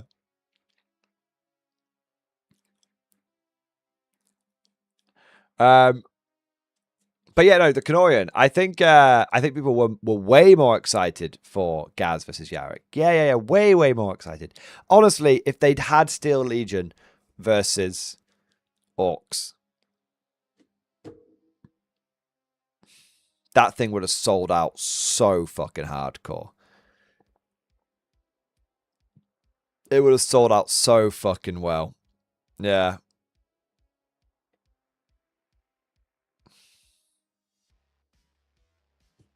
It feels like they should maybe consider abandoning the single launch box and go for more narrative build to it. Or maybe, I'm insane, have a few boxes for Armageddon.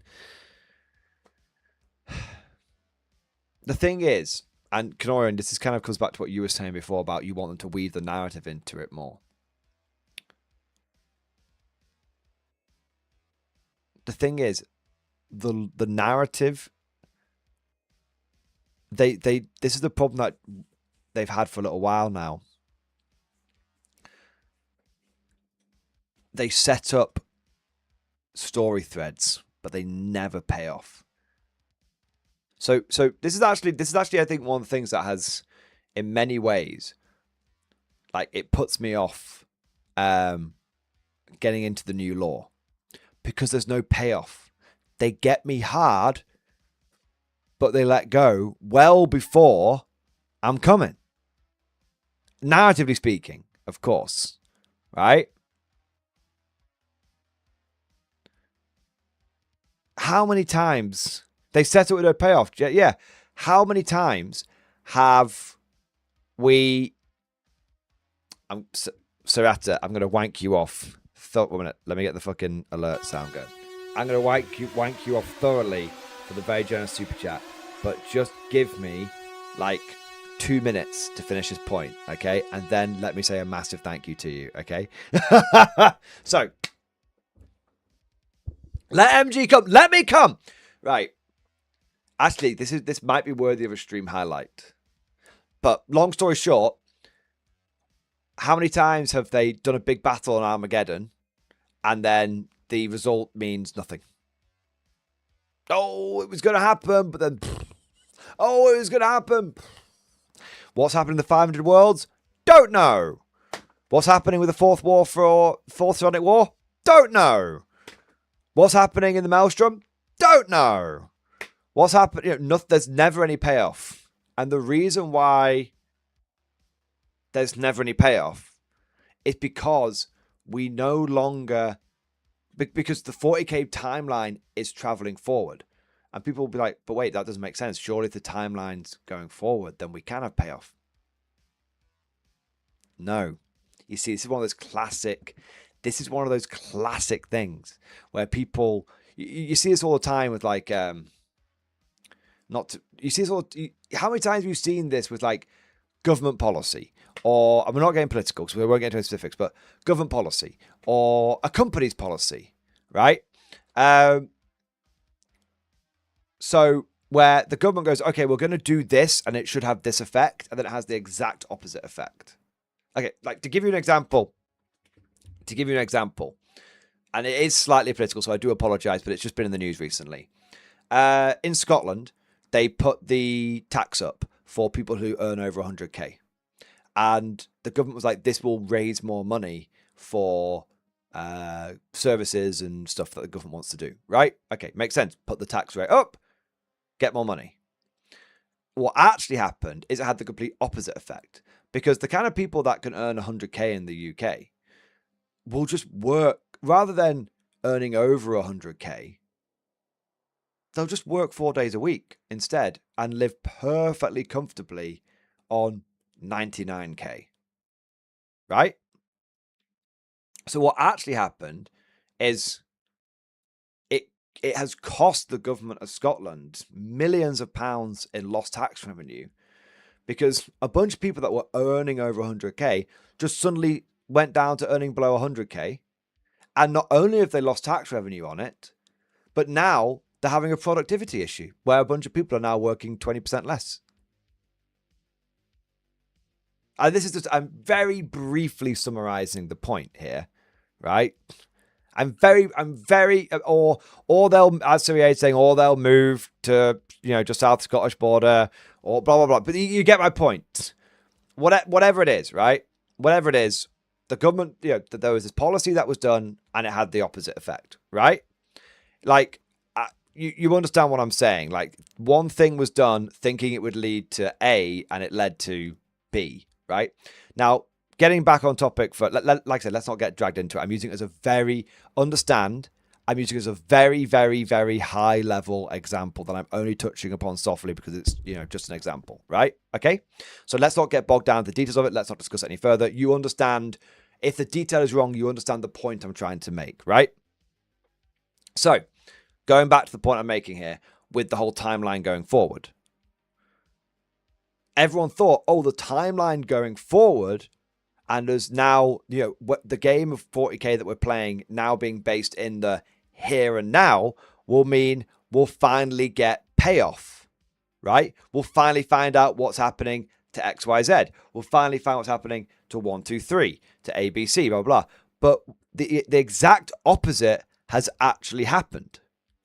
Because now that we live in the moment, Games Workshop, especially after the reaction to the fall of Cadia and stuff, is now very risk averse. And so they don't want to blow Armageddon. I mean, hell, they've basically undone the death of Cadia.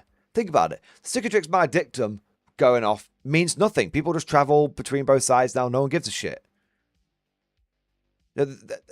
There's no impact to anything that's happening because GW doesn't want to be like, oh, well, we'll just fucking kill Armageddon then. They're never going to do that. Whereas back in the day, all of the big campaigns that GW did were in the past. So we're in the far past. So if you look at the Badab Wars, for example, the Badab Wars had a payoff. The Astral Claws became the Red Corsairs. That was the result. One side actually won and one side actually lost. When was the last time you had a 40k campaign where one side won and one side lost? You never have it. But back in the day, we know who won Vrax. We know who won the Tyros incident. We know who won the Badab War. We know. Because it happened, and so they concluded it. Does that make sense? Whereas now, they never have the payoff because they don't want to, for whatever reason, because we live in the here and now, they never have the payoff. We know who won at McCrag. Yeah, exactly. Exactly. Don's Plex, my understanding, GW doesn't want to have a clear winner or upper hand in the law because it affects sales of faction. Yeah, exactly. Yeah.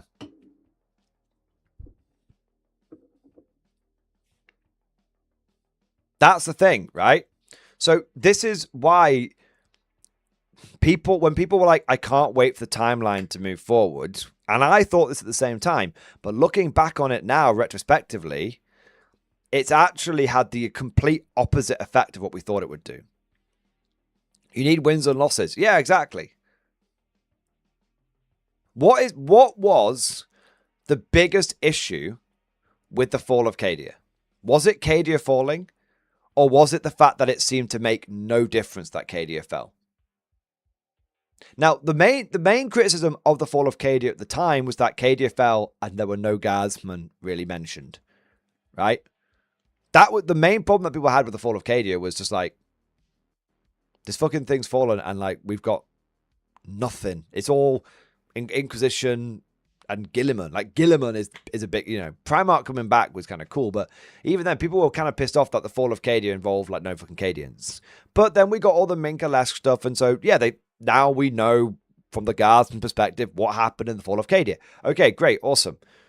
Now the biggest complaint about the fall of Cadia is the fucking Cadians are still everywhere. There was no impact from it. Yeah, it made no difference. Still way too many purple eyes hanging around. Yeah, exactly. Yeah.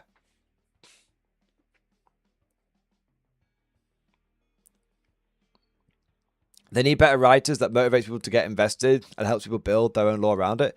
Exactly. But if you want a really good example of this side by side, look at the latest Maelstrom book that GW did. that campaign book that they brought out, the first half of it was the best bit. The first half of it was going over, you know, the Badab Wars, the Astral Claws becoming the Red Corsairs and all that kind of stuff. That bit was amazing. And then you get to the second half of it, and it's narrative product placement. So much so, even Allspec Tactics called it out. And he was like, Uriel attacked using product placement. He literally, that's a genuine line for the Allspec Tactics slides. Yeah.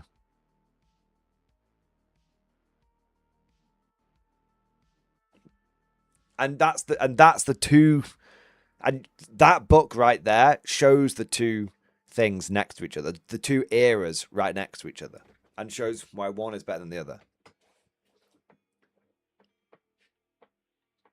Yeah. Yeah. Anyway, we've got super chats to do here. One of which is an absolutely fucking massive Death Strike chat, baby! Everyone in chat right now, spam 07. Spam 07, you bastards. Spam 07. Spam it, spam it, spam it. Let's show our love, our appreciation, our gratitude, our fucking respect. Because Serata, if I'm saying that correctly, has just come in with the $100 super chat, baby. Yeah, buddy. Yeah, buddy. Woo! Holy shit, boys. Holy shit. Woo, baby. So, Serata, I want to say thank you for being very patient whilst I got to your super chat. And also I want to say a huge thank you for the very, very, very fucking generous super chat. Oh my God. Oh my fucking God. Oh my days. From the tip of my toes to the end of my big rubbery nose. Thank you so much for the absolutely incredible support, for going above and beyond the Call of Duty, for being an absolute fucking hero. And let me raise my glass to you, sir. Thank you 1,000 times. Thank you for the very, very generous super chat. And I really, really fucking appreciate it, man. Thank you so much, bro. Thank you, man. Let's see what was in the message. Hello, audience. Long time lurker. Hey, not a lurker anymore. Consider the super chat finally doing my part. I very much appreciate it, sir. And that is the way that I like to do things. I don't do members only streams or anything like that. My policy has always been everything on this channel will always be free for people to watch. Okay? Unless something changes, but hopefully I can't see it ever doing so. But unless I go full corpo, right? Which I don't think is ever going to happen, right? But joking aside, I put everything out of the channel for free. And the idea is that you can watch everything here for free if you want to. But I like to hope that if people do like the content, that on its own merits, it will want to make people support the channel. Like it's it's talking the talk and walking the walk. I always say about like Games Workshop, hey, if a good product is a good product, and you don't need to do all this crazy shit GW to squeeze the money out of us. Just be good, be decent, and we'll spend more money with you than you've ever seen before. Right? And I used to work in that corporate environment. I always used to say that to the powers that be, and they always used to go, "No, squeeze more money." And now I'm like, well, I'm putting what I believe into practice here, and this is a great example of it. So, Strata, thank you so much, man. I wanted to let you know I made a free public alternative mission pack for 11th. No force position required for vibes, players / noobs. Heard your calls for 40k community rules. Link in Discord when clear. Okay. Let's fucking look. Let's fucking look.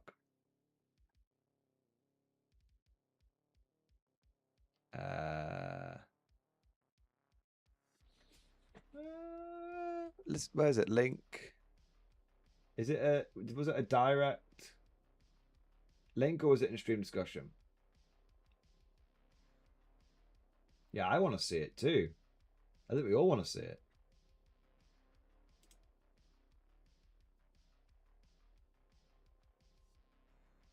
Okay, it's not there.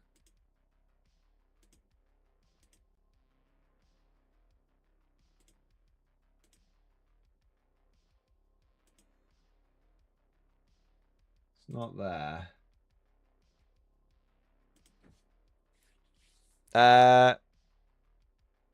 Still pending. No, that's okay. Is it in the welcome station? Okay, let me let you in now, because you are trying to member, aren't you? Yes, you are.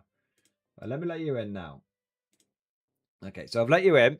What I need you to do is post your link in stream discussion here, and then whilst I'm going through it and looking at it, just make sure you go to the about the server section and read all the rules. Okay, it'll take like 5 minutes. Just like skim through it, but just make sure you've read them all. Okay. All right. I'll wait for you to post that link, and then we'll take a look. All right.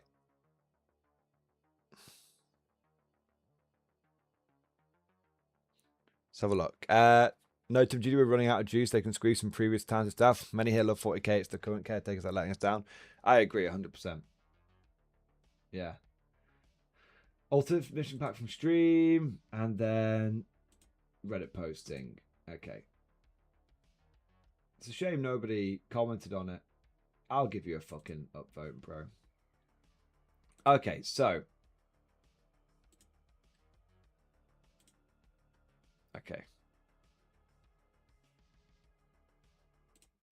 Let's have a look. 40k casual. This mod is intended to be a companion to the 10th or 11th edition core rules, whichever players prefer. You should need nothing more than this pack, a codex or data sheets, and an opponent to have a functional, fun game. 4th editions not use this pack may be disregarded, but otherwise our mustering attachments are the same. I do not know best. If something in here doesn't work for you or opponent, please change it. Leave feedback if you like. This is simply meant to be foundation for people who want to jump in for fun, playful games. The rules mods tab is completely optional. Core length rules will work just fine with these scenarios, but the mods are there to embrace the casual vibe of players choose so. Mission design with 2,000 point standard, but play any battle size you like.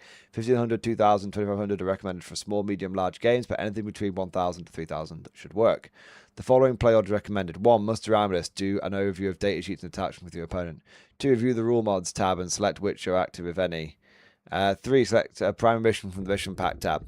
4. Select one or more secondary missions from the secondaries missions tab if desired. 5. Determine attack defender at a time indicated by the mission. Roll randomly for choice or just agree. Declare reserves. Deploy armies. Have fun. Okay, so let's have a look. Rules mods. Okay. Rule modifications. These 3 mods plus the can base / must base and pile in / consolidate per phase unit clause the fight phase mods are recommended as a set if you've decided to take mods. But remember, the scenarios will work fine without them. The remaining fight phase tweaks are just there for personal taste of players. But because you have free will, the reader is welcome to use the left side group bars to hide rules you do not need, then view or print the sheet for reference to the ones you do. Even the fog of war. Monster and vehicle units cannot benefit from cover. The smoke strategy will still give them -1 hit instead. Additionally, a base model can fit onto 2 different terrain footprints. They may only draw line of sight through one of their choice. I like the second bit. I think vehicles should get cover. But I don't think that's such a I don't think that's such a big deal because of so much ignores cover in the game. I think the second bit is much better. Like you have to pick which terrain feature you're looking out of. Yeah. Not enough fish in the stars. Successful hit and wound rolls may not be re-rolled, i.e. no fishing for crits. I like that. I like that a lot.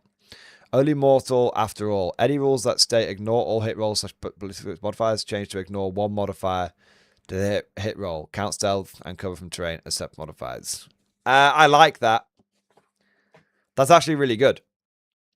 So you could ignore cover, but you can't ignore any. Yeah, I like that. I also like it actually gives you a reason to have stealth and cover. That one, it makes stealth relevant again. That is awesome. Yeah, I don't agree with everything, but there's a lot of bit. I agree with about 90% of this. I don't know. Let me make sense. I agree with 100% of it. I think some of it is more impactful than others, but I absolutely, I think this is very, very good. But this making stealth and cover more relevant, very, very good. Fight phase, optional adjustments. We highly recommend adding the can base, must base, and pile in, consolidate per unit clauses back in. But besides that, this list of tweaks is intended for those who forgot or can't get used to 2-inch engagement range. As long as you have the 2 in bold, either 1-inch or 2-inch engagement works. Feel free to add these on a clause-by-clause basis, just to be clear with the opponent. Models must base, if possible, when charging / piling in / consolidating. They may pile into another unit only if they cannot base or land engagement of a charge target. Resolve piling and consolidate moves as each unit activates instead of all at the beginning and in the fight phase. Engagement range with 1 inch, but models may still fight with the models. Within 2 inches, models can move through engagement in the move phase, but not end within it. Charge is still measured base to base, but you can still charge anything in range. Reserve still arrive at inches, but out and need to roll 9 inches, but the 2-inch unfailable charge is possible. As long as you roll high enough to base enemy behind a wall, your base can't fit behind, then touching the wall extends your engagement. I like that. Yeah. Like you're fighting over the thing. None of this, oh, you can't get behind the wall. Fuck that shit. Okay, so I like all of that. Mission pack. Okay. There's a lot here, so I might not be able to go through all of it, but we'll go through it. We'll go through at least a couple. Yeah. In all scenarios, attacker and defender deployment zones are noted as below. In all scenarios, attacker goes first. Players may either roll off decide who is to play attacker or defender. Please note that some missions recommend doing this before deployment and some after. All terrain layouts provided suggestions. The level of the footprint set is used in the example, since that is likely what players may have access to, but use whatever you have. Put whatever you want on those footprints and feel free to be generous with scatter or craters in between them. Player placed terrain or modified layouts for deployments work fine and look great. If you consider about fairness, just keep the following in mind and or keep it fairly symmetrical. Okay, so let's go through the missions. Okay, because a lot of this is like just saying, hey, you can move the terrain around and stuff. Don't get me wrong, it's cool. But I'm eager to get to the missions. Triad 1, just a battle. Pre-game, after choosing any secondary missions and declaring reserves, players are suggested to choose attacker defender after alternate deployment.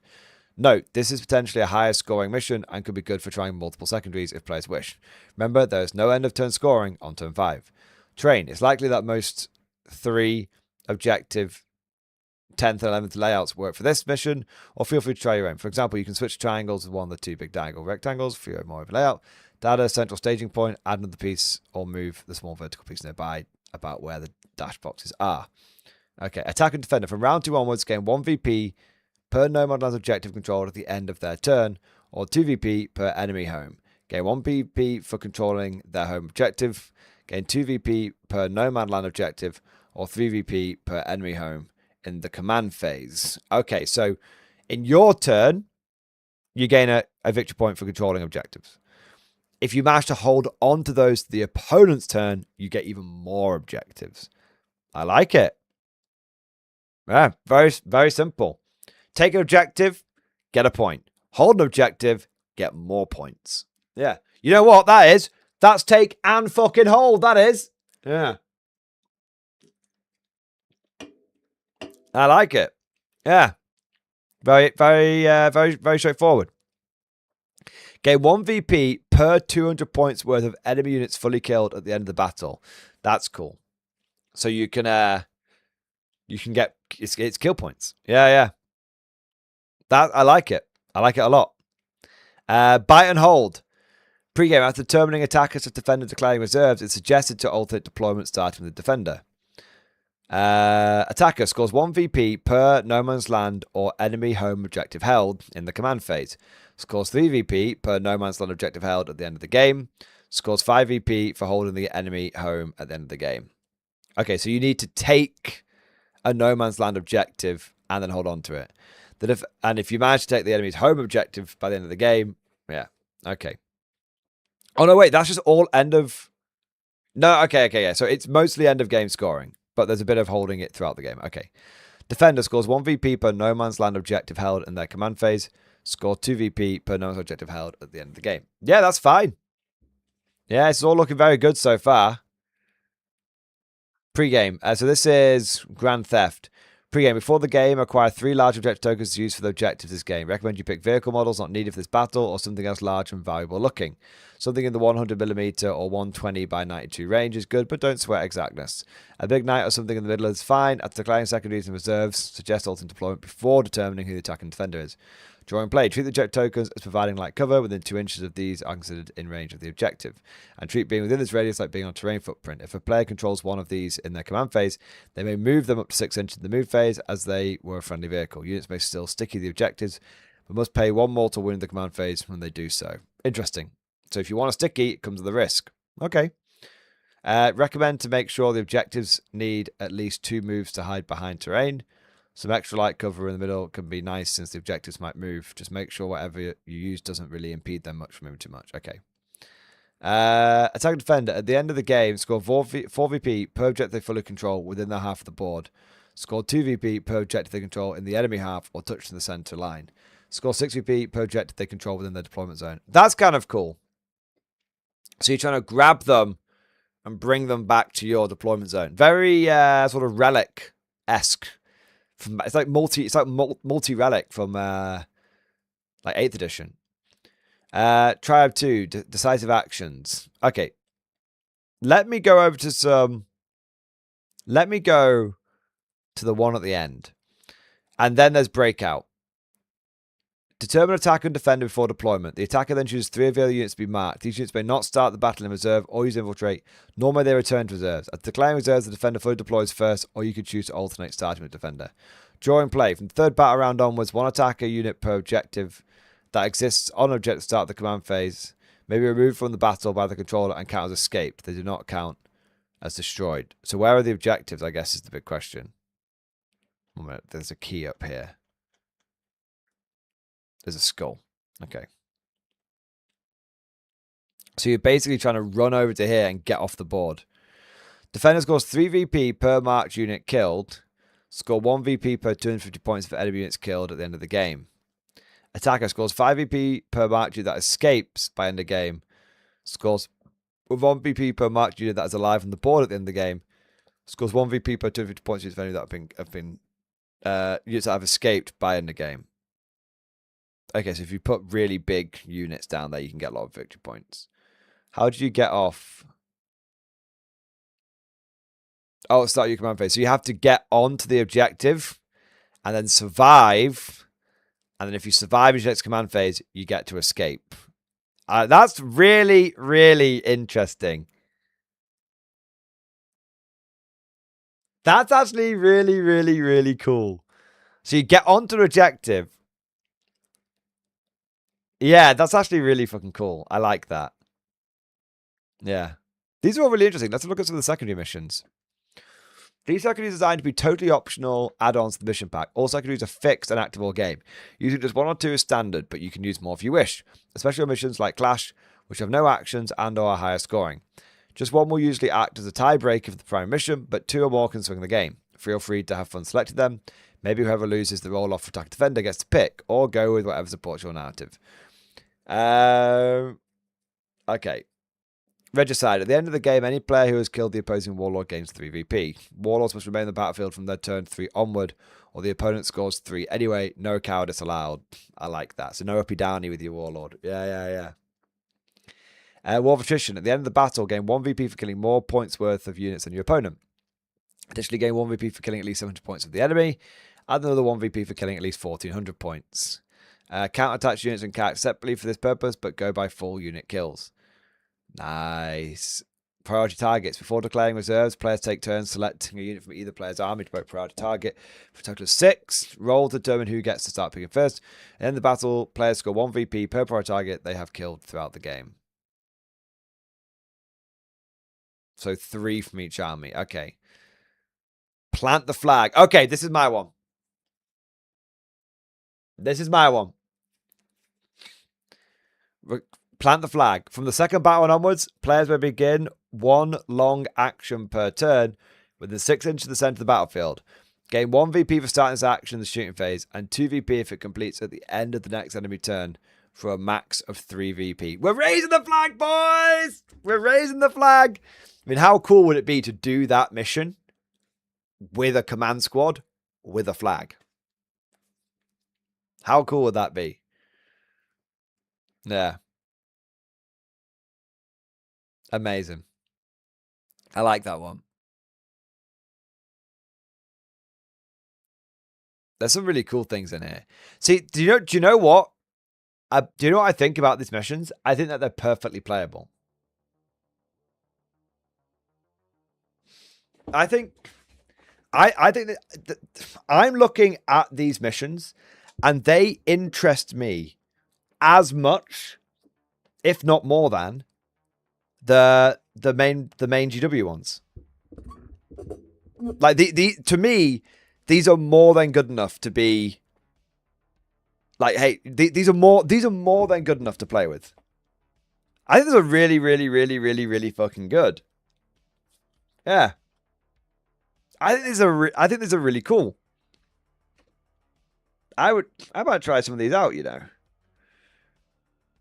Yeah. I'm going to read through them a little bit more.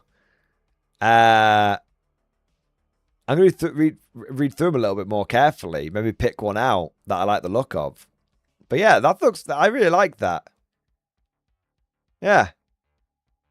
That's really cool. Let me link that down in chat for those people who want to get their hands on it. There you go. It's really, really, really, really, really fucking cool. Serata, you know what? You are right. I said that we needed to start seeing some more stuff coming from the community. Well, I said that the community, that's a completely wrong way of putting it. I said that the community should start taking control of their game. And that's what this is. Yeah. The 4K community is taking ownership back of the game and fixing the issues. 100%. Yeah. That's honestly, no notes. I think that's really good. I definitely want to give this a go. I definitely want to give this a go. Just trying out some of these more narrative missions. No dispositions, nothing like that. Just, hey, let's try fucking bite. What was it? Bite and hold? Let's try payload. Bomb armed. Bomb disarmed. Yeah. Yeah, it's really cool. I like Relic Hunt as well. I'm looking through all of them. I think, yeah, they all look legit. I mean, this one might be my favorite. Dawn Assault. Scores 3 VP per objective held at the end of the game. Scores 3 VP if a unit escaped at any point. Attacker scores 4 VP per objective held.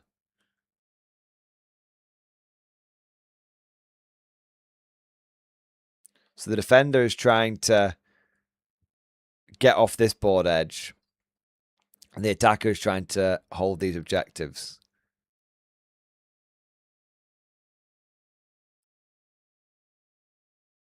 Yeah, it's cool. Breakout's a really cool one as well. Breakout's a really cool one.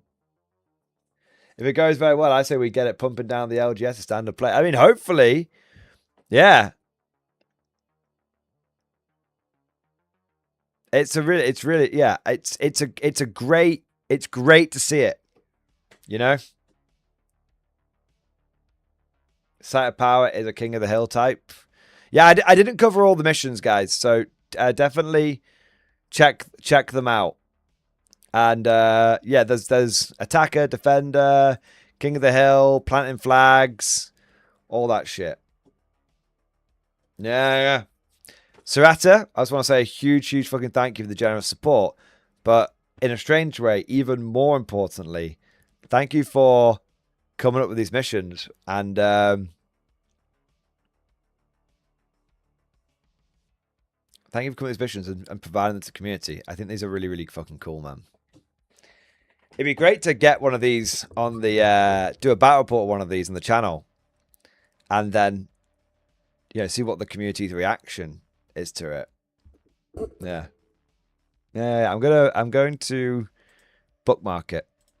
There you go. It might not be the next battle report, but I will definitely do a battle report with these for sure.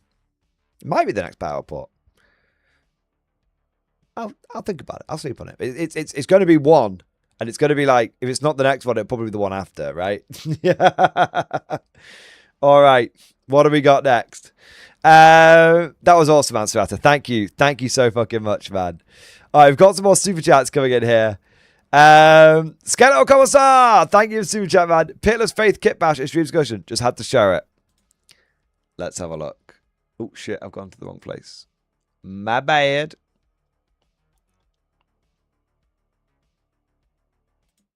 Just had to show off my Pitless Faith Kit Bash for Battlefleet Gothic. It's an Emperor class made of a mixture of the Navy and Admech variants, as well as a statue from Maker World. That is so fucking cool. I really want to do Battlefleet Gothic. That is so fucking cool, man. Hey, it's not as big as I thought it was going to be. Like, don't get me wrong, it's still fucking massive. But I thought this thing was going to be... It looked much bigger on the pictures. That's what she said. You know what I mean? It's still very, very, very fucking epic. Yeah. That's so cool, man. I love it. That's good shit, bro. That's really good shit. All right. What have we got next? Snowpiece T, thank you for super chat. Today's update is discussion. Then I'm going to sleep. Let's have a look. And done for today. 2 more Borgrins at good enough standard. 3 more Borgrins, 1 Ogrin, 1 Chimera, Hellhound, and a Commissar to go. I'm also going to print this armor again and pattern Basilisk. It's so cool. I mean, I really do love sort of the Cold War desert camo scheme, man. It's so good. Ah, the old Armageddon pattern Basilisk. They used to sell those, you know. In better times. Nice.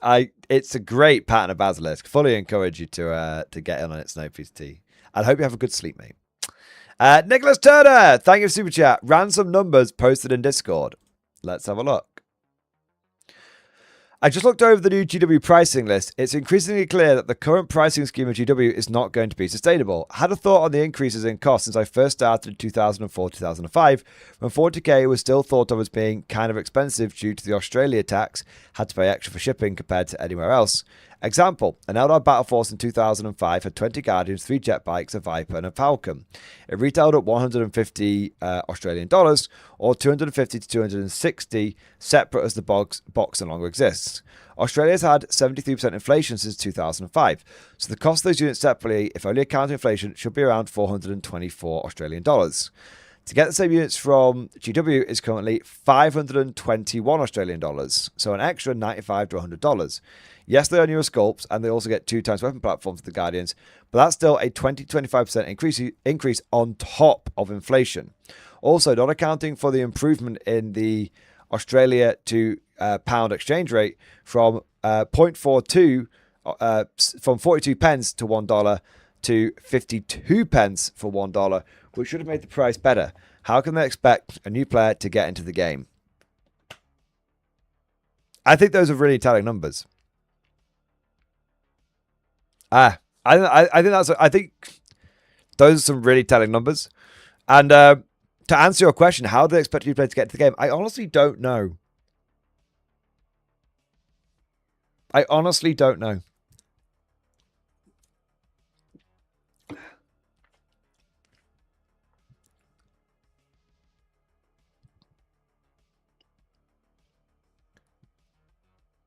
Yeah. I'm within says TTS. Yeah. Yeah, I think most new players are going to get into this is the big thing, right? People keep saying, "Oh, the Henry Cavill show will get loads of people into playing Warhammer." I don't know. What do you think they're more likely to fucking play? The tabletop game, which is going to cost them fucking thousands, or they're going to buy a video game. Think about it. If you see the Henry Cavill show, and then what do you think the average fucking normie's going to do? Buy Warhammer or buy fucking Space Marine 2 again? Right? Oh, what's a great... Oh, we don't play this Warhammer thing. Oh, that's a bit expensive. I'll get the video game instead. That's much better. Yeah. Yeah, that's that. I just don't see the Warhammer show translating to a lot of people buying fucking models. Normies won't do that. Normies watch TV, play video games, masturbate, and eat expensive German biscuits. That's what they do. Marvel MCU didn't improve comic sales. Great point. I did not know that, but if that's true, that's a very good point. I think they're going to try and make board games. That would be very smart, Sir. Victory is assured. Yeah. You saw what Space Marine 2 sales and the drop off? Exactly, Kelshin. Yeah. The Middle Earth strategy battle game did all right when the Lord of the Rings films came out. It did do very. You are correct in that. You are. But it's a good point. But Lord of the Rings was a lot cheaper. People back in the day, let me show you. And Lord of the Rings was not just cheaper relative. I mean, it was to the time. It was way cheaper in comparison to the other game systems that GW had, right?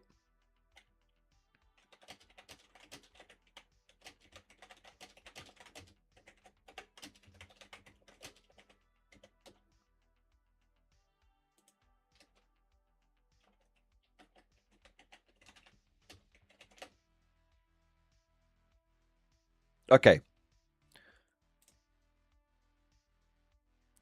Let me have a look here.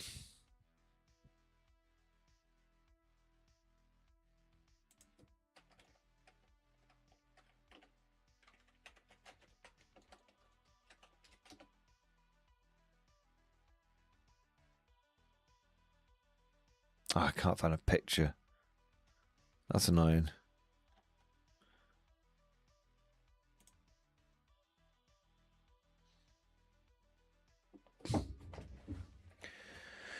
For 40 quid, the box set contained 48 plastic miniatures back in the day. For the Warhammer, the Lord of the Rings, Return of the King box set. When was that release date?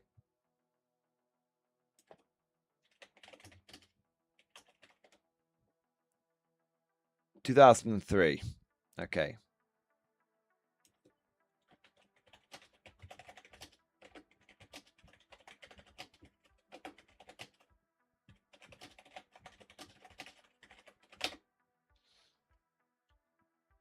Third edition Warhammer was around at that time. Okay.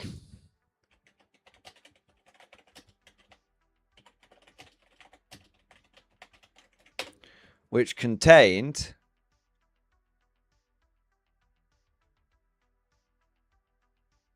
at the time 1, 2, 3, 4, 5, 6, 7, 8, 9, 10, 11, 12, 13, 14, 15, 16, 17, 18, 19, 20 Dark Elder Warriors, 10 Space Marines, and a Land Speeder.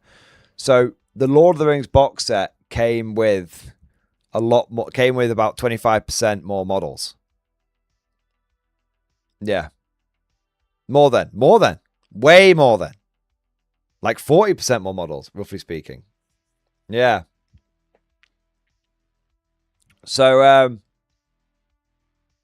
the Lord of the Rings box set was a lot better. Was much chunkier. So I think that GW had it right when they were like, Lord of the Rings was always cheaper to collect than 40k was, and so the movies got people went, oh, that's not too expensive, 40 quid for a full fucking game, yeah, sweet. I mean, think about this, right? When the Warhammer TV show comes out, how many people are going to drop fucking $300 on a box set once they've watched a TV program? I don't think they're going to fucking do that. And that's assuming that the starter set hasn't gone up in price since then. Actually, they're not going to spend. The Armageddon box set isn't. The Armageddon box set won't even be available for them to buy. Day in the Marine Corps is like a day on the farm. Nah, it won't even be available for them to buy. Yeah. Like a fortune. Every formation of parade. I love the Corps.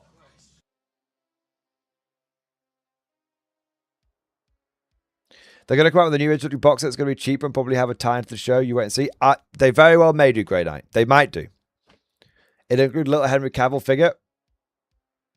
Hey, maybe. That makes sense. Which is why it probably won't happen.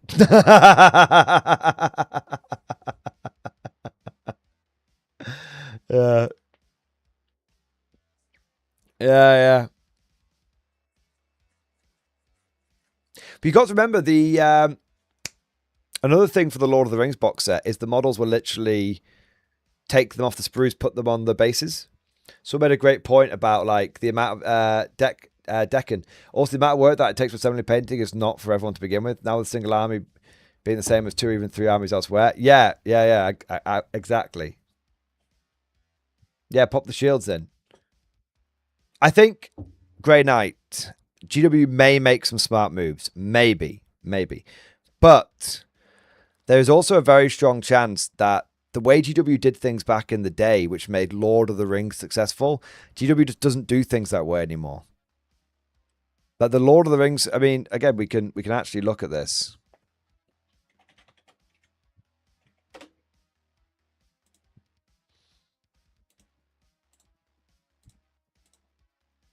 It's not a great picture, but you can see. Look at the fucking models. Clip them off, stick them on the base, go. Okay, so look at the sprue layout. Look at the sprue layout. All right, now.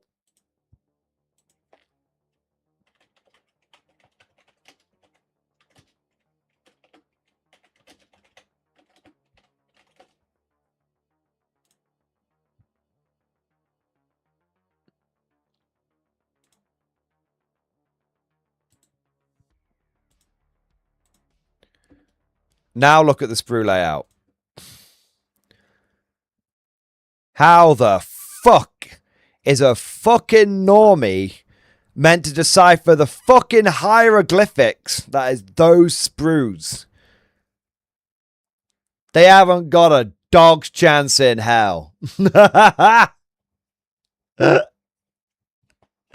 wonder why no one's buying the Armageddon box set, because no one can fucking work out how to build the fucking things.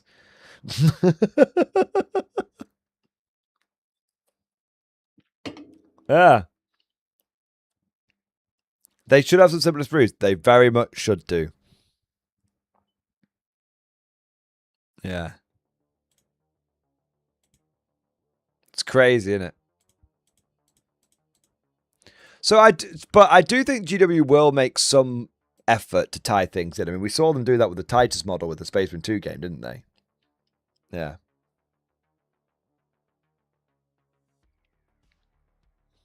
All right, what do we got next? We've got Aussie Bowl Buster. I love it. I love the username. Thank you for super chat, man. I don't get how anyone can support GW anymore. They have an archaic business model, and there's much better alternatives now.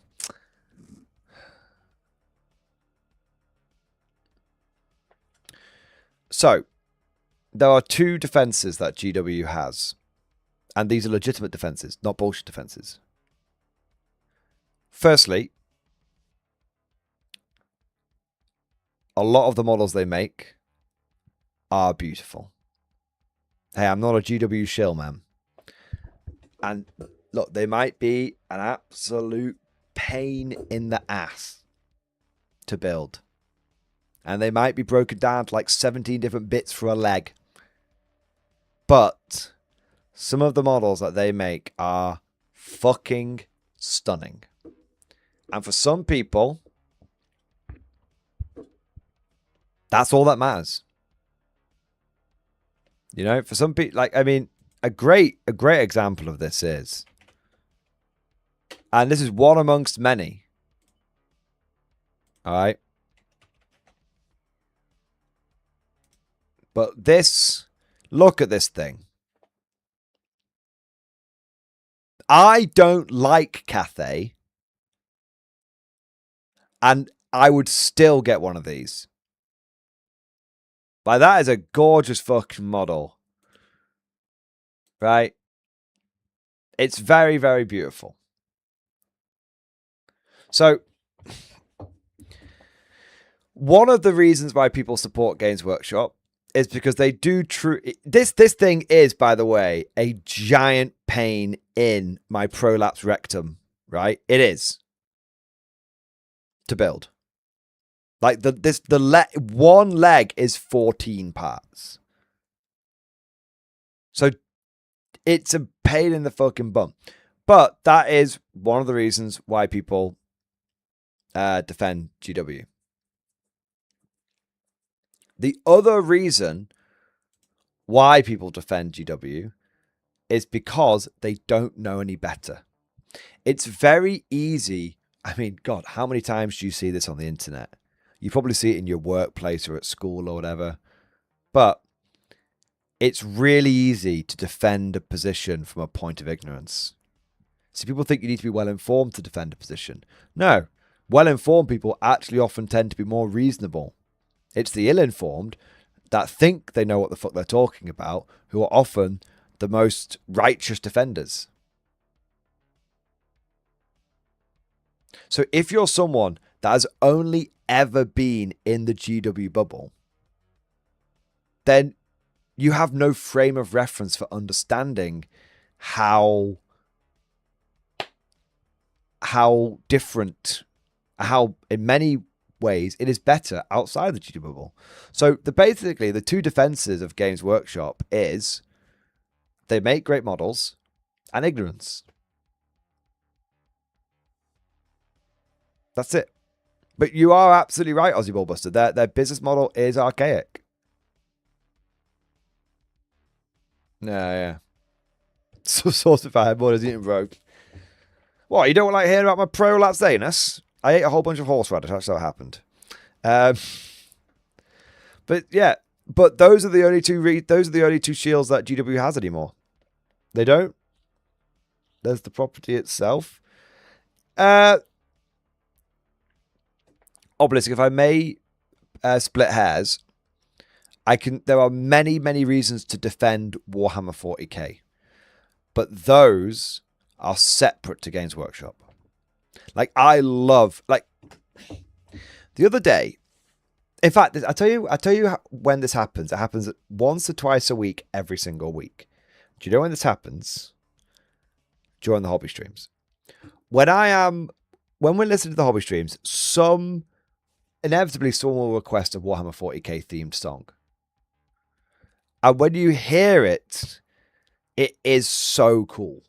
Whether it's a Dark Tide bit of theme music, or whether it's some fan-made thing, right? Maybe it's, Column R. McGuinness, for the guard, all that kind of shit. Like, 40k shit does hit differently. Yeah. 40k, it really does. And I'll be there painting my K-47 models, and a guard song will come on, and I'll be like, God, this is cool. This makes me want to play some fucking, paint some fucking Warhammer, right? Like, it does. So, 40k is really, really, really fucking cool. Why do you think I still like 40k? I love 40k. I still like 40k. I still love 40k. I still love the guard. I have some small issues with Games Workshop. Yeah. But there's a very big difference between defending GW and defending 40k. I thought by support we meant give them money rather than defend them. That's a good point. How can anyone support GW anymore? Versus, yeah, when we talk about that through spending money. The thing is, small issues. Just a few little issues. Just a few flies in the ointment. They have issues with you too? Yeah, they do have a few issues with me, actually. That's true. But what was I going to say?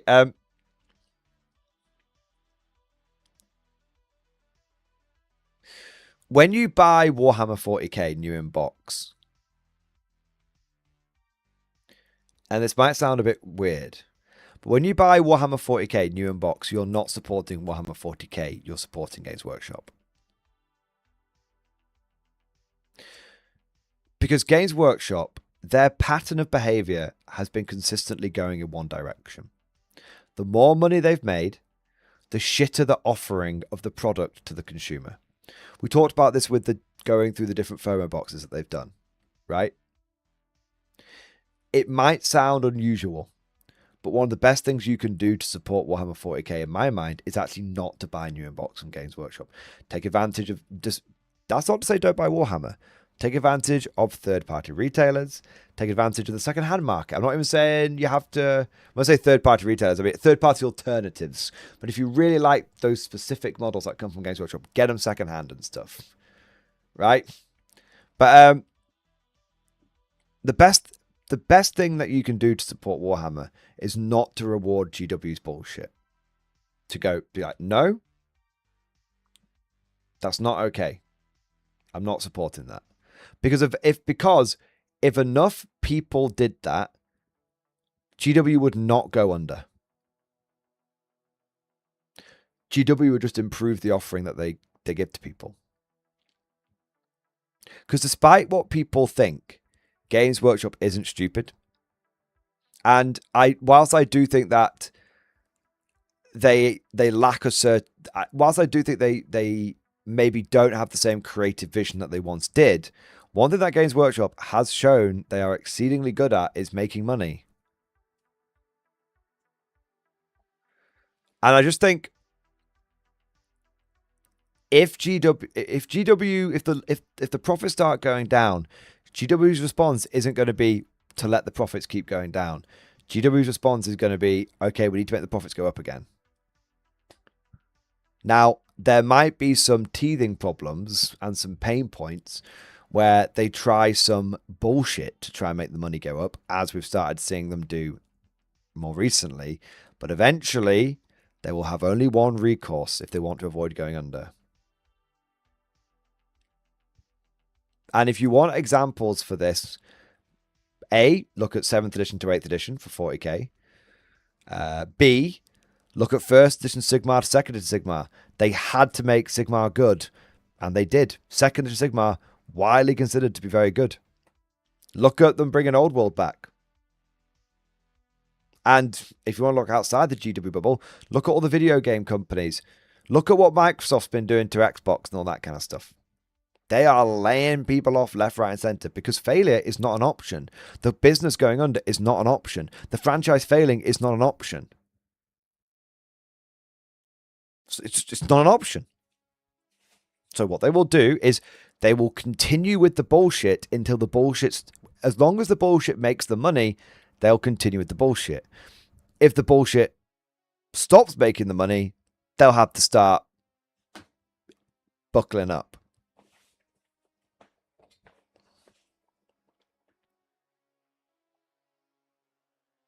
It will take a while, but after enough, it will take a while, but with enough pain, things will get better.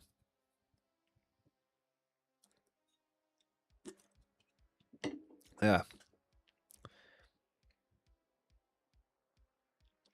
And I mean, at the end of the day, the Warhammer IP is really, really valuable. It's phenomenally valuable. So even if Games Workshop stopped being, in an absolute worst case scenario, even if Games Workshop stopped being the owners of the IP, it's very, very unlikely that Warhammer 40k would be picked up by somebody else and they would turn it around. Yeah. So yeah, it's Warhammer 40k, it's like, you know, it'll be fine, but I don't think it'll ever get to that point. I don't think we'll ever get to that point. I think very simply, GW will. I mean, and here's a good example. Do you want a good example? Right? Look at this. Right? I was going to do a whole bit on this, but we'll just talk about it briefly here. Okay. GW got something half right with the new Orc Boy kit. Okay. So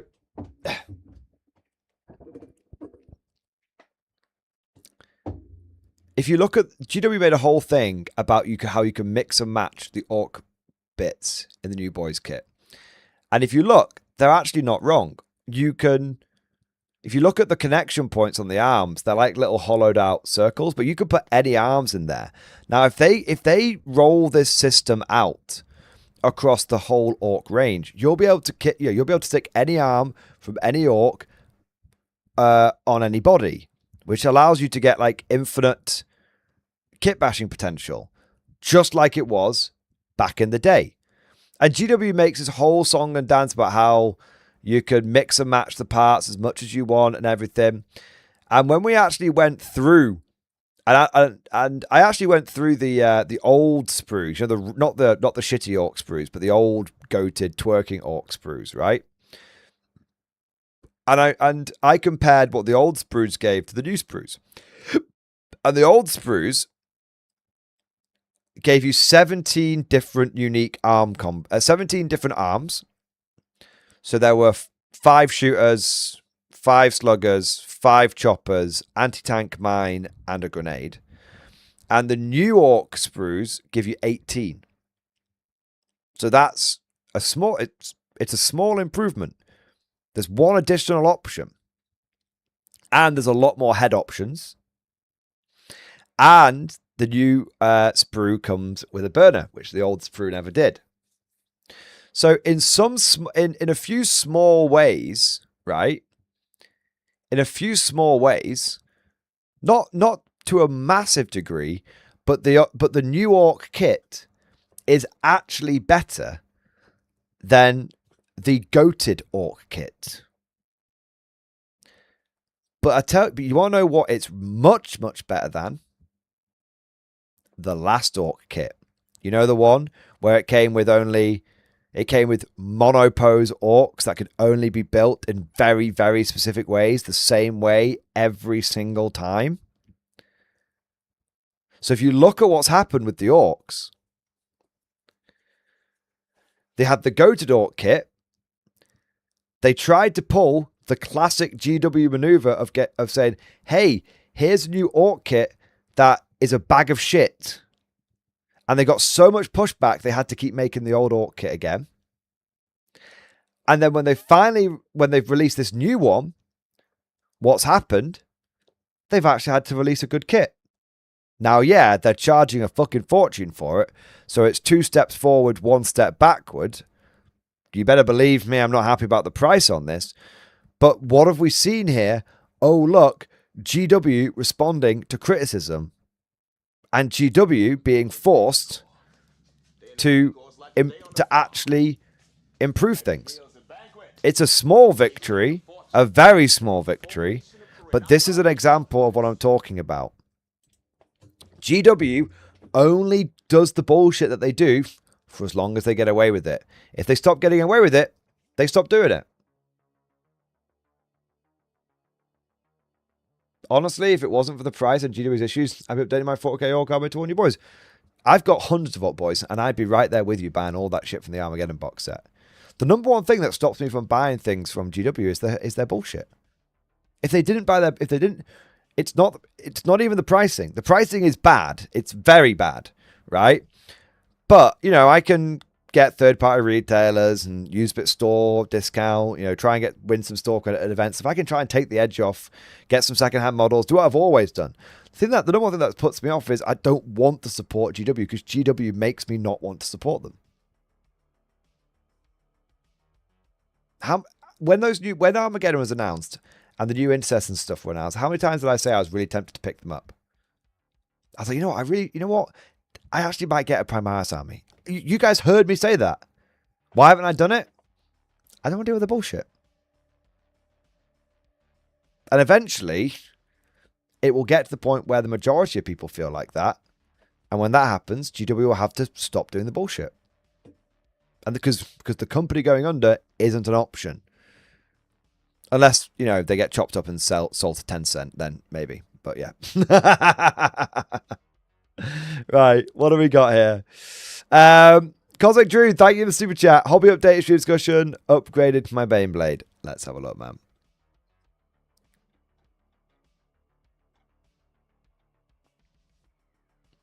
Fuck you, W. I make my own side guns. I don't need your extra kit. Yes, Cosmic. Absolutely. And Cosmic, this is a great example. This is a great example. Will anyone buy the separate upgrade sprue? Nope. So now that's going to sit on a bunch of GW shelves, taking up a bunch of warehouse space, causing them all sorts of problems. No third-party retailer is going to buy that fucking thing. And instead, people will just kit bash their own. Yep. There you go, boys. Yeah. There you are. All right, what do we got next? Ryan Tomlinson, thank you for the 3 months. What Warlord hype can I expect tomorrow, mate? Ugh. I can't say anything. Okay. Okay. What Warlord hype can you expect tomorrow?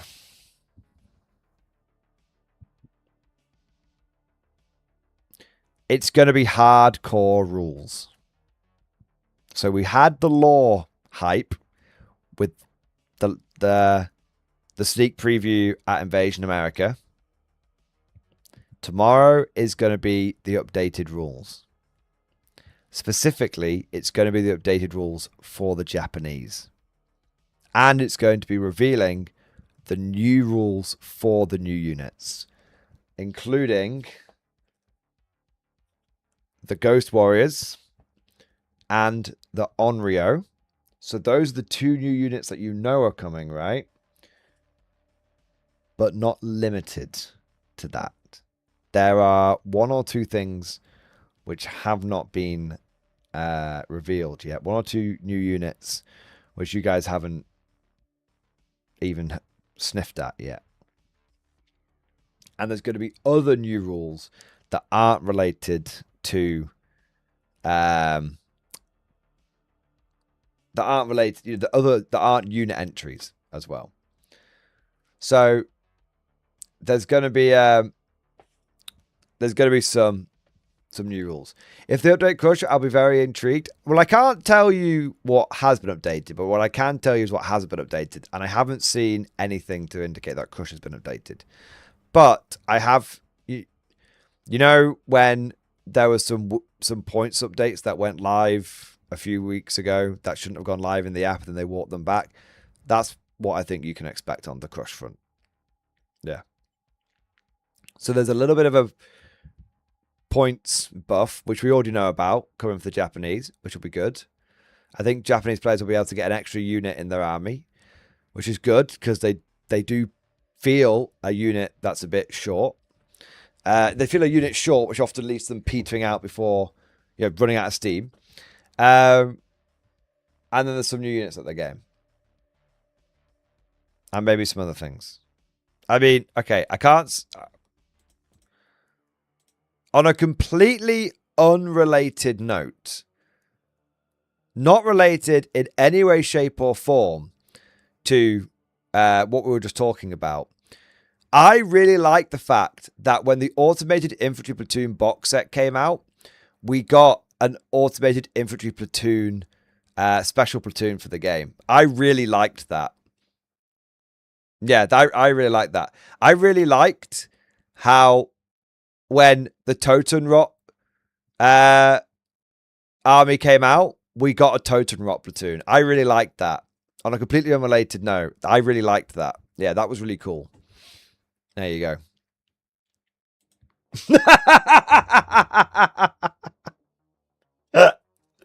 There you go.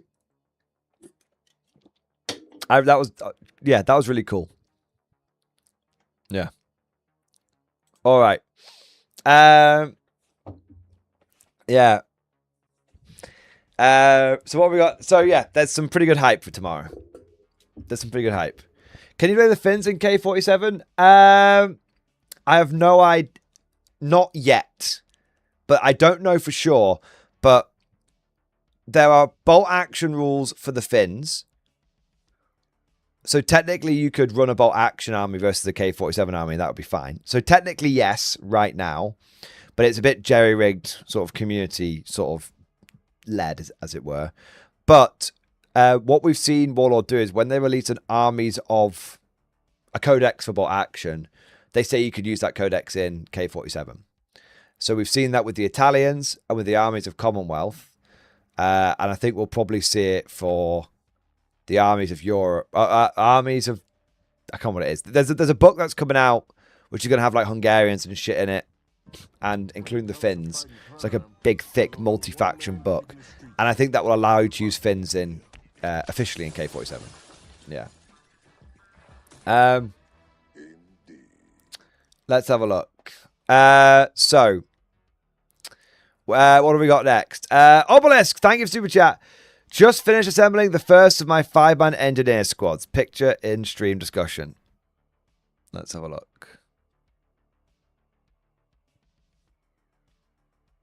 Where the fuck is it? I don't see it, man. I don't think it loaded. Let me have a look so you can see I'm not being crazy. Wait, there's a Panzer IV being auctioned, guys. We might need to do a stream drive.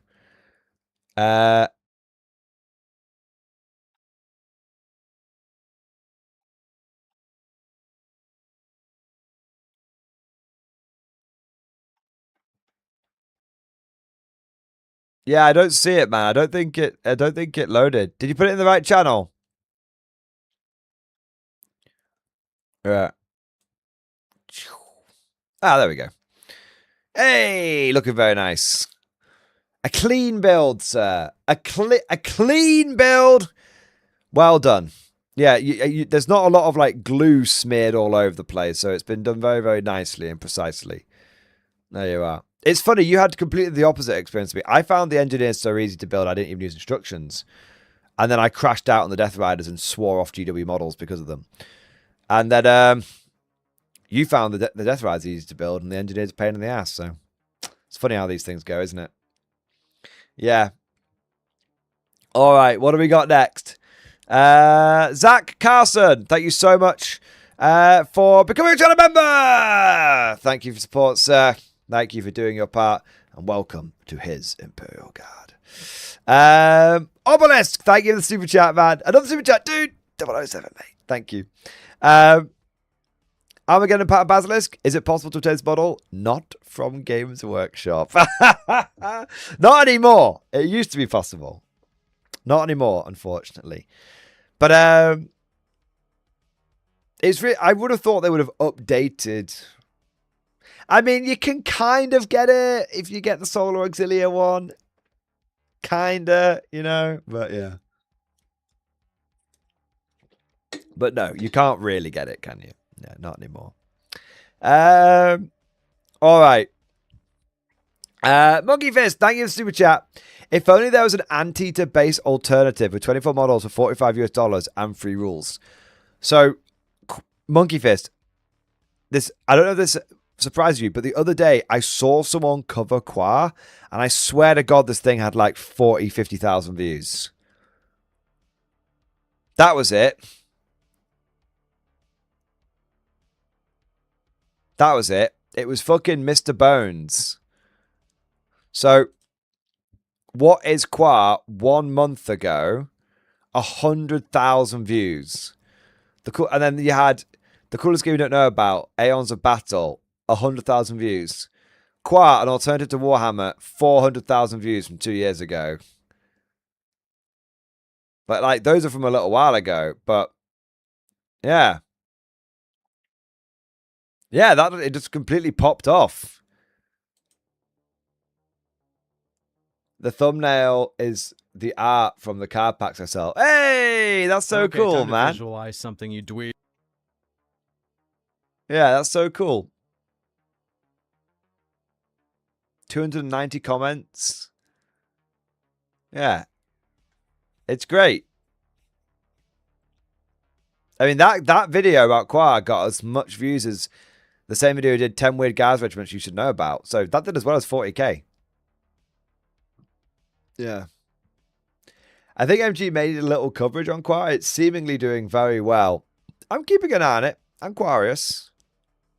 Last year, my local group had 14 players. We hit 89 today.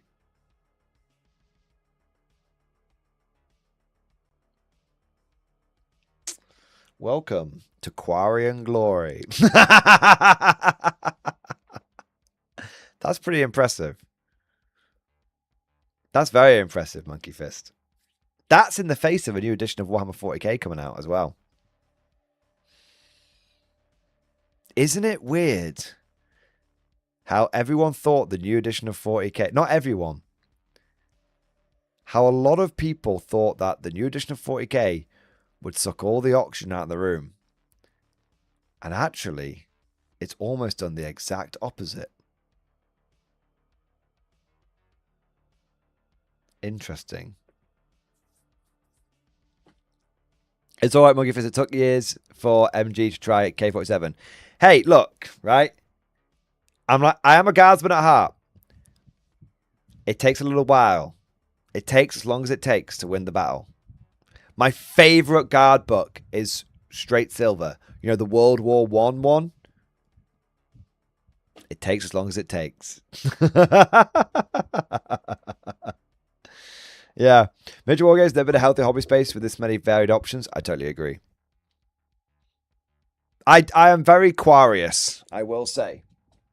I am very, very Aquarius. Yeah. I don't know if I've got the headspace for another game system at the moment. I mean, I already cover like 3/4. If you put Bot Action K47 together and Old World and 40k, I am covering 3 game systems. It's kind of hard to cover another one. You know, I'd have to drop one. And I don't. And I cover Midhammer as well. I tell you what, I would try it out. I might not invest in Quar anytime soon, but if I ever had like a demo game, I would cover the demo game. I'm not going to drop 40k. I can't. I was kind of going to make a joke about dropping 40k, but I'm not. I'm not going to drop 40k for the time being. You know? Yeah.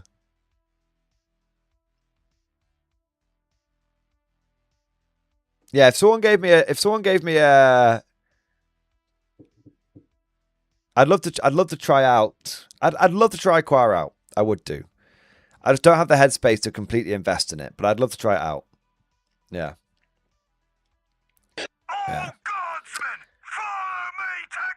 Icons, Wimp. No, it's like I said, I like Warhammer 40k.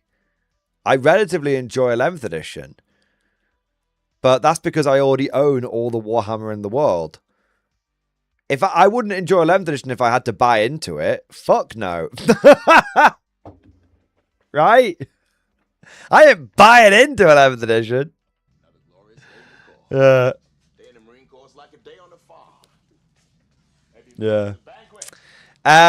What do we got next? Nicholas Turner, thank you for the super chat, man. In terms of expenses, in Australia, 2005, to get that Battle Force, 10 to 15 hours minimum wage to get the same stuff. Now it's 20 to 25 hours minimum wage. That's very, very true, Nicholas Turner. And do you want to know who did a really good video on this? Olden Demon.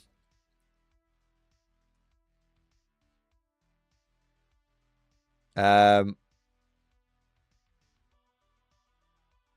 was his video?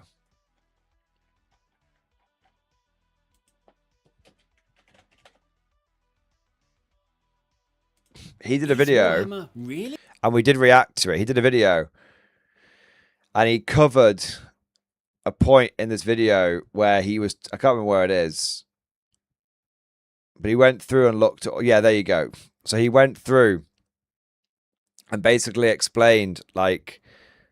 how much things have gone up, and so how like things are relatively in line with inflation, for example. There's a picture like a McDonald's. I can't quite remember where it was. But yeah, he did a really good video. And it was like, it's not just that. It said the prices have gone up. And some things have gone up absolutely ridiculously. But the main thing is that, I'll put a link into it so people can watch it. The main thing is that wages haven't gone up to meet it. So it doesn't matter if people say, when people say, but Warhammer's gone up with inflation. Well, A, it hasn't. It obviously hasn't. It's gone up well above inflation, right? Like, you can cherry pick some examples, but by and large, things have gone up well above inflation. But the thing is, like, it doesn't matter if things have gone up with inflation. It matters if wages have gone up, and we all know they haven't. Yeah. Yeah. Plus the fact that you need, back in the day, you could only take like 3 Lehman Russes. So that's as many, not as many you'd ever buy, but typically people would, but not only have the models gone up in price, you need more of them, and people don't earn as much, relatively speaking. Yeah. Yeah. What do we got next? But Nicholson, you make a great point. Roshi, thank you for the super chat. What's your prediction for the Soviet platoon? Well, we didn't get an Ursus one. So I think we'll get a Moraz Ghoul one. I bet. Yeah, that would be cool. My prediction will be... it depends. And I'll tell you what it depends on. What the Soviets get. Because obviously, like, we've seen the Americans got a Firefly, the Americans got the Firefly platoon, the Axis got the Totem Corps platoon, the Brits got the Automated platoon. We don't know what the Japanese are getting, and until tomorrow. So the prediction is kind of like, if they haven't done an Ursus platoon, then it probably means that what's the other iconic unit? The Moraz Ghoul. So there'll probably be a Moraz Ghoul platoon. We could get a Dawn of the Motherland propaganda platoon, though. Possibly. Very, very possibly. They are on the cover. The Terror troops are on the cover of the book. Yeah. A Terror platoon would be very cool. I would hope for that. I would hope for a Terror platoon.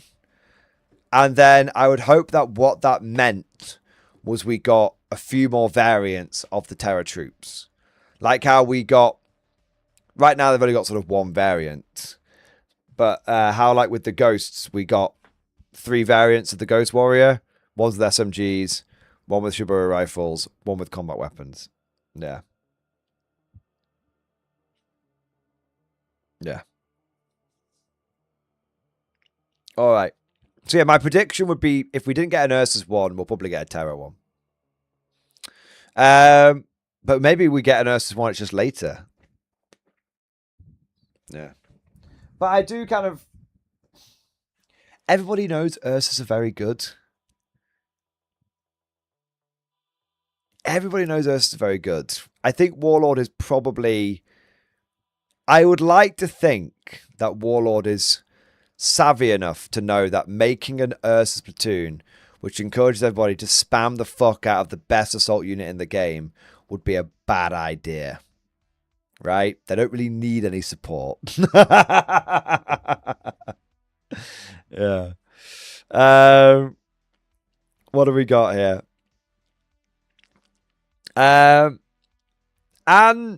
And Sono Berlin, thank you for the Giga Chat. Hey man, with the videos, watching them on first day, but gotta say, GW has been mask off corporate for a while. At this point, it's the Red Skull reveal. I love that. Yeah, full Red Skull. I think, and Sono, I think you're completely right. I think they've been mask off for a while. I think the issue is that they seem to be moving very quickly at the moment. Much faster than we've normally seen them do this kind of stuff. So, yes, I suppose what's really changed is the pacing of how Yeah. The pacing of how corpo they're being. They're not so much, I said this the other day, they're not so much boiling the frog anymore as picking the frog up and bashing it with the fucking hammer. But the frog notices when it's being bashed with a hammer. That's what I think the issue is. When they boil us, we don't really notice it, as not everybody notices it. When they hit us with the fucking hammer, people notice it. Yeah. Yeah.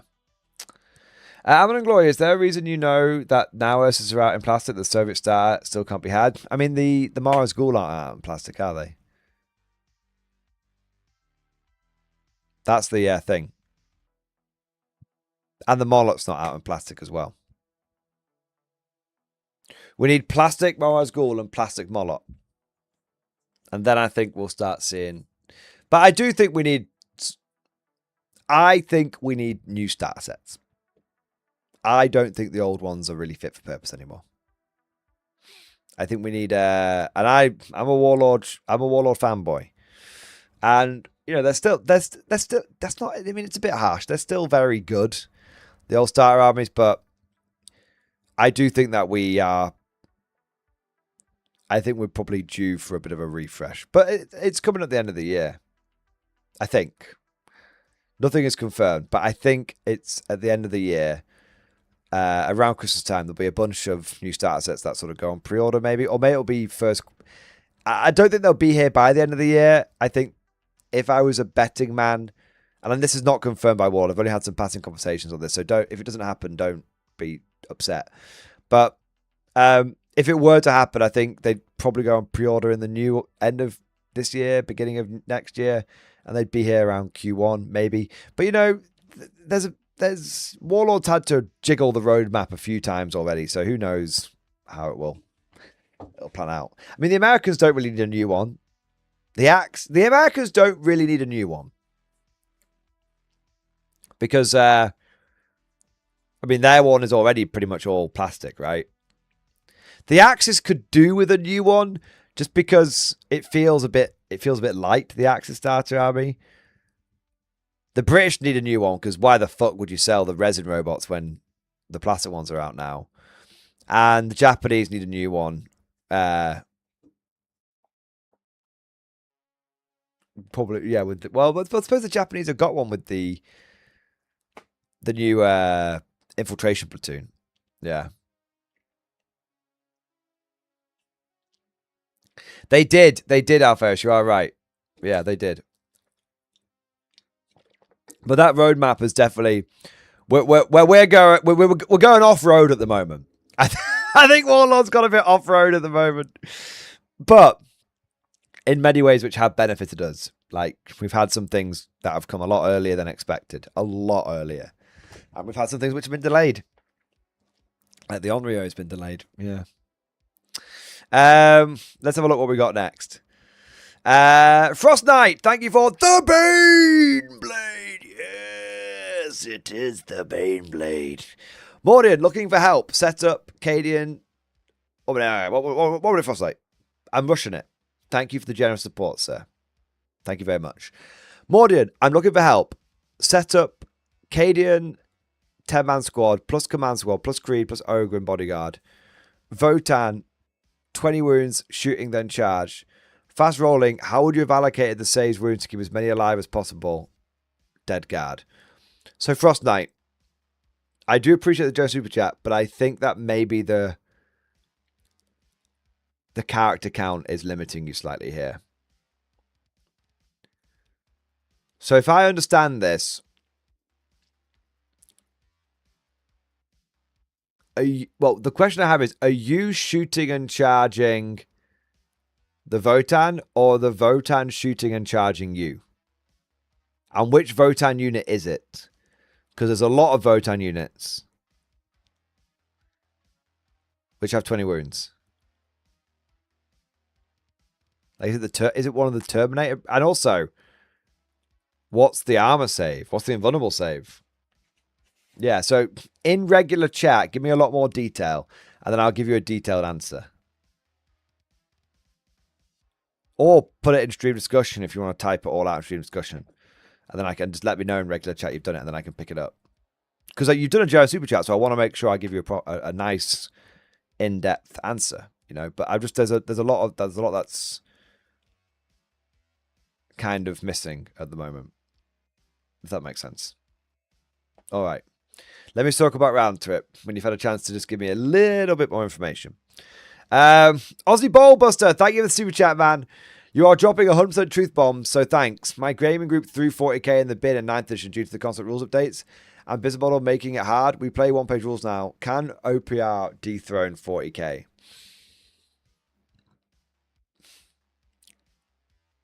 This might not be the answer you want to hear, but the answer is no. But that doesn't mean that one-page rules can't thrive and do really, really well. I think one-page rules is a fantastic game. I've actually been tempted by some of their models because they come like pre-assembled, which is very, very cool. And I could use a whole bunch of my existing stuff. So I am very positive towards one-page rules. And I think they've done a really good game, a really good job of defining their game. It's very much not just a 40k clone now. It's very much its own thing. And I think that's great. I also think that it's great that the game is, in many ways, very agnostic when it comes to whatever models you want to use for it. Yeah. So I think one-page rules will thrive as an alternative option. But the reality is I think the only thing that can really kill GW, well, the only thing that can kill 40k, the only thing that can dethrone 40k is Games Workshop. Games Workshop, and they're doing a good job. They're doing a very, very good job, right? But I think, yeah, the only thing that will dethrone 40k is GW. But in the meantime, the more that GW continues down the pathway that they're down, the more territory they will cede. The more territory they cede, the more room they make for other game systems. And at the same time, and this is a double doozy, at the same time as GW is ceding territory, which they absolutely fucking are, by the way. I mean, look at the Victoria Miniatures Kickstarter for an example of territory that's been ceded and has been taken by other things, right? It's a small example, but it's a very critical and obvious one. But at the same time as GW is ceding territory, the universe is expanding. In real life, the universe is constantly expanding, right? Well, the same thing is happening with Wargaming. Wargaming has never been bigger. Never, ever been bigger. And so the space is getting bigger. GW's share of that space is getting smaller, which means that there's more room for other alternatives out there. Yeah. So I don't think Games Workshop, I think that they're,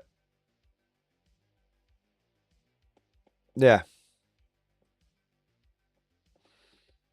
So I think GW is doing, I think they're doing a lot to drive customers away, and I find it very surprising that they're doing that.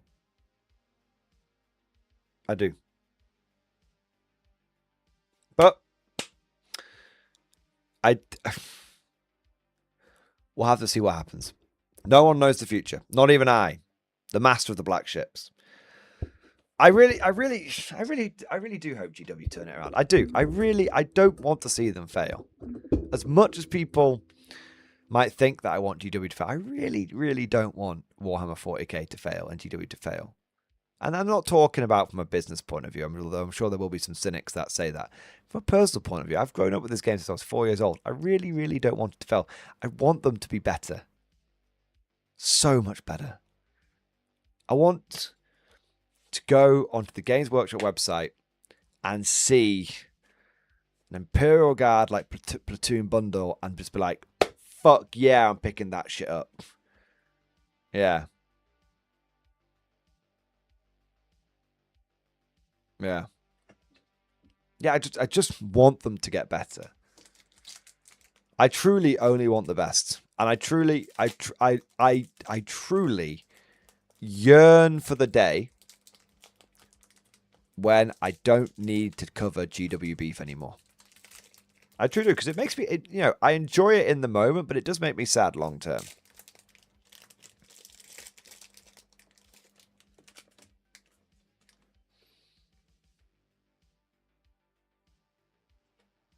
This is why I think this is the thing that, you know, separates me from a lot of other Games Workshop haters. You know, you've got people out there, you know, who no matter what will always hate Games Workshop. And that's their whole thing.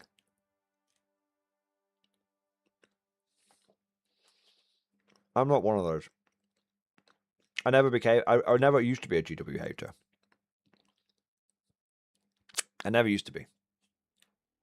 And I don't want to be. I want to enjoy Warhammer.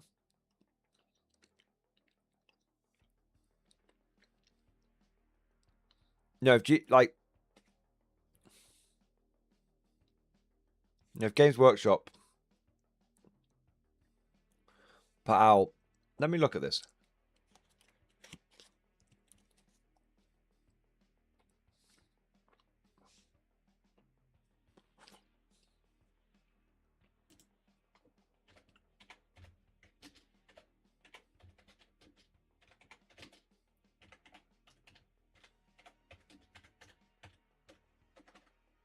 Let me eat this first.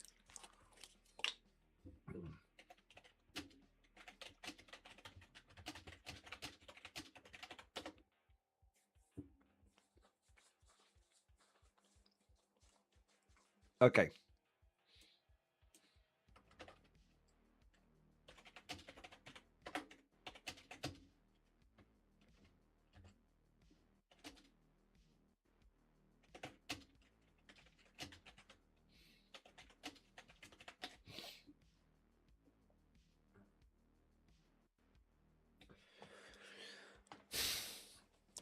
So in 2003, Games Workshop released the plastic Cadians for £15. You got 20 of them in a box.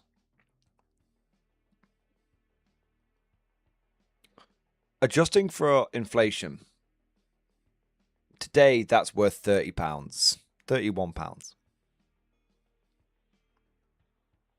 If Games Workshop, if right now, literally, I can say this with absolute pure fucking honesty. Hand on fucking heart, boyos. If Games Workshop released a 20-man Guardsman box, and bear in mind that, you know, the old Guardsman didn't come with all the weapons, so let's take that into account. If GW released if GW right now went, we're going to put 20 Cadens in a box for £35. So it's more than inflation, but we know we're getting all our special weapons, whereas before we had to take that into account by buying blisters. I would be buying new inbox from GW. I would buy those. The new Cadians.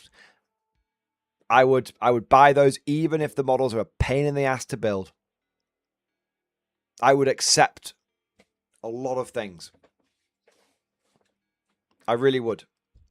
Hell, they could charge me £37.50. I'd still probably pay it. The issue is they're charging fucking £35 for 10 models. Yeah. Yeah, 20. Let's get 20 boys in the box. Let's get. And the thing is, I don't even. Some people say, yeah, but the new models are so much more detailed. Yeah, but the technology's come a long way as well, so it all balances out, right? You know, the technology to make the models, to sculpt them. You don't need to pay the fucking Perry twins to make them out of fucking green stuff anymore, do you?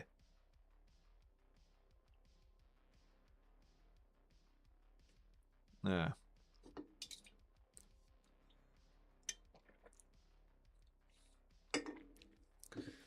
Yeah. But even 40 quid. Even 20 models for £40. But yeah.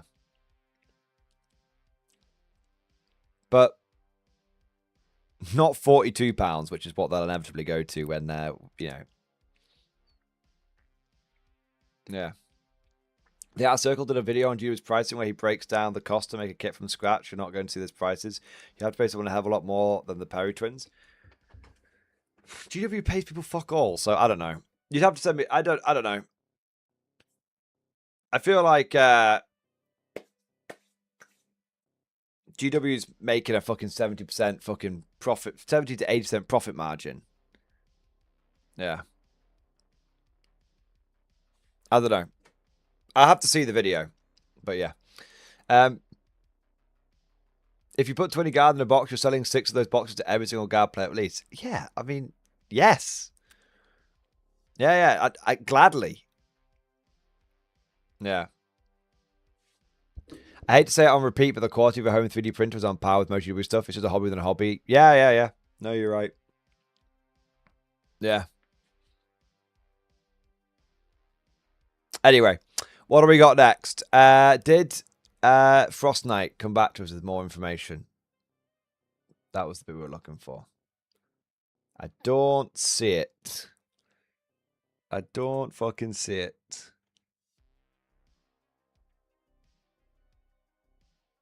He asked me for some help with like a scenario, but it didn't make sense because of the character limit in the super chat. But I haven't seen him come back in. So I'll keep an eye out for it. Yeah.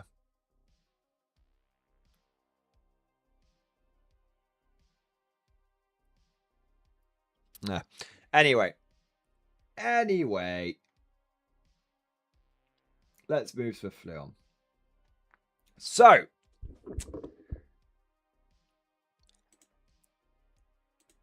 Starbucks Meg, thank you for the gift of membership, man. It's all getting too depressing. It's getting too sad. I'm fucking sick of bitching about fucking GW. Like, I'm just sick and tired of complaining about them. I'm bored of it now. I think we all are, right? I think we're all just like, fucking hell, GW. That's why I'm actually kind of positive about the New York boy models, even if the price is a bit expensive. Yeah. Anyway, let's talk about a much more positive discussion. Metadata.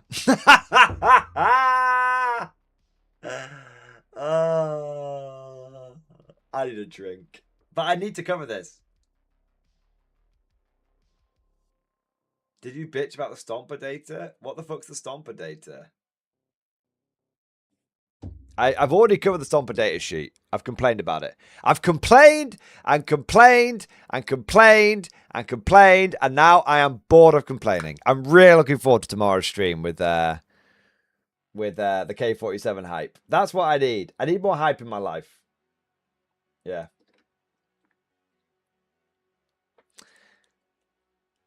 It's 2:30 in the morning. We're getting to the metadata. I started a bit later, so it's going to cover the last hour. Yeah. But yeah, let's fucking tell us more about your prolapsed anus. Well, I ate an entire jar of horseradish, and well, nature took care of the rest, basically. I'm stealing a bit from American Dad, by the way. All right. Let me have a quick look here.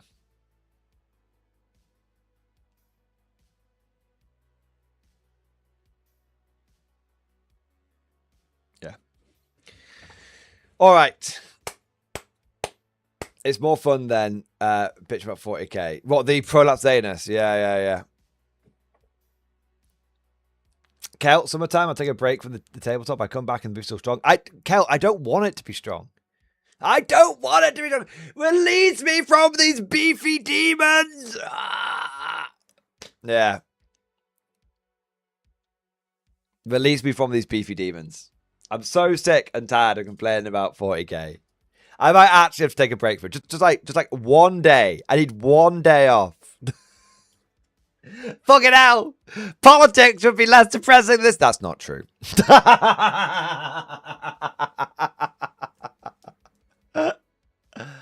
Oh, man. There you go. Done with this. Hey, Morden, I live in the northwest around St. Helens. I really want to get into K47. Do you know anywhere around here that has a good community? Well, there's the Warlord Wigan store. So Warlord opened up an independent store that has got 4 tables and does like a couple of game nights. I don't know how far away that is from you, but St. Helens isn't that far away, right? Let me have a look. We'll do centre of St. Helens to Wigan. No, it's like 19 minutes on the road, roughly speaking, from St. Helens. So yeah, that would be my recommendation.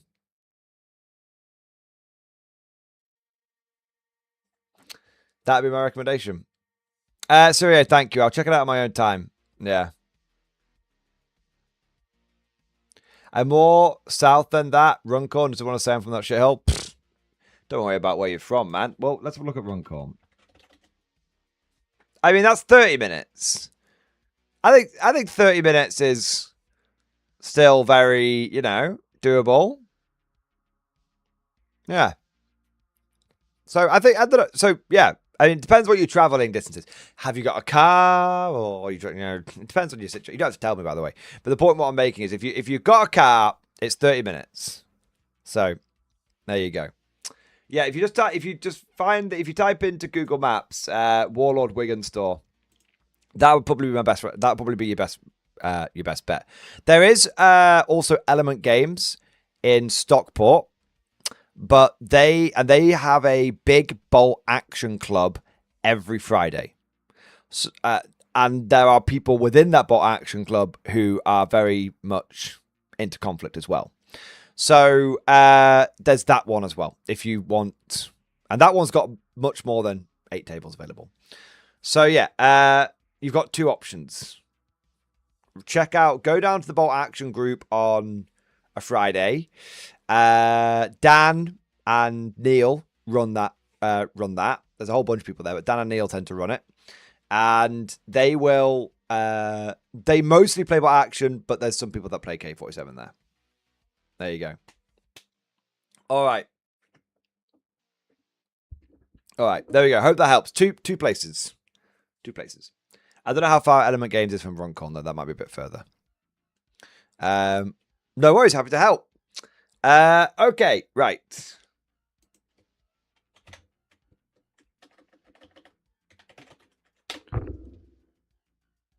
Fucking numbers, bitch.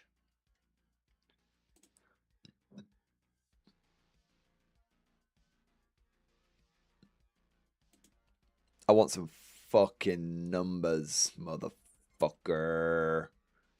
All right. I do think, though, I do think. What do I think? I think therefore I am, obviously, but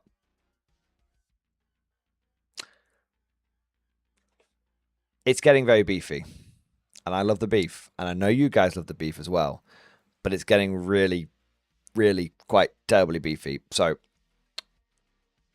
I might focus on hype for the rest of the week. I'm not saying I won't cover beef ever again. I will do, because I like beef too. But for my own fucking well-being, it might have to be hype from Wednesday through Friday. It might have to be. I need it. I need it. I fucking need it, boys. Yeah. Right. Predictions for going into this data. Guard at the bottom. That was an easy one. Anyway, let me grab a little drinky poo. I need a bottle of water. Maybe another snack. I'm eating a lot at the moment. Maybe I'm pregnant. But yeah, I need to grab a snack and a quick drink, and then We'll cover the metadata. There you are. Hose and Jams, thank you for the 41 months. Xbox, baby. Thanks, Mordian. Enjoying it. New hobby space and stream discussion. Let's fucking go, baby. Let's fucking go. Moved into my new house and started to get my setup. Nice. That's a cool little fucking hobby desk. Yeah, that's pretty cool. Yeah, look at that. You got the fucking display. What the fuck is that? Why is there fucking Elder on my screen? My God, you come in here. You show that shit. Somebody shoot that guy. This is the real beef. I'm only kidding. That's a nice little hobby table setup, to be fair. Yeah, that's pretty cool. Oh my God, there's more Elder on.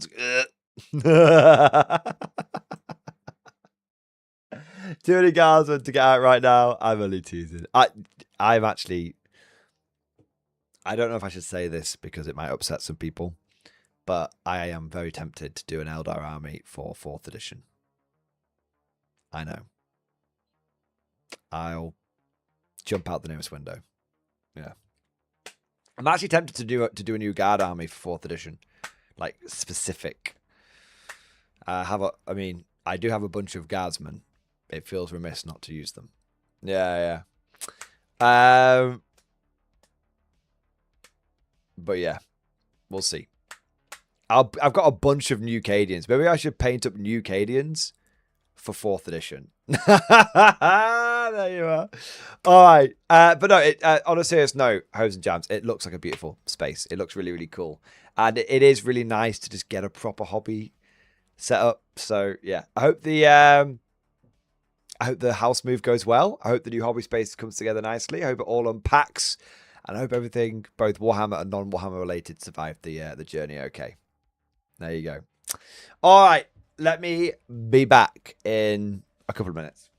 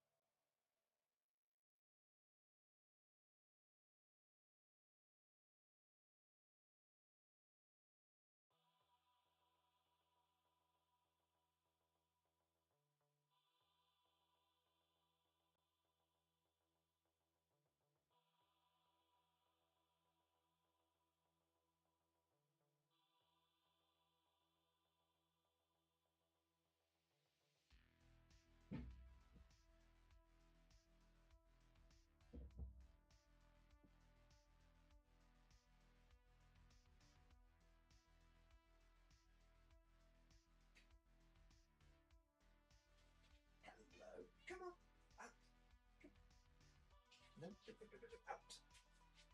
on.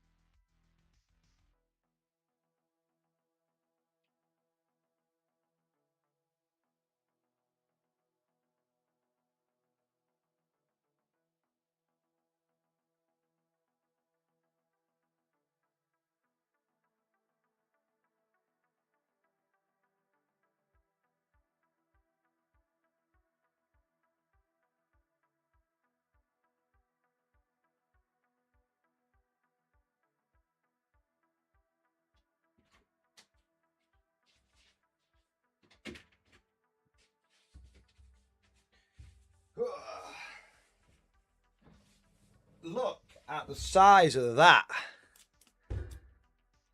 That is meant that look at it. It's fucking huge. Oh my god. Some sort of giant sausage roll thing. Mmm. That is tasty.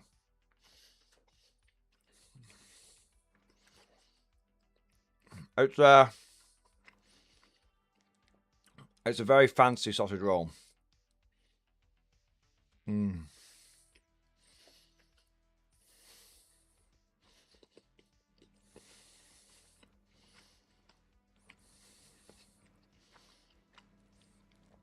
Yeah, no, I'm not getting any more cake. I've had all my desserts already.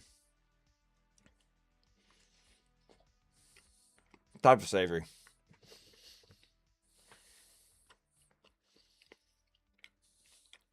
I'm just hungry.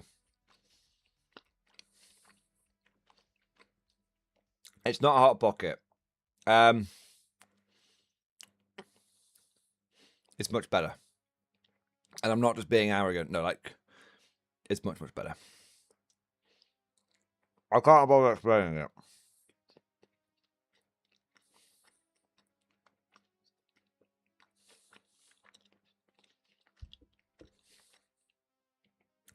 Hey Mordian, actual question for you as someone who has played a load. What features and bot actions like K47 would you like to see in 40k? What features in 40k would you wish for bot action? I wish no features for modern 40k to be in bot action. That would ruin the game.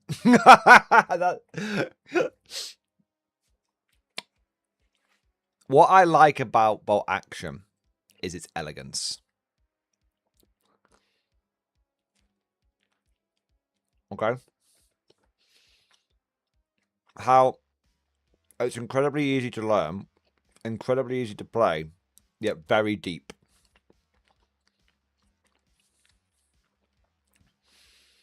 At the end of the day, a man with a rifle is a man with a rifle. But that makes the game easy to understand. But how smoothly the game plays is very good at hiding how complex the game can be in a good way. Yeah. Yeah. What I think Warhammer 40k needs to do, what I think the problem 40k has, is it has so much stuff tacked onto it. It's got so many. It needs a hard reset, but not. 40k right now is convoluted, but not particularly complex. And that doesn't mean they need to remove bloat. You hear people say, "Oh, there's too many data sheets." Bloat. Look at how many different fucking tanks you can get in bot action, and then tell me that bloat means something. It doesn't. Okay. Bot action has infinitely more units than Warhammer 40k does. Infinitely. I mean, we've got about 8 different variants of the Panzer III. Okay? That's a lot more than 3 variants of the Gladiator. What the game needs is to relearn the art of easy to learn, a pleasure to master. That's what it needs. Not convoluted mechanics. All these layers upon layers and layers of bullshit. 40k has layers of gimmicks. That's what it has. It's got layers of gimmicks.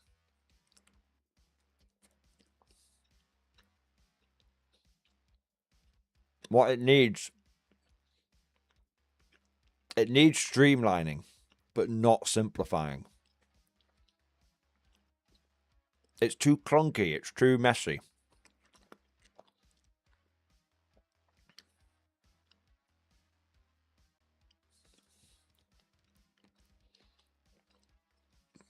It doesn't need simplifying. Ironically, if you made 40k more complex and deeper, you would make it smoother and easier to learn. So at the moment,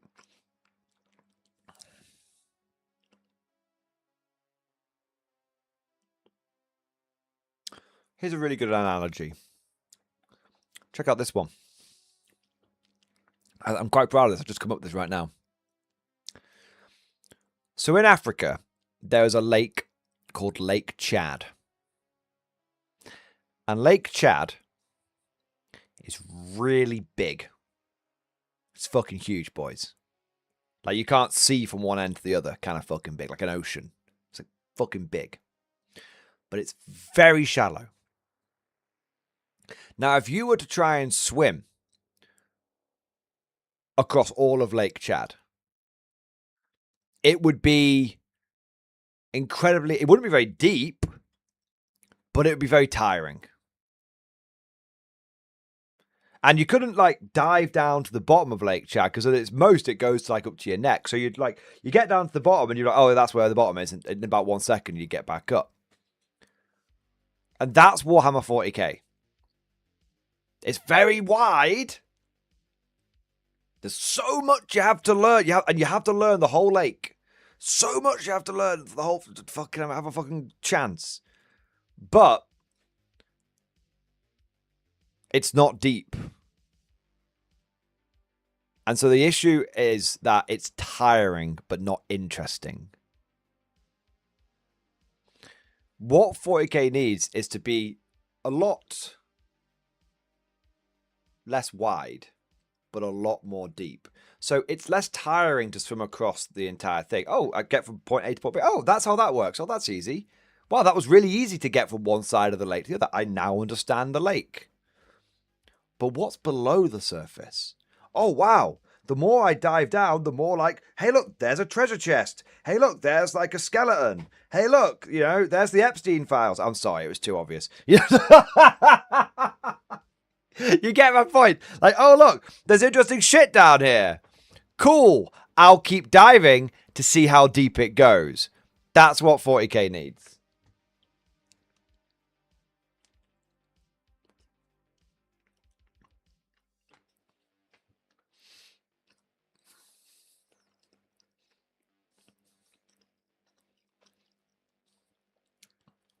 Yeah.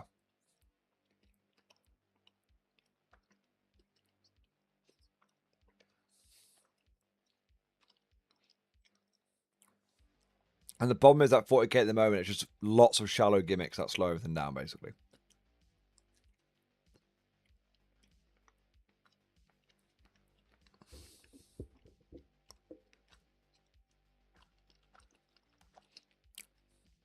Simon, but actually certainly that small lake that has depth of a Mariana Trench. Middle Earth, strategy battle game. I think Middle Earth does it as well, and Old World. Yeah. Middle Earth and Old World are the same. If I was to point out one specific thing, Simon, one specific thing. The problem 40k has is I say this all the time. 40k, a unit can move, shoot, and charge. In every other game, in bot action, for example, and in Old World, a unit can typically move, or shoot, or charge. And that's what, I think that would go a long way. It's actually not that hard to fix 40k, you know. I talk about it all the time. So much so about people in chat. You know what, man? I'm not going to say the way that I would fix 40k. Chat, you tell people what I think to fix 40k. I bet chat can do it. They've heard it so many times.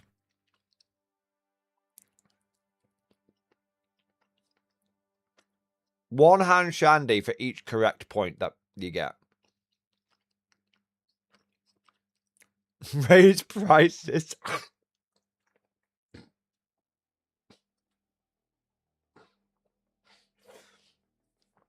Fuck's sake.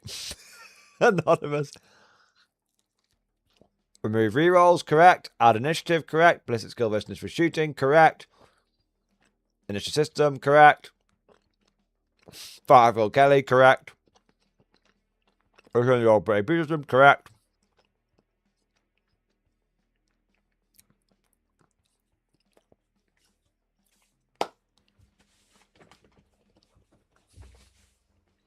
Force Orgs, correct. Actual war game points, correct. Simple Sprue economics, correct. Take out consistency, correct. There you go, see? I need to say it again. Everyone gets it. Remove stratagems, correct. And command points, correct. We're not playing a card game, we're playing a war game. Beat up tower players, double correct. Double hand shandy for you. You cowgirl model. Right, me, you car park now. Yeah. All right.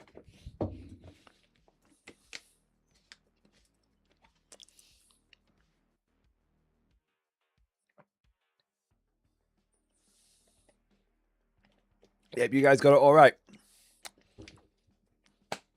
Oh, and remove fixate values. Remember that one. Oh, did someone already say bring weapon skill back? I think someone might. Yeah, someone did. Someone did. Yeah, Macon did. Macon said it. Yeah, you guys got them all. There you go. That's how you fix 40k.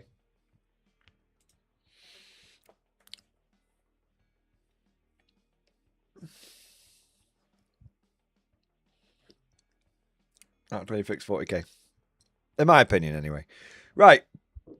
But speaking of 40k, I'm going to make you all go through this fucking metadata with me because I said I was going to cover it. So you can all fucking chime in on the fucking metadata, boys. Oh my god.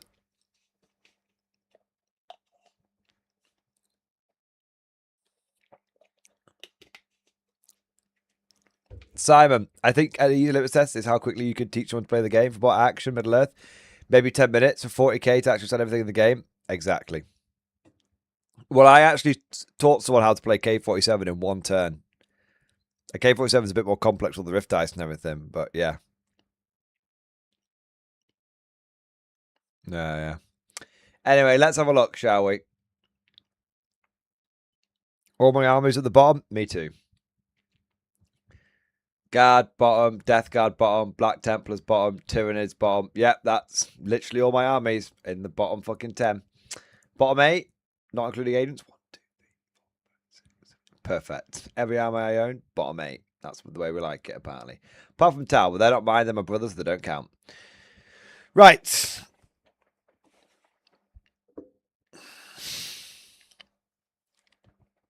An hour and 1,000 calories later. Exactly. I'm packing in. I'm packing them in. What about you, rescue hawks? Yeah. Yeah, one day. I don't have an army of those. I got a shoebox. All right. Let's fucking do this, boys. Let's fucking do this. Gentlemen, ladies, small furry creatures from Alpha Centauri. I don't mean to alarm you, but it is time for everybody's favorite moment of the week. Although I do feel like this time I am dragging chat, kicking and screaming through the metadata. It's time for the stats. It's time for the numbers. It is time for us to take a look at the health of the game. So, if this is your first time joining us on the stats, let me very briefly take you through what the hell this is. Basically, I want to do a big thank you to Communal Napkin, who puts together these weekly stats. And basically, he goes through and he takes all the games from all the tournaments of that week, which fit his category of 21 players and 5+ rounds. That's considered a proper sized event. And then we work out how many games have been won, how many games have been lost per faction, and then we rank them from top to bottom. This gives us an idea of who's doing well and who's doing badly. It is a lot more than just looking at win rates, though. Not only do you want to look at how many games a faction is winning, the percentage of games that it's winning, you also want to be looking at how many players they've got. A healthy player number, a lot of players can indicate a faction is actually doing better than it might seem. And you also want to be looking at how many people are going what we call X and O / X and 1. That basically indicates how many people are able to do well with the faction. So not just how many games are being won, but how many people are actually having a good run. So if someone, if you have a bunch of people that go 2 and 3, 2 wins and 3 losses, or 3 and 2, 3 wins and 2 losses, that might come out at 50% win rate, which actually looks really good. But the reality is that, if none of those players are able to go undefeated or only lose like one game, then actually that faction is a lot more middling than it might seem. Right? A lot worse. 50% is considered a relatively good win rate in 40k these days. So you're really looking for what we call the qualifying factors. So you've got the win rate, which is then qualified by the number of players and how many players are actually able to win more than 3 games of that faction at an event. So there you go. Now, the reason it's called X and O or X and 1 is because some events are 5 rounds, some events are 6 rounds, some events are 8 rounds, and I think some are even 9 rounds these days, particularly big ones. So that's why it's X and O. You're only dropping no games or only dropping 1 game over the whole event. So, we get to what I think is about week 7 or 8 of the data. Now, we're coming up on another balance patch, but we're not quite there yet. We've had technically 2 balance patches in 11th edition already. We had the launch day balance patch, which introduced a whole bunch of new points. And then we had about just under a month ago, we had the second balance patch, which adjusted a whole bunch of points again. But since that second balance patch, there's been about 3 or 4 weeks of data. And things have begun to settle down again. And we're starting to see which factions are actually doing the best out of the balance patch and which factions are doing the worst. Now, what's interesting is some of these patterns are still continuing from the beginning of the edition. So some factions didn't benefit or didn't get much worse from the various balance patches that have happened already. And then the other thing that's important to note is that we're due another one very soon. In fact, it may be, if it's not the next metadata we cover, it's probably going to be the one after where it's coming. So we're looking at this on the 19th of August, and we're probably expecting a balance patch before the end of the month. It wouldn't surprise me if we got one within the next 7 days. What's next Wednesday? Next Wednesday would be the 26th. That's when I think we'll probably get the next balance patch, which means we'll have one more weekend of the old data, and then we'll probably be on, well, we don't know. We don't know. Maybe it'll shake things up. Maybe things will settle. But so far, there hasn't been despite GW pulling some levers, it doesn't seem to disrupt things too much. So if you've joined me for a bit of metadata before, some of the things I'm going to say may sound kind of familiar, but just because they sound familiar, that doesn't mean they're not valuable. Patterns are very important. Patterns actually are more important than one-off isolated weeks just seen on their own merit. Okay. So with all that said, now let's get into the data. And we're going to work from the bottom all the way up to the top. So coming in stone cold fucking last this week, to absolutely nobody's surprise, is Imperial Agents. The reason why it's to nobody's surprise is because Imperial Agents aren't a real faction. So 1 week they'll be at the bottom of the leaderboard, 1 week they'll be at the top. The reason for this is because they have absolutely no player numbers. They're this was a busy week this week, by the way, a very busy week. At over 1,500 players, 4 people turned up with Imperial Agents. I mean, this is basically a negligible result. So we're going to discount them. Because this is what I was talking about qualifying factors. If you have a faction which has got very few players, if one person happens to go absolutely ape and do well with them, they might shoot up to 80% win rate. But they're not really at an 80% win rate. They're a non-entity, they're a non-factor. So Imperial Agents, they're technically at the bottom of this week, but we don't really care. Let's just pretend they don't exist for the time being, just like Games Workshop does. Now, let's get to the true bottom faction. Oh, right where we fucking belong, boys. This is where we want to be. It's the Emperor's true finest. His Imperial Guard. Ashton Milliwatt. We're in the Guard, son. And for the, I believe, 9th week running, Tim Face, Tim Face is communal napkin on Reddit. So big thank you for being here for the event, giving us a bit more of the insights. Always very valuable information. But for the 8th or 9th week in a row, we are bottom. Ugh.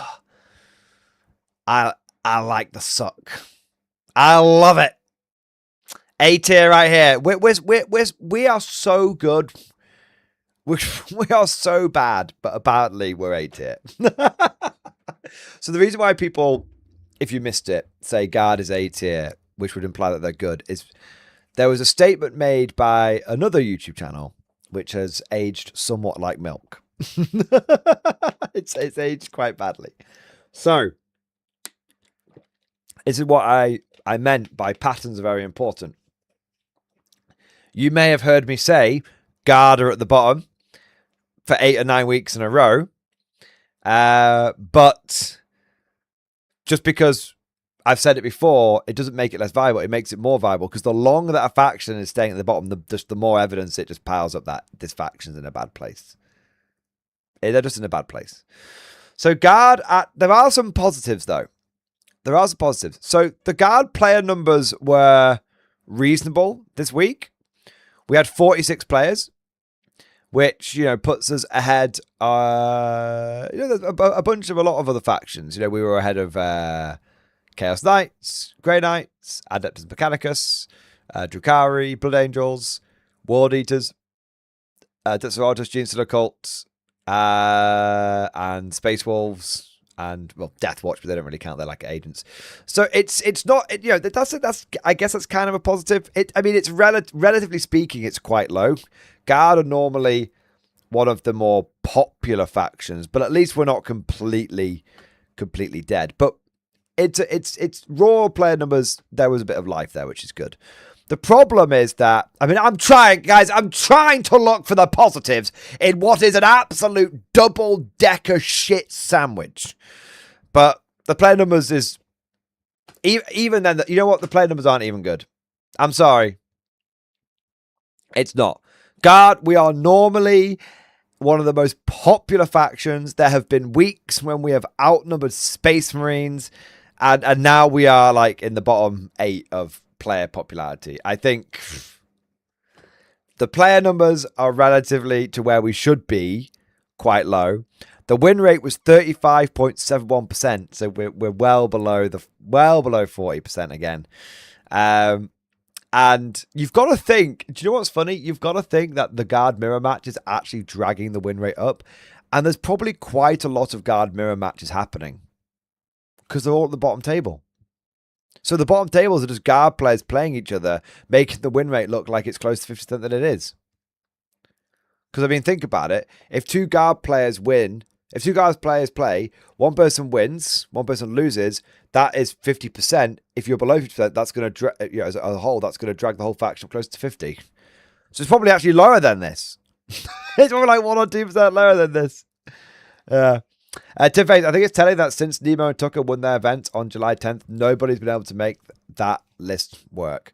I think that this universe is a sick sense of humor.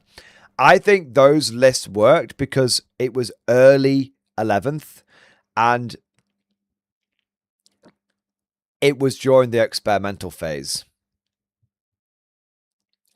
And if I may, send me to the black ships. Send me to the black ships. I called this, as I always do. I am unerringly accurate. Once again. I said that at the beginning of 11th edition, everyone was going to be throwing shit at the wall to see what sticks. And you'd see things jumping around a little bit. And you'd see some like weird results come out here and there. But as time goes on, and very quickly in 40k, because it's a very popular game, so the community breaks things down very quickly, things were going to settle. And what has happened early on, we got some mad results, like 2 tournament wins with guard. Oh my god, amazing. But we've not been able to replicate that because now everyone's got a lot more efficient. People aren't throwing shit at the wall anymore. People are just bringing the hardcore stuff. And in that environment, the occasional bit of skewy jank bullshit that guard can do isn't good enough. The one hope that guard has is teams. The one hope that guard has is teams. In a team environment, you can use the ability of the guard to absolutely stack check people into oblivion. But outside of that little, unless you can give guard the most favorable matchup, no. Tim Face, I'll be honest with you, there are very, very few guard mirror matches. While technically the mirror does artificially inflate the win rate, it's tiny in this case, like 1%. I'll be honest, I wasn't being too serious. I was just saying how guard players are battling in the bottom tables. But it's still good to know. It's much more prevalent in factions that are meeting the top and have tons of players. Yes, it's always been more prevalent in the factions that are actually rising rather than that are languishing at the bottom. Yeah. So, nothing has changed. The thing that has changed about the guard itself hasn't changed. I think very early on, the guard was forced to try and be as good as possible. And I think a lot of people didn't like the way that played. So now what's kind of left over is guard players are just playing the guard and holding the line and dying, which I'm very proud of them for doing so, because a lot of guard players are refusing to compromise their principles. But I think what's really happening here is the guard, we're kind of doing the best that we can do. But everyone else has got way more efficient around us. And so this is where we are. Yeah. Tiface, Nemo is about to quit playing guard, apparently. Temporarily, at least. My God. All our heroes going down. Joshi 40k. He's packing it in. Not completely. He's just talked about not covering guard anymore. Or not playing covering guard but not playing guard personally. And if Nemo is letting go of the guard, even temporarily, hot damn. If that happens,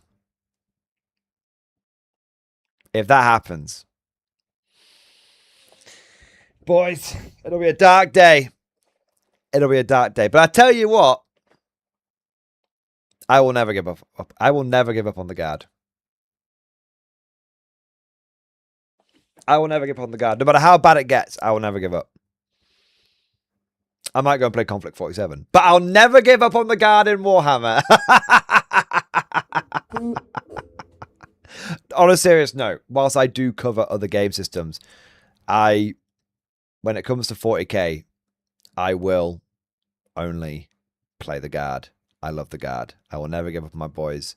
They're my boys. I've got more tournaments lined up, more battle reports lined up, more games lined up. I will hold the line with all of you. And if this is to be our end, then we shall make it such an end as to be worthy of remembrance. All right, moving on. Chaos Knights. Why are Chaos Knights doing so badly? It's not that Chaos Knights are doing that badly. They are. It's that Imperial Knights are just so much better. Chaos Knights and Imperial Knights, yin and yang. Look at the difference. Imperial Knights have more than double the players of Chaos Knights. They've got double everything, frankly.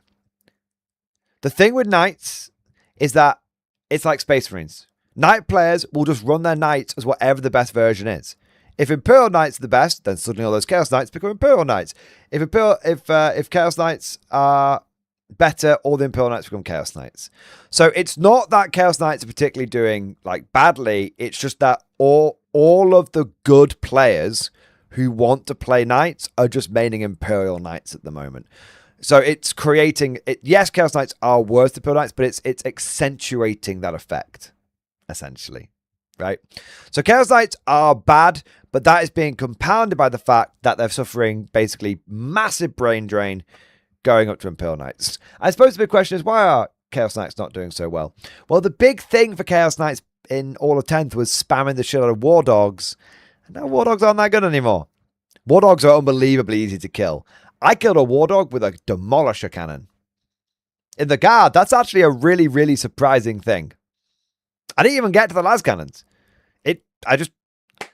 D6 was one shot, and I still managed to kill a War Dog. Just like that. Not even trying. Yeah. So Chaos Knights was kind of allowing War Dogs. War Dogs aren't that great anymore. So if the big Knights are where it's at, you're gonna take the faction which is better at doing big Knights, and that's Imperial Knights. There you are. All right, what do we got next? Death Guard. Death Guard was so promising at the beginning of the edition. They were so promising. I really thought there was a chance they were going to be okay, you know. Because they're so tough in theory. Reputationally, they're so damn... You know, Death Guard are to be the tanky faction. The issue with... And Death Guard aren't too bad. I mean, at the end of the day, 42.1% win rate. That's not so bad. But the big... And decent player numbers. I mean, God, when was the last time we saw 62... When was the last time we saw more Death Guard than Guard players? My God. Right? But very few people able to go 4-1. Look at that. Only 2 out of 62. That's very bad. Death Guard are a very popular faction because they're actually really fucking cool. In my opinion, Death Guard are the coolest Chaos sub-faction. Yes, I am biased. I have a big Death Guard army. I fucking love Death Guard. I love Nurgle. Every Chaos army I ever play, always go Death Guard. Always go Nurgle, I should say. The thing is, the way that Death Guard traditionally did well was their Terminators. Not exclusively Terminators, but the Terminators were a very key part of making the Death Guard kind of work. And the problem is that other factions do Terminators a lot better. And the other problem is that Death Guard aren't that tough. I mean, I don't believe that Death Guard have any way of getting -1 to wound or -1 damage in any significant way across their Terminators. So in a world where everyone is gearing up in a world, they're not gearing up, but in a world where everyone is taking into account, oh, I may encounter 30 Space Wolf Terminators with all -1 to fucking damage, whatever it is. In that world, if you then encounter Death Guard Terminators, it's like this is a piece of piss. You just blast through them. So there are other factions out there which are doing the Death Guard gimmick better. People are gearing up for that. So then when they encounter a faction which doesn't do it as well, they just breeze through them. So that's why Death Guard are struggling. After that, we've got Grey Knights. Now, I did say last week, if Grey Knights were near the bottom again, that I would comment on this. And they are near the bottom again. In a very busy week. And I think I know why. When it comes to fighting crime, there's only one man keeping the streets safe while keeping it real. I think Grey Knights have completely fallen off. And the reason I think they've completely fallen off is because, yes, all of their shooting has psychic, but their shooting is a bit shit. I mean, at the end of the day, what, like, they've got, like, the big Gatling on the Dreadnought? That's not actually that much DACA, is it? Ooh, the side cannons are slightly less shit now. Woo. The difference between Grey Knights and Thousand Suns is that Grey Knights have to do the majority of their damage in close combat. I'm sure there's a few combos like purifiers or something bollocks, right? I'm sure there's something. But the thing is that by and large, outside of a few combos here and there, Grey Knights are not the best psychic shooting army out there. And they're also an army that massively relies upon doing damage to in close combat. And as we just talked about, there's a lot of people out there that are putting -1 damage into their lists. So you've got an army which is like, ooh, our shooting's not that good. Let's get it amongst you. Oh, you've got -1 damage. Ah, my combat isn't that good. What else do I have to fall back on? I guess I can try and teleport around this tiny board. Yeah. So so Grey Knights, when they first came out, I think they're suffering from a similar thing to like Guard, where when they first came out, everyone was throwing shit at the wall. So Grey Knights were like, hey, look, we can try stuff too. But now that, and look, we can outshoot you. We're not going to outshoot you. Look, we've got a bit of psychic shooting. That's really good. But basically, as we've now entered the optimization phase, people are like, oh, this is not a problem. And Grey Knights are like, wait, stop getting ahead of us. Stop getting ahead. People basically, they're outpacing the Grey Knights in terms of power. Grey Knights are kind of have hit their ceiling, and other people still haven't. Yeah.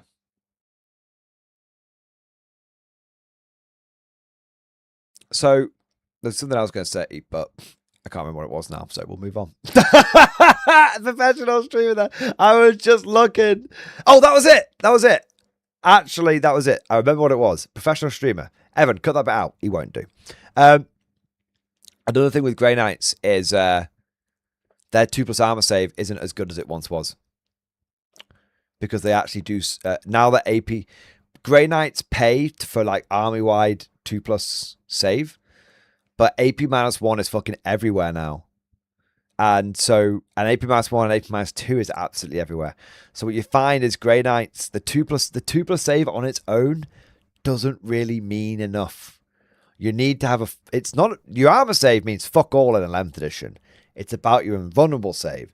And if you don't have cheap 4+ invulnerable saves, if you're paying for a 2+ armor save without the invuln, you're paying for a whole bag of nothing. There you are. That was the extra point I want to say about Grey Knights. All right. Next, we have got Black Templars. Black Templars, I will say this very quickly. They're not in a good position. And they're suffering from the same problem that Chaos Knights are suffering.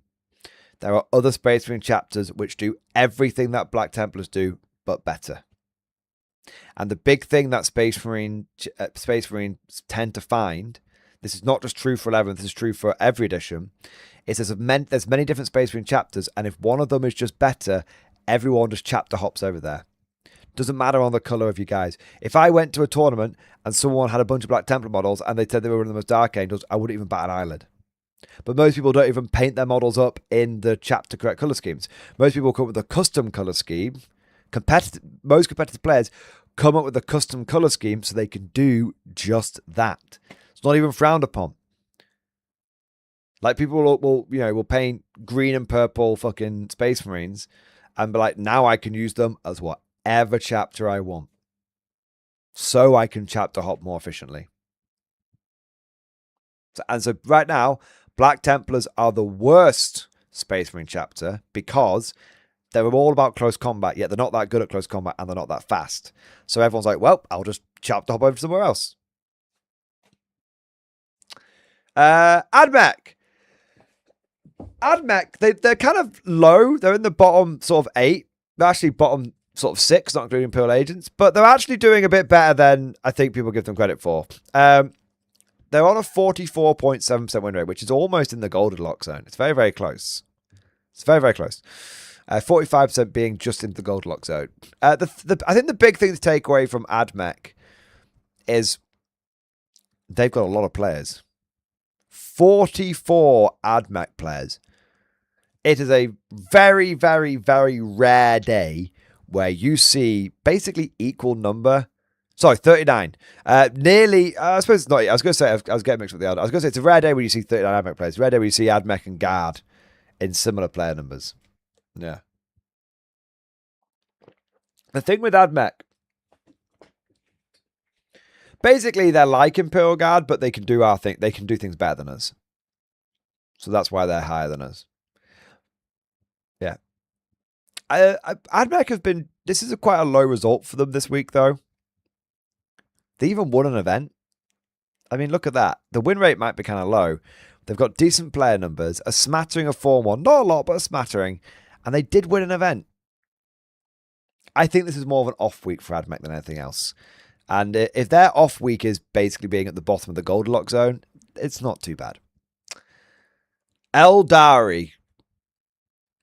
Player numbers dropped off a cliff. They used to be one of the most popular factions in the game. Eldari, same shit, different week. Can you press buttons quicker than you can die? If you can, you'll win. If you can't, you'll lose. So, that's it. At Eldar, when I say press buttons, they don't have any damage output. They don't have any durability. And they're not even that fast. What they do have is the ability to go absolutely hyper MSU, which means that if you're not ready for them, they're going to score. They're going to basically send out lots of little strike teams, score loads of fucking points, and then get nearly tabled. But somehow they scored 100 points every game. So the way you play into Eldar is you go fucking ham, super. You pressure the shit out of them, because if you don't kill them quick enough, they're going to press all the buttons. They're going to do all the actions, all the secondaries. They're going to do all that shit. And then the dying race will die, but if they can score enough points before they die, they'll get a victory. There you are. But the reason why Eldar are sort of consistently dropping down, right, is because every week that goes by, more and more people learn how to handle the button presses. Timface, MG was right though. This was a bad week for AdMech. Win rate compared to normal for the entire slate's worth of data, they're ahead, just under 50%. There you go. It's just a bad week for them. It's just a bad week. Do you want to know why it might be a bad week? Because people are hearing that AdMech are good now, and AdMech are a really fucking cool faction. And for a lot of people, they're looking for an excuse to jump on them just for coolness. And so a lot of people have them as like a secondary army or third army or quaternary army as a passion project, a bit like GSC. And you've probably got a bunch of people that are like, fuck it, I'll bust my AdMech out, even if they lose a bunch of games. It's probably a bit of a noob factor dragging it down. Tyranids squeaking into the Goldilocks zone. Tyranids have got a lowish win rate. Not terrible, but lowish. Basically 47%. They've got really good player numbers though. 86 players. That's one of the highest this week. That's got to be at the top. They might be bottom 8 in terms of win rate, but they're like top 8 in terms of player numbers. That's really, really good. And they had 7 people go 4-1. X and O, X and 1. But they didn't get an event win. The thing is, I think Tyranids are in exactly the same place as they were in 10th. Exactly the same. Where they can Barney in the middle tables till the cows come home, but they just don't have the punch. They just don't have the punch to consistently be winning events. Where Tyranids are right now is like deja vu for 10th edition. And when I played against Tyranids myself, I just found, and when I've seen people play against them, the whole thing of Tyranids is that the way that people are trying to win with Tyranids is kind of like the Homer Simpson effect. Like, he gets hit in the head so many times that, that people tire themselves out and fall over. That's kind of like Tyranids. They're sitting there trying to basically just tank all the damage on the Norns sitting on objectives. Yeah. Yeah. I think the Norn spam list is causing part of the issue with Tyranids. They could win 2 or 3 games with it, but they just lose the top tables. It's just the worst version of the Space Wolf 30 Terminator list. Yeah. Yeah, I agree. Tyranids just don't do any damage. And they're reasonably okay at taking it. But again, if people are gearing up to brush aside 30 Space Wolf Terminators, then they'll be able to take care of Norn spam. Norn spam was a stat check in the experimental phase of the edition. Now people are getting a lot tighter. It ain't much of a stat check. I bet if I ran my 18 Borgwyn list again now, I'd find something very similar with my guard. Dark Elder, 47% win rate, 32 players. It's okay. 5 people going X and O. Excellent. And 1 person winning. I'm guessing that win. Does Scary play this month?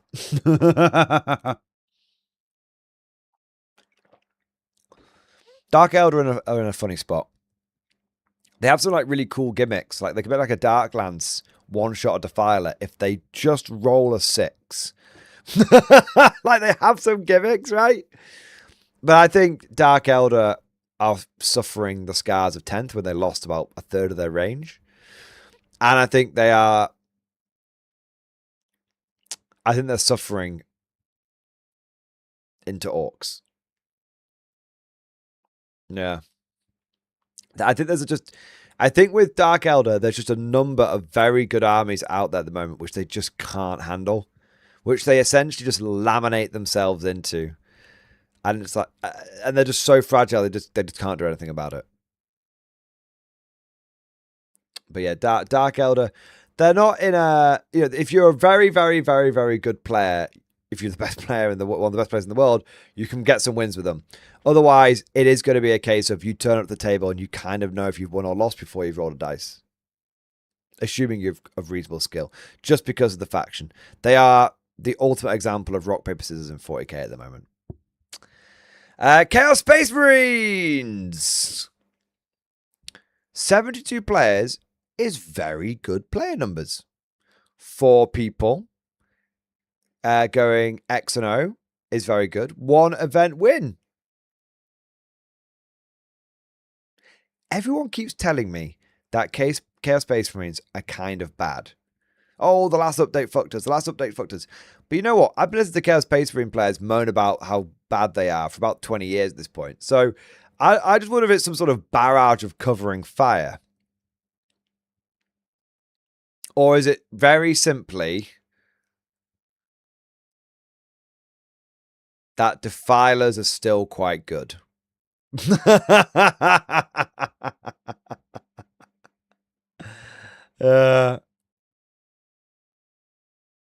Yeah. MG, one thing you should think about is the average X and O rate is 12.5%. So when you see numbers that are way higher or lower, that tells you a lot. So 4 players going X and O, X and 1 for Chaos Space is actually quite bad. Yeah, I think they're a 3 and 2 faction now. I mean, it's 5.56%. Yeah. I think they're a 3 and 2 faction for the average person. I think there are 2 and 3 and 2 factions for the average person on the street with the arcade, but they do still get event wins on a semi-regular basis. I don't think Chaos Space is winning any super majors anytime soon, But a local, GT, 24 players, maybe with the local Chaos Space and players actually able to tear it up. Maybe that's where they're able to shine. Blood Angels. We've actually seen a huge drop off of Blood Angels. I think for a little while, Blood Angels, they've got a 47% win rate, 39 players, 3 people go at X and O, which is only 7%, and 0 event wins. For a little while, I think a lot of Black Templar, a lot of Space Marine players jumped on Blood Angels as a stop on the chapter hopping circuit. I think what we're seeing now with Blood Angels is they're consistently in the bottom half performing factions. I expect they'll either settle here or they'll go a bit lower. Because I think basically there's a bunch of people that have worked out that Blood Angels are not the chapter you want to be hopping to. It's the other kind of angels. It's the Dark Angels, for sure. Yeah. They're in the beginning stages of the same treatment that Black Templars had. Same issue that Black Templars have got right now, I should say. Space Marines! They're doing okay. 48.5% win rate. 105 players. That might make them the most played faction. It does. So they are the most played faction, which means it's going to be a huge noob drag effect. You have a bunch of new people jumping on your faction. It's going to drag your win rate down a bit. I think Space Marines are a lot better than people give them credit for. And I mean, if you look at the X and O rate, they're bang on average for that. I think there's an element. What I think is happening with Space Marines is they're very, very good, but Dark Angels are just better. So what you're having is a bunch of noobs dragging the win rate down a little bit, a bunch of people who are sticking with them because they're good enough, and they're not winning the events. This explains why the sort of the average middling results, but they're not winning the events because if you want to win events with Space Marines, you just play Dark Angels instead. But they're not bad. I don't think Space Marines are bad at all. I think we're just seeing chapter hopping. We've already covered Imperial Knights before. Imperial Knights doing very well because compared to Chaos Knights, and they're absolutely bang in the middle of the pack. Imperial Knights, I think I've said it many times at this point. I will keep it very quick. They are the gatekeepers to the competitive scene. When you are building your list, you need to be able to kill one big knight a turn every turn for 5 turns. If you can't do that, you will lose to them. If you can, they will lose to you. This is why Imperial Knights sit absolutely bang in the middle. Right? We're on 1, 2, 3, 4, 5, 6, 7, 8, 9, 10, 11, 12, 13, 14. They are literally bang in the middle. They are a 2 and 3, 3 and 2 faction. They don't win very many events. Occasionally they get one. But the main thing is they are the gatekeepers. They hold all the keys. They guard all the exits. And you have to fight them. World Eaters. Wow. What a turn up for the books. This is the second week in a row that I think World Eaters have actually done all right. Middling. But if you were playing World Eaters at the beginning of 11th, you'll fucking take middling. Middling is great. As a guard player, I can't wait for us to be middling. First tournament win for World Eaters of 11th edition. Amazing. Above average X and O rate. Amazing. Healthy player numbers. 41 of them. And a nearly bang on 50% win rate. Amazing. It turns out that really they just needed a points break. What they needed was a points break to give people hope, and then maybe some good players decided, you know what, with an extra 100 to 200 points, I can make these guys work. I'll try them out. A points break will often encourage a bit of talent to come to a faction. They also need to look at things other than Berserker Warband. That, yes. I think they finally got it through the butcher's nails. That Berserker Warband, it might be Purge, but it is a trap. Yeah. Noble memes. I've heard enough. 10 more points to guard infantry. Just for suggesting we'll be middling. I'm sorry. 100-point guards and blobs. They're clearly better. They're clearly better than orcs. Orcs should be 120 points. Guards should be 200 points. So World Eaters, it's a combination of getting some extra points and them letting go of the crutch that is Berserker Warband, and they're doing a lot better now, which is good. They're not great, but fuck me, it's a lot better than it was. I mean, World Eaters were the only faction out there which was actually worse than Guard. Now we look at them with green-eyed jealousy. Adeptus Sororitas. The 50% win rate looks good. The 20% of people able to go X and O with them looks good. The only 30 players is very bad. It's very bad. Sisters are actually quite a popular army. When the Sisters players are only getting as many players as the Genestealer cult, you know it's quite bad. The issue with Sisters is they have very, very, very limited good builds. About 1 or 2 playable builds. And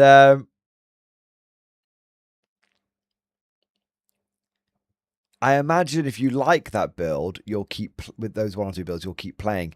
But if you don't like those builds, you're about 9 weeks into playing the same fucking list over and over again. Probably not that interested anymore. Probably better. Sisters are not a main army for a lot of people. They're a secondary army. And if your secondary army is just fucking pig to play, even if you can win with it, and your main army is easy to play and gets just as many wins, you'll play your main army instead. Yeah. So Sisters, they're fine. They're just boring.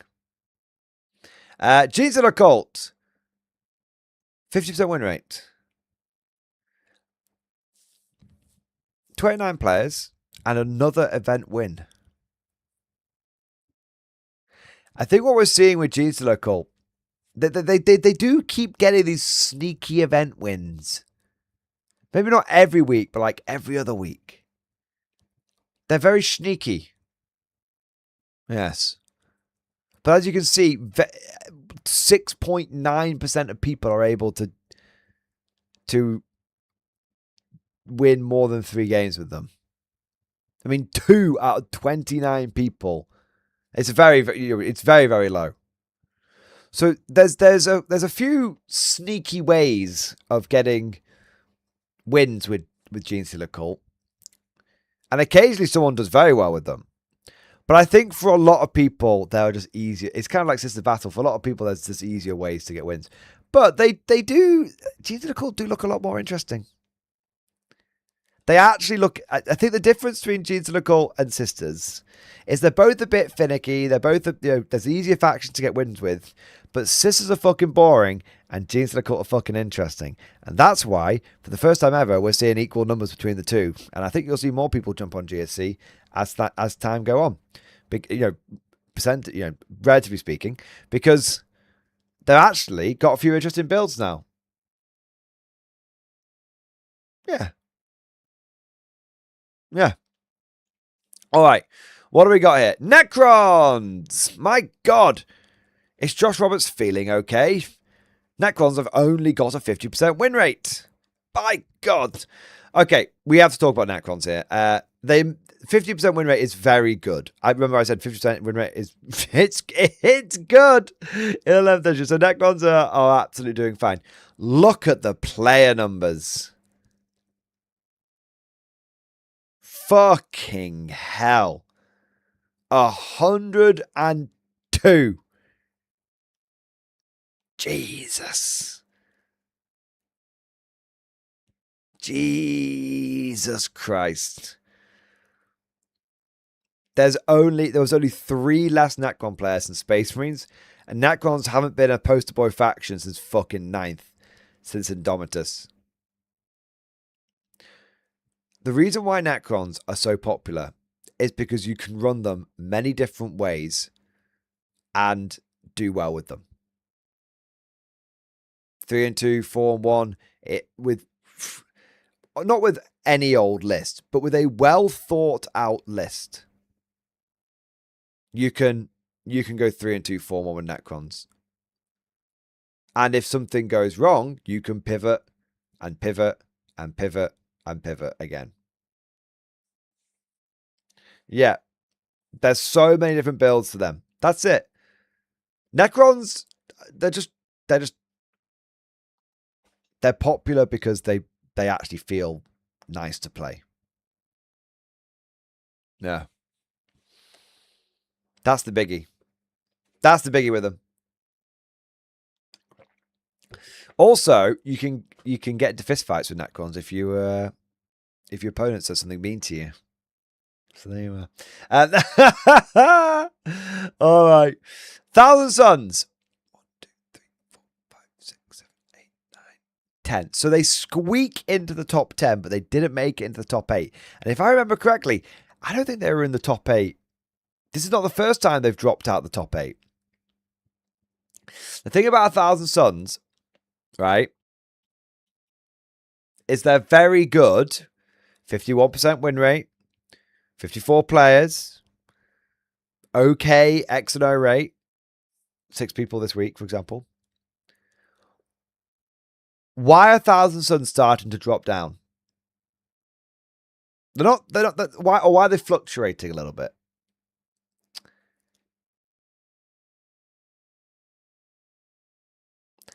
I think it is because even though their entire army ignores cover on shooting, they don't have the best shooting. And now that other people have started to clock onto the whole, there's no point in bringing shooting if you don't ignore cover or strip cover. What's happened is there's a lot of other armies who are very good at shooting who have fucking clocked that. And they're like, oh, well. And so now the whole everything being psychic, ignoring cover, it's still a big deal. But other factions are essentially emulating it, but with better guns. So I think that's what we're seeing with 1,000 Suns, where they're still very good. They're still an easy top 10 faction every week, right? But they're not up there as like top 3 at the moment because other people are essentially emulating their gimmick at the moment. Tim Face, 1,000 Suns did get some significant nerfs last balance slate. Even with that, they still do just fine overall. So the issues that are just other armies who are better. Yeah. Well, yeah, absolutely, like Orcs and Dark Angels, yeah. But I think there are always going to be armies that... There's always going to be the big bads. But what I'm kind of talking about here is I'm adding an extra layer on here, which is that I think there are other armies which are starting to get into their groove, which is allowing them to get peer or near peer to 1,000 Suns. And that's why they're, dropping down a little bit. Yeah. Next, we have got Emperor's Children. Every fucking week, it's the same thing with these bastards. Ironically, for Emperor's Children, they're being very reliable. In the lore, these guys are absolutely crazy bastards who are piercing things that should never be pierced and doing lines of warp dust in all sorts of places. But in 11th edition, they're remarkably reliable.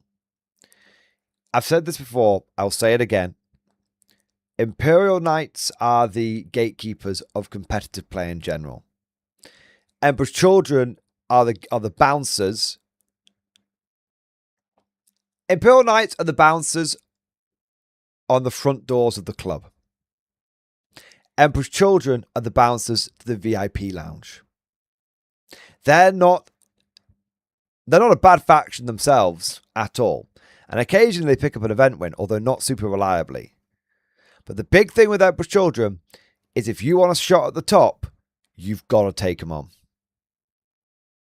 You've got to take them on. And they're a faction which also feels really good to play. And they play exactly the way Emperor's Children should play. Fast. They're one of the fastest armies in the game right now. They sprint across the board. They will get to you on turn 1. They do turn 1 charges all the fucking time. And when they get there, they actually slice and they dice. So they're playing exactly the way they want to play. The thing is, they're a little bit of a one-trick pony, a little bit. And if you can handle the Emperor's Children slice and dice pressure, then you get into the VIP lounge, you get to the top. But if you can't, stay out, you fucking pleb.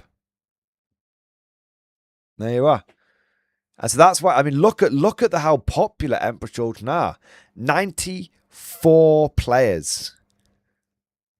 That is more than double the number of Guard players. Think about how niche Emperor's Children is as like a thing versus the Guard. And then look at the fact that Emperor's Children had more than double the players that Guard had.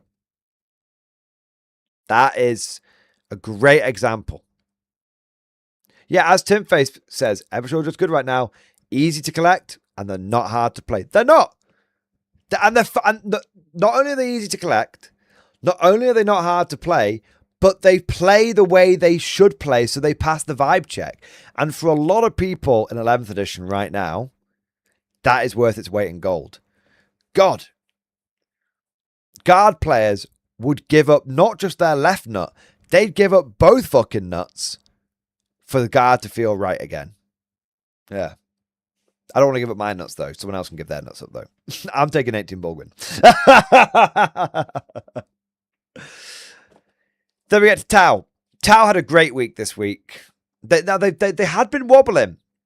They had been wobbling. There was some issues. Tau not really having the volume into orcs and all this kind of stuff. It seems like the Tau have adapted.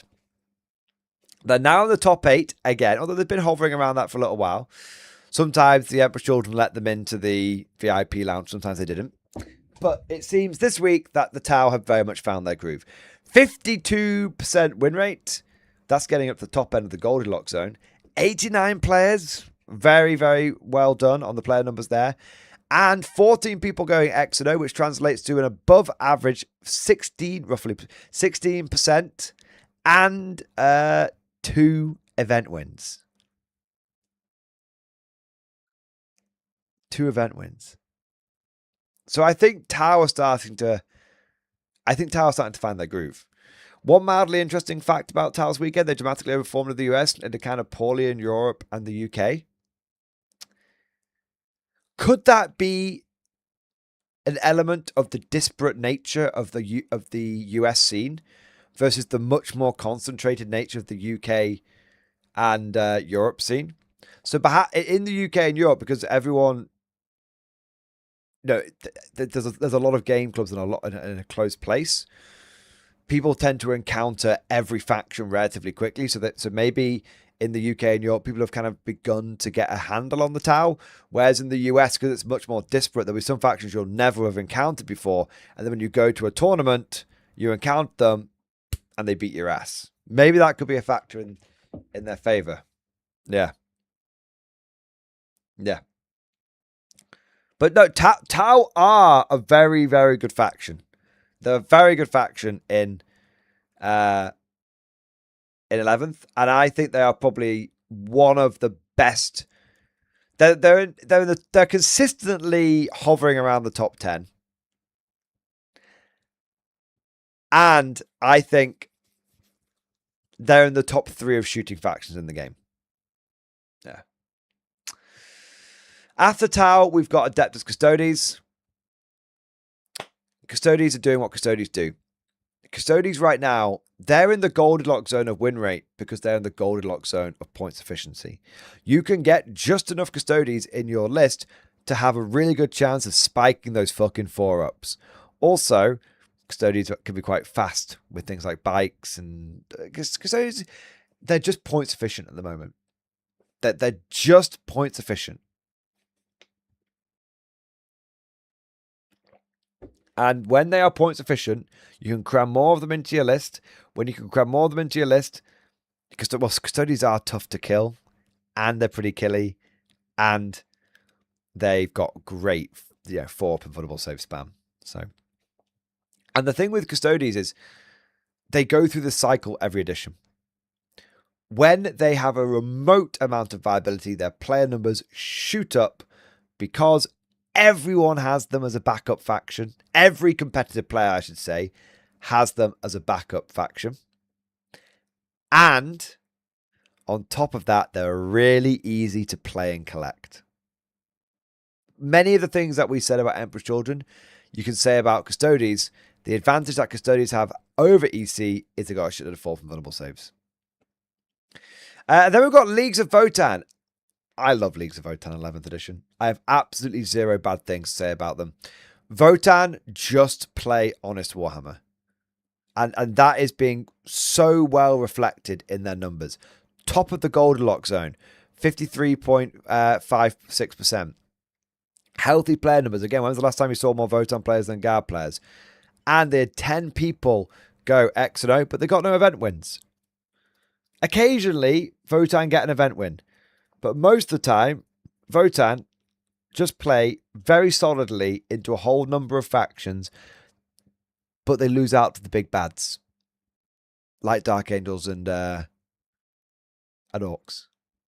But by and large, if you wanted to play a faction that just felt right, that just played Warhammer, Votann are the ones to go for. And I think that they are so, they're in such a nice place right now. Powerful, not too powerful. Fun to play, but still with a competitive, but fun. They pass the vibe check, but maintain a competitive edge. I have nothing new to say on Votann other than keep doing what you're doing, Votann players. Us in the Guard from the bottom of the fucking toilet are cheering you on because you are embodying what we like to, how we like to play. Space Wolves. It's 30 Terminators, guys. There's nothing else to say. Space Wolves are just the stat checklist, the stat check army. It's 30 Terminators. There's nothing new to say. I'm moving on. I'm not shitting on them.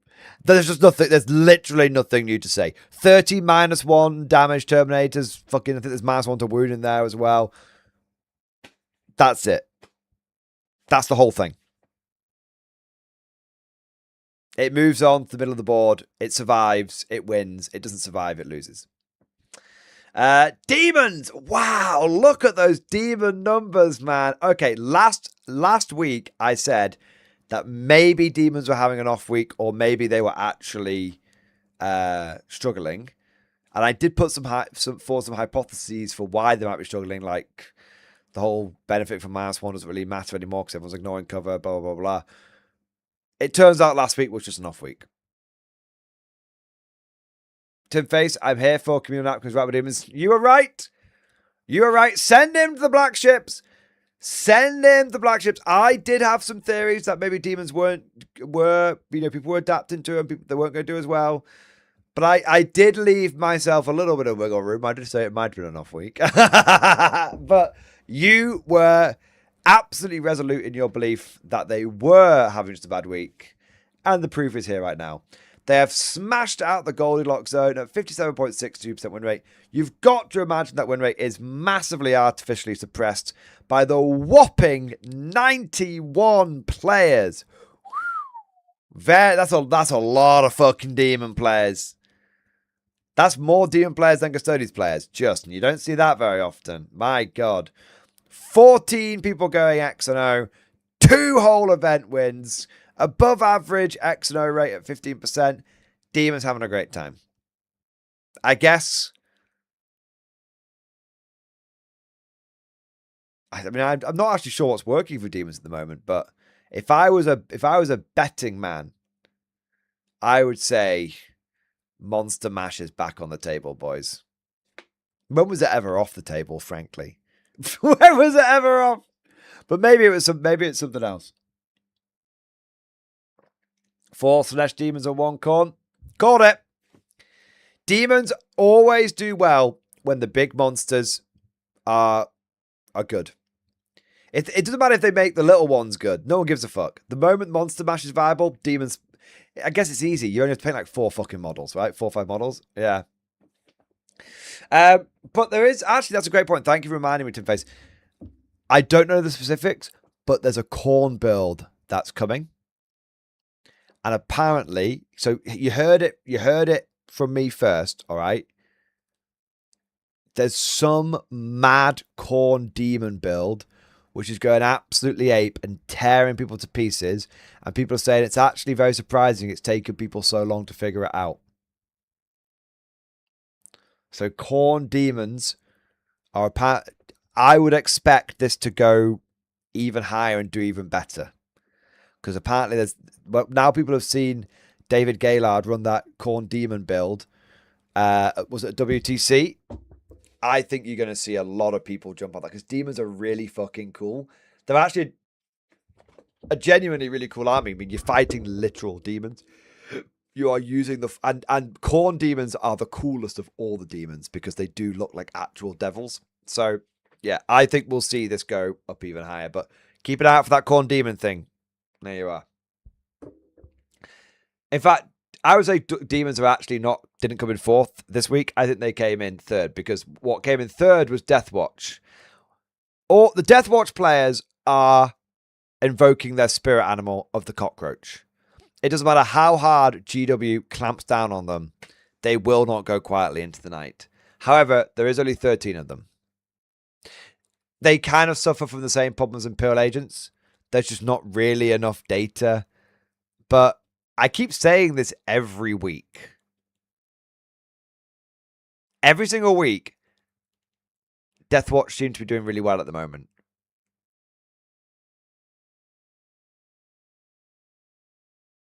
So maybe it's not just a wacky week every week. Maybe there's actually something to it. I think Deathwatch are genuinely good. The only reason we don't see more players jumping on them is that GW treated them so very, very, very poorly in 10th. They tried to squat them 2 times. And they actually did half squat them the second time. Taking away all the Deathwatch veterans. So, I think if GW hadn't treated them so poorly in 10th, you might see Deathwatch. I think you'd see more than triple the Deathwatch numbers right now. Because they're one of the coolest fucking Space Marine chapters. People just won't touch them with a barge pole unless they already own them. Because what's the point in investing in an army that you think GW is going to take away from you? And I actually think, non-competitive thing here, but I think GW actually needs to come out with a proper statement, like a proper one. Like an ironclad guarantee. We are not squatting them. They are going to get support. They are, they almost need to come out fully translucent on it because until they get rid of this black mark, it doesn't matter how good Deathwatch are, they are not going to shift those boxes. People won't invest in them. They won't do it. They're tainted. And people need confidence that GW is not going to fuck with them again.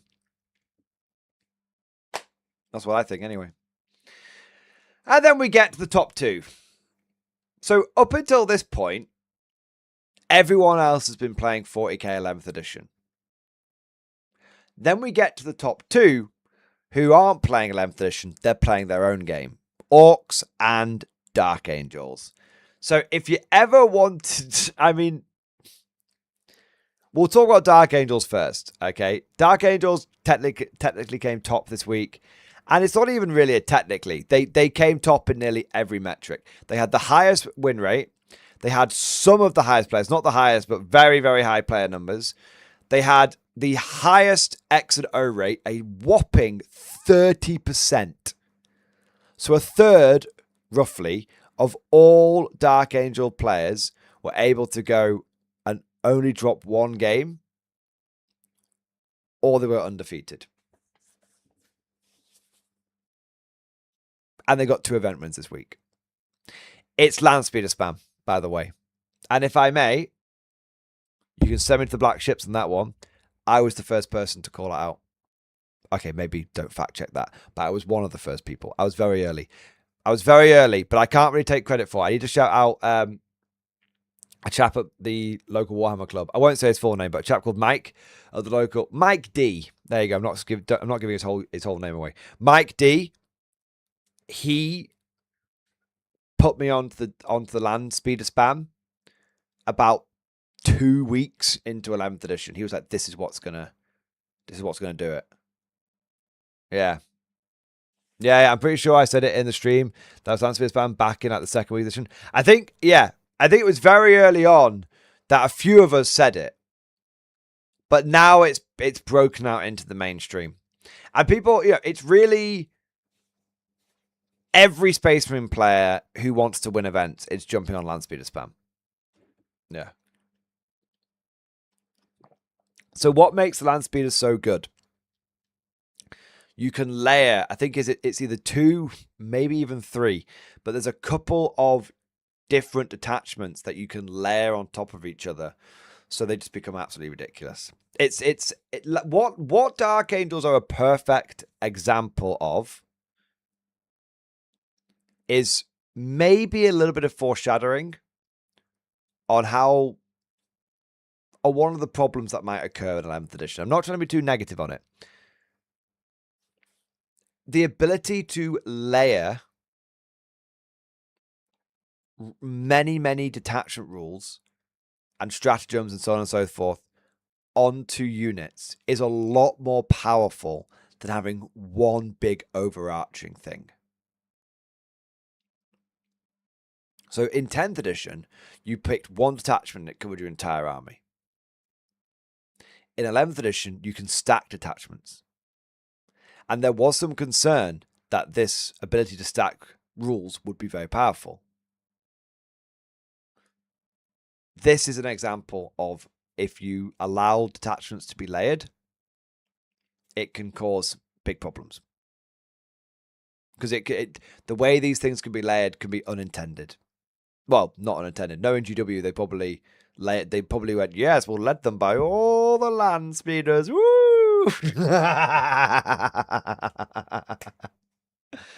Yeah, rumors that the attachments are going to be changed so you can't take both. I wouldn't be surprised about that. That will absolutely happen the moment Games Workshop has sold enough land speeders. But you know what? You can already get land speeders for pretty cheap for secondhand off eBay. And when they nerf them, God, there's going to be so many flooding the secondhand market. Hey, I might get one, I like the new land speeder. I think it's a cool looking model. I keep talking about how I need to get more of these. I keep talking about how I want to firstbornify a Primaris army for 11th. Yeah. Maybe I'll take advantage of the sudden glut in the secondhand market and build an intercessor land speeder army.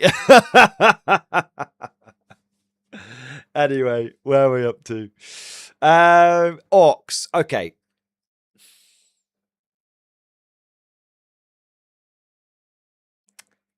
It's gonna get worse. No, I'm not kidding. So orcs are probably the best faction in the game right now. Their win rate is only slightly lower than Dark Angels, but the number of players they have significantly more players than them. Dark Angels coming in at 77, Orc players coming in at just under 100, right? So it's about 22 more players for the Orcs. So their win rate is probably slightly more suppressed than the Dark Angels. So it's actually the Orc win rate is probably a lot higher, right? At the very least, they're pretty neck and neck. Orcs just keep winning the most events every single week. Yeah. Orcs are just very undercosted at the moment. And they have a very large variety of builds. So the issue that this creates is that when you play into a lot of factions, they have 1 or 2 builds. So once you've played against them a few times, you've kind of got the measure of them. Orcs have, like Necrons, have got loads of different builds. So you could play 5 different Orc players, they've all got different armies. This makes it harder to learn how to beat them. But also, it gives them really good tactical flexibility. It's just, they're very underpointed at the moment. And when I say, so right now they're very good because they're very points efficient. And they've got some great detachments. And one of the big things with Orcs is them being able to layer detachments on top of each other. But it's going to get worse. A lot worse. Because this is the win rate before the new codex comes out.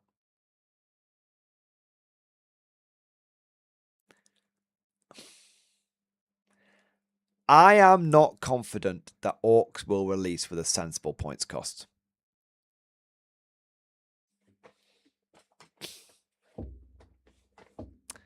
I'm not confident. There's a lot of people that are like, it's okay, the Orcs will surely go up on points when the codex comes out. I am not confident in that. I'll be real with you.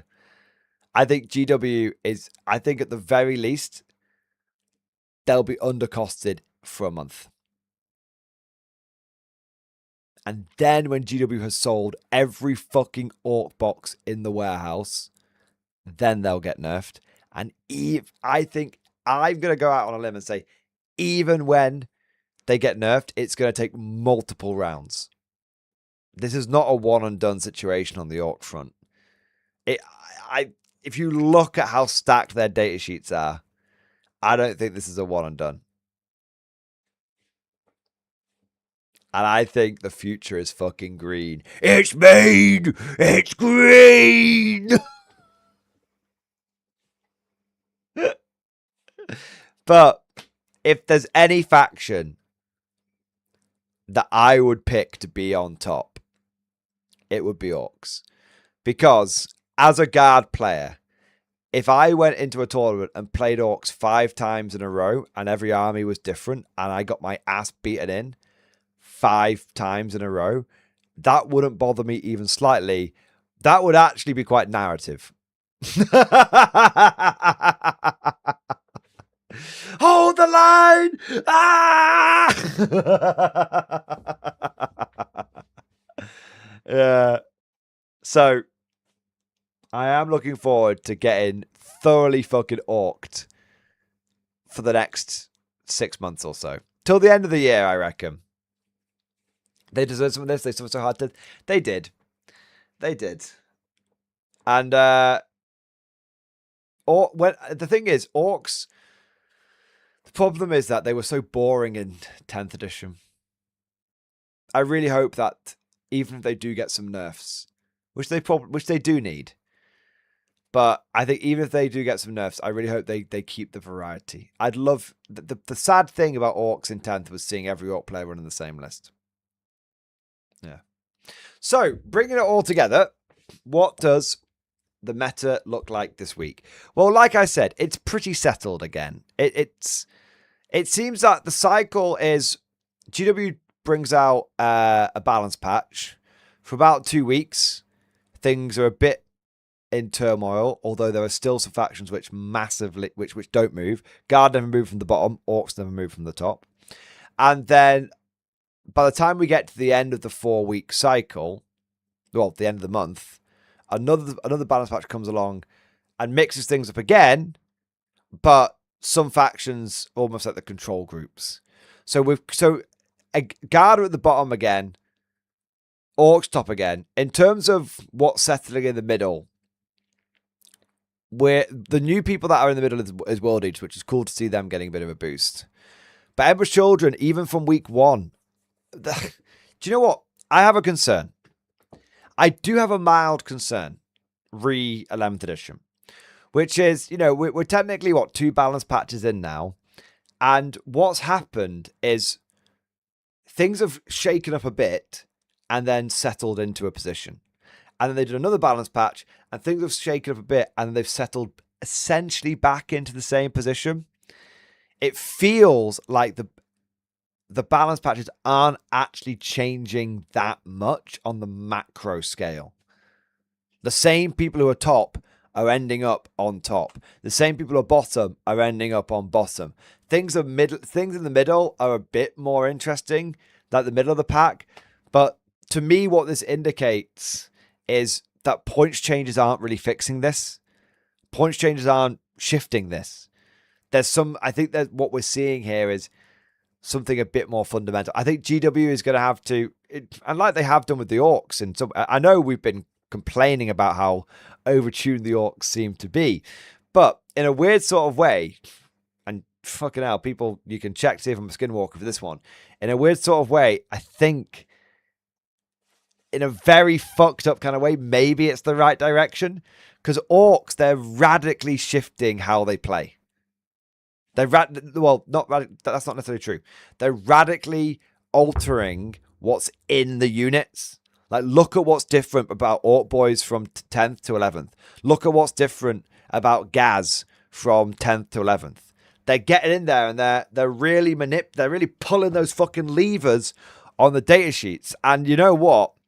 I think it's unfortunate that it's actually kind of happening with Orcs first, because they're already very powerful, and so this is definitely going to create power creep. But I think if they keep that approach for some of the like more poorly performing factions, like if they got into the Guard and really started getting into the guts of them and changing, okay, let's change how Cadians work, let's change how fucking Scions work, let's change how fucking like Lehman Russes work and Rogaldons. If they really got into the guts and shook things up in a big way and pulled a lot of levers and twiddled a bunch of knobs and poked a bunch of buttons and all that kind of stuff, then it would actually be a positive thing. Yeah. So I think Orcs getting it is going to actually, in a funny sort of way, it's going to create a lot of problems, and GW is going to fuck it up a lot. But in a weird sort of way, I'm kind of all right with the design philosophy they're going for. I do think they need to get the power creep under control, though. Or we need everything to be released at the same time. Because if I'm waiting 2 years for a Guard Codex and I'm suffering through this bullshit for 2 years, fuck that. Fuck that. Yeah. Yeah. So overall, I think that the points changes aren't changing enough. And actually getting into the guts is probably a good thing. We're just going to have to deal with a bit of pain that one of the most powerful factions is getting that change up first. But hopefully, if they can do it for a lot of factions, and then maybe maybe use some points to adjust things a little bit. Hopefully, they can get it where it wants to be. Or maybe it'll just be completely fucking giga-fucked, and 12th edition will come around in 2 years, just like when they went from 6th to 7th edition. Who knows? We'll have to find out. All of this is just like my opinion, man. Let me know what you guys think down in the comment section below. There we are. See, that wasn't so bad. All of you that are like, I don't want the metadata, I don't want it, money. That wasn't so bad. Because there was some familiar shit in there, but also some new shit in there. So there you go. All right. Now, we've got a handful of super chats I need to catch up on. And then I need to go to bed. All right. Aldeus, thank you for super chat. MG, check your Discord DMs. Okie croaky. What am I looking for? Oh, 1 minute. 1 minute. 1 minute. 1 minute. 1 minute. 1 minute. 1 minute.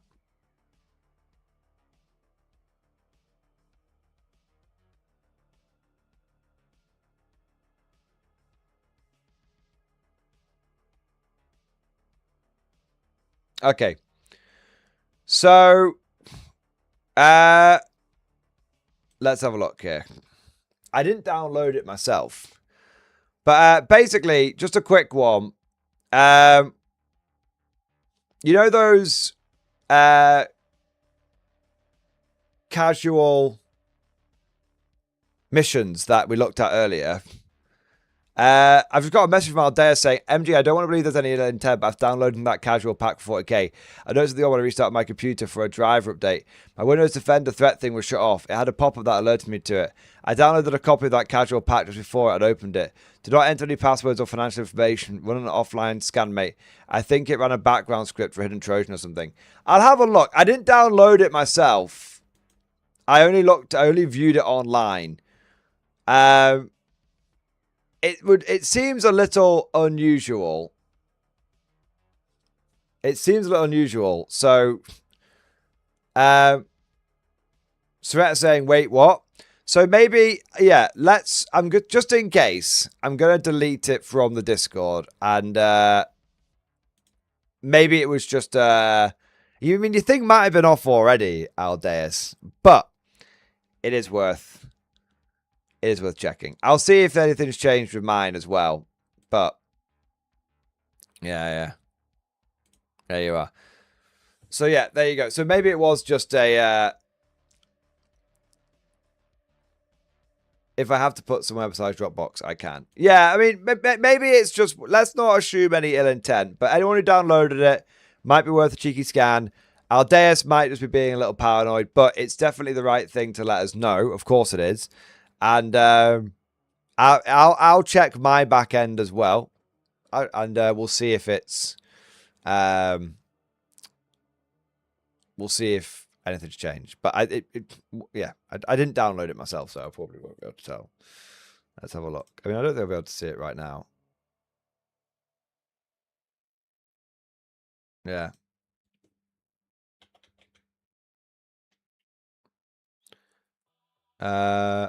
No, mine's still fine. Yeah. There you go. There you are. There you go. All right. No, so we won't assume any ill intent whatsoever. All right, but it's definitely worth people who got to take a look and just to double check. All right, what do we got next? Skeletal Commissar, thank you for super chat. Peerless Faith Mini progress in stream discussion. Peerless Faith prototype painted up real quick. I've been slicing the 24-inch version to hang in my hobby room. Nice. I love it, man. So fucking cool. So fucking cool. Look at that beast. It's an absolute fucking beast, mate. What's prompted the bloody Battlefleet Gothic? Are you actually going to play some? That'd be so cool. Yeah. What do we got here? It looks great, man. Frost Knight, thank you for super chat. Hi, morning. Sorry for being so late. I was called away and missed the original response to the Baneblade super chat. Full response to follow. Okay, let me have a look.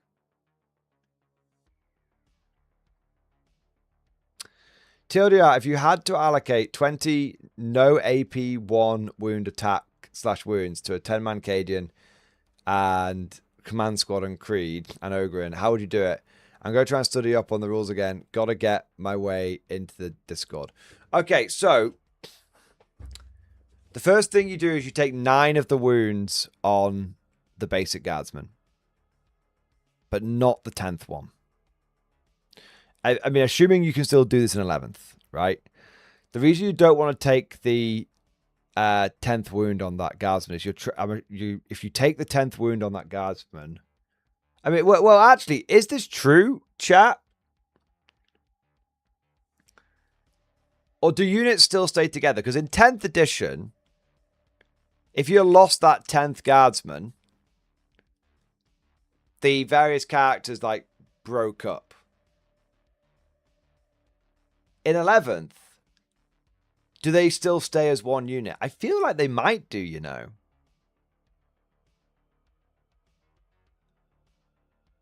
I feel like they might do. Because even when... if you attach a command squad to a blob of guardsmen, I don't think you could use reinforcements on that blob of guardsmen anymore. If you're in the combined arms attachment. So... using the fast rolling method, I thought I was doing good rolling the saves and the bodyguard Ogre for the 4++ first and saving on the 10 guards. The 10 guardsmen are really just... okay, so this is it, Frost Knight. I think for the unit, it would still be a single unit for the rules purposes. I think it would as well. So I think the first thing you do is you take it on the 10 basic guardsmen, because they're basically just ablative wounds. They're just the glue. They're just the glue. But in 10th edition, if you lost the 10 guardsmen, what would happen is the whole squad would split apart into all sorts of multiple little units. Like the command squad would go, with the bodyguard would go to one, and Creed would go to the other. They become two separate units. But now I think they stay as one unit. So at that point, you don't care about keeping the 10 guys around. They're the shittest part of the unit. So take the first 10 wounds on them. Then, as crazy as it sounds, I would start taking it on the command squad. I'd take it on anyone who wasn't the commander or the medic. Because anyone in the command squad and any of the basic guardsmen can still be revived. So if you let's say you take 10 casualties and you take 10 guardsmen off, your medic in that command squad can then bring back D3 guardsmen. Even though the guard squad's been wiped out, the unit that they were part of still exists. So then they can come back. Likewise, if you lose 10 guardsmen, then you lose the plasma gun guy, the flag guy, and the Master Vox guy in the command squad. When you bring D3 models back, you can bring 2 to 3 of those important command squad guys back. The one thing you can't bring back are characters. So you want to basically churn through ablative wounds, keep the medic and the commander and Creed and the bodyguard, and then if there's any more wounds to be taken at that point, put them on the Ogren bodyguard. Because he's the least valuable character. His whole purpose is to be 40 points of ablative wounds. And even though you can't bring him back with the medic, because it excludes characters and the Ogren bodyguard is a character, if he absorbs the rest of damage, at that point, you're Gucci. But then if the Ogren bodyguard dies, you have to kill the medic. You haven't got a choice. And that would just leave the Cajun commander and Creed. Then obviously the Cajun commander should go and Creed should be the last one to go. Yeah. Okay, that helps a lot. I ended up killing the Ogre on the first 6 fails, and the rest fell because opponent made it sound like it reverts to a 5+ save, so I lost another 7 guys to the rest. I mean, I don't know 11th edition that well, and it's quite a complicated interaction, but I feel like you can fast roll the dice. I mean, my understanding is you roll all the saves, and then you can allocate them how you want. So you could be like, okay, these 5s are going to go onto the guardsman. These 4s are going to go on the Ogren bodyguard, and so on and so forth. I think the thing is, Frost Knight, I tend to keep these things a lot less complex because my brain is small, and I can't be bothered to learn how it actually works properly. Yeah. At what point does the Ogre Stuffness make a difference? I don't think it ever does. Yeah, the Ogre Stuffness only makes a difference if he's attached to a command squad without a bodyguard, and they never ever had a bodyguard.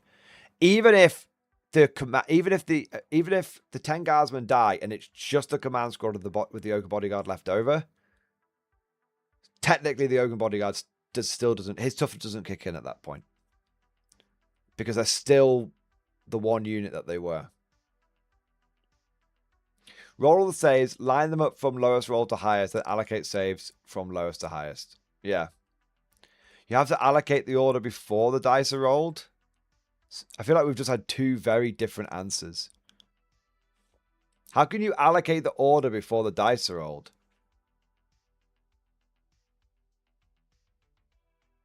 You have to roll the dice to know how you're going to allocate them. Isn't it just... Yeah, I feel like the fast rolling save thing has actually made things more hard for my brain to understand. Before, it was just roll your saves, allocate them in groups. Yeah.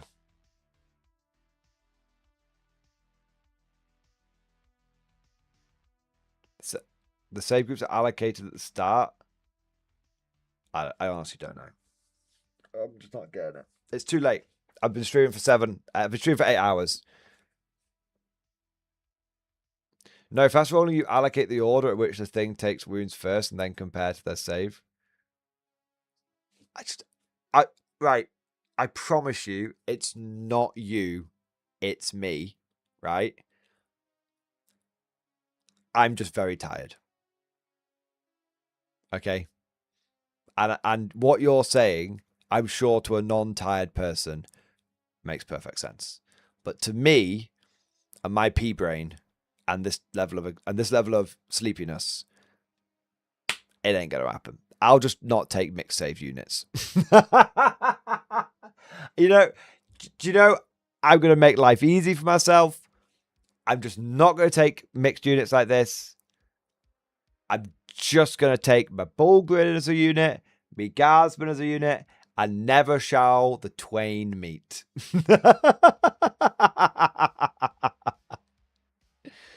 Yeah. That and then every model in the unit is going to have the same save.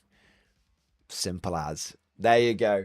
That's it. That's it. That's the way I'm gonna do it. I can't work it out any other way, so we're gonna do it that way. All right. Frost Knight, I hope that answers your question, though. Nick the Salamander, thank you so much for 31 months. X-Force, baby. You still planning your Necromunda Hillbilly Army? I think it was Simon that was doing the Hillbilly Army. I'm not sure if we're still doing Necromunda, to be honest. The new edition has somewhat taken the wind out of our sails. We're focusing on 40k for now. And we're going to see how some of the other side games end up going. Which is we did buy into it. We've got all the rule books and everything. It's just, I want to see how the new edition shakes out before I commit. I'm hearing some people say it's terrible. I'm hearing some people say it's very good.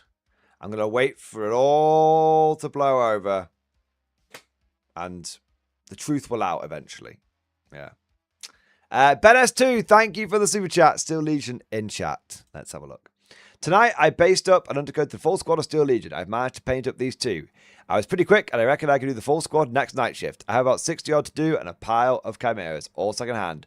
Long live the Perry twins. Yeah, baby. Dude, they look so good.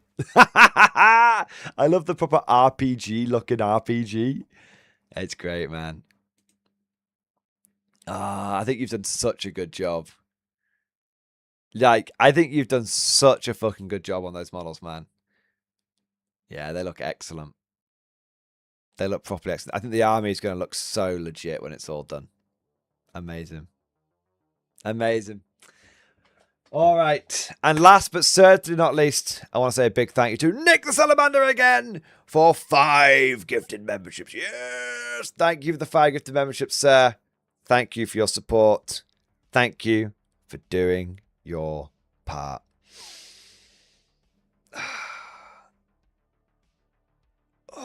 Fun Jacob, thank you for super chat. How does I speed roll saves? I'm scared, Father. I don't fucking know. It's too complicated. I don't get it. Like,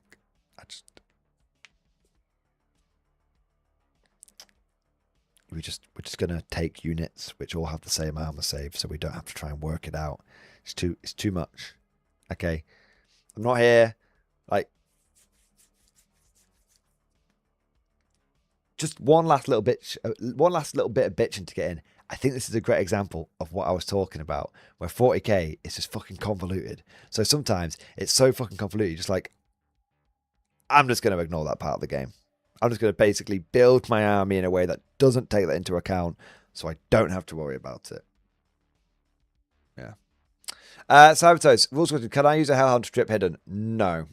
I thought you could, but no, you can't. All right. Right. I am going to rush off. I love all of you. Long time. But I've been streaming for 8 hours and it's nearly 6 in the morning here. So I'm going to go.